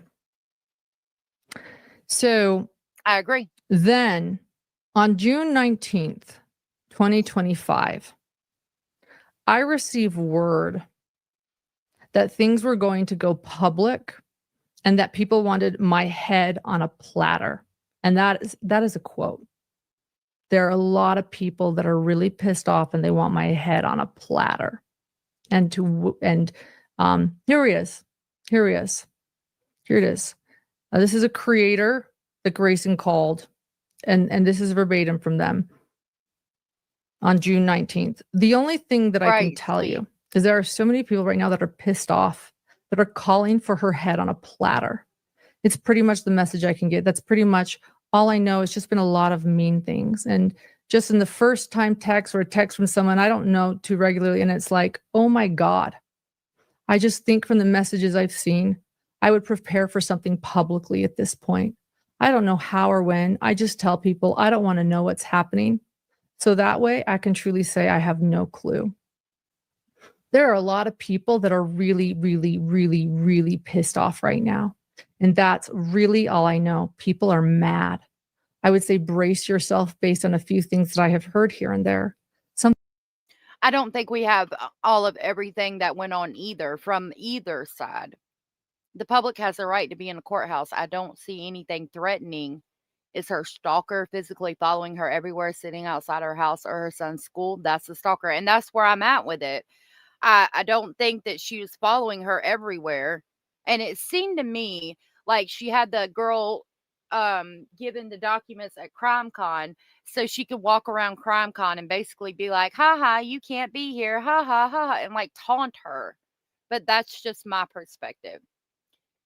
Allison said she would show them what mean girl really means. I know I would. Right? Right? Yeah, that was a big thing for me too. Like she's using the fact that they said they want her head on a platter as if it was a legit threat when it's just a figure of speech. And I have to question, like, she knows that somebody saying they wanted her head on a platter is a figure of speech. Like, that. Like, are you just taking that because now you can say, well, technically they threatened me, so I need this paperwork drawn up and I need it to go to court because technically they threatened me, even though you know that like they really it's a figure of speech.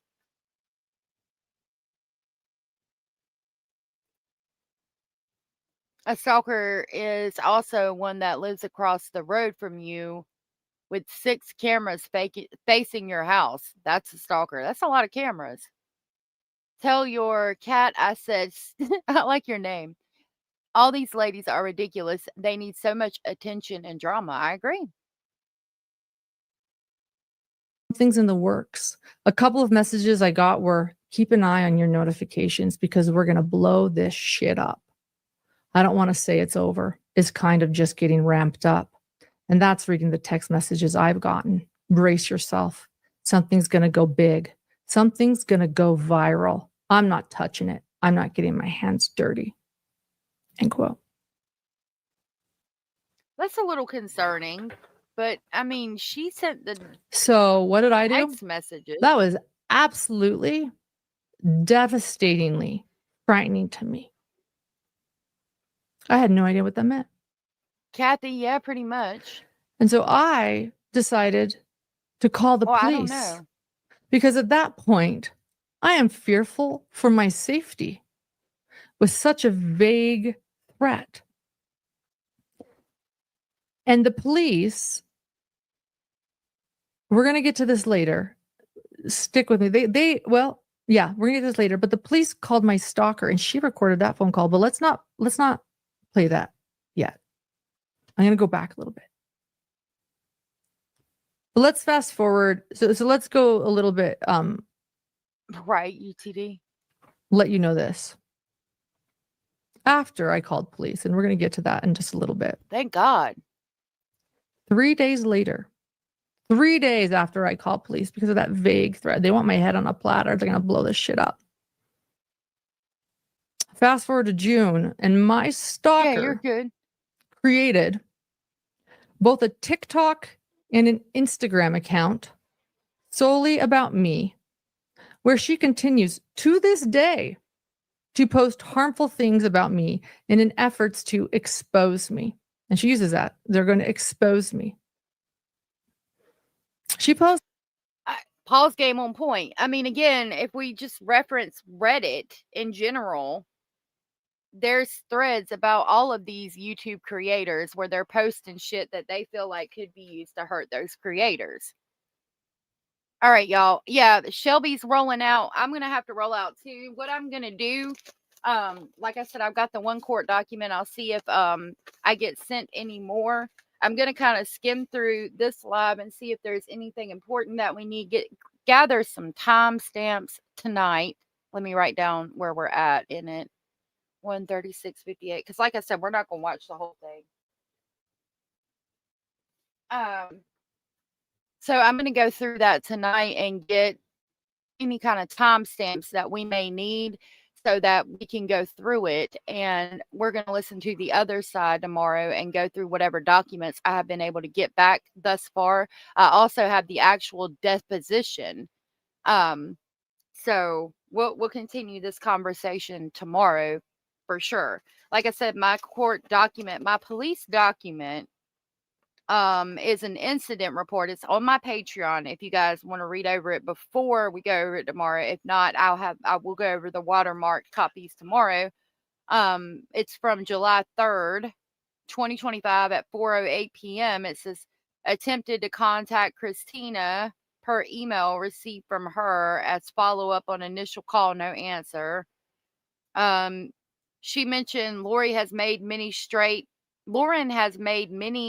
statements about others that will make Lauren look bad if the statements were to get out to the public. We talked about Nevada law for two-party consent with recording phone calls. I previously observed Nevada case law that included text messages. Christina asked about how Nevada law would affect her if she does not live in Nevada.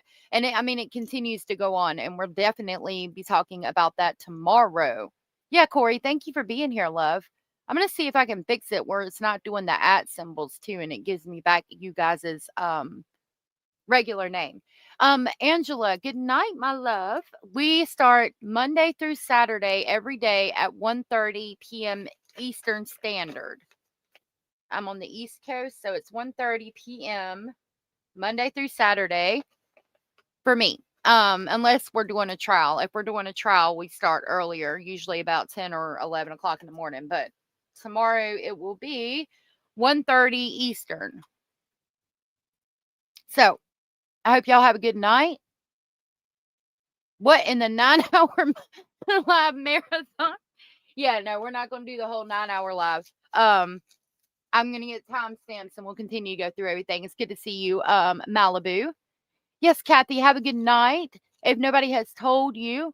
Okay, well, Angela, we'll be here tomorrow. So I do stream Monday through Saturday, and then I'm off on Sunday. So we are going to go through the documents and the other side tomorrow. So if you want to hear all that, make sure you come back tomorrow. Okay? Hopefully I caught you before you actually rolled out. All right, y'all. If nobody has told you, you are enough, you are important, you are special, and you are loved. And I will see y'all tomorrow. Y'all stay safe out there. Have a good night and enjoy the first night of the weekend. I'll see y'all tomorrow. All right.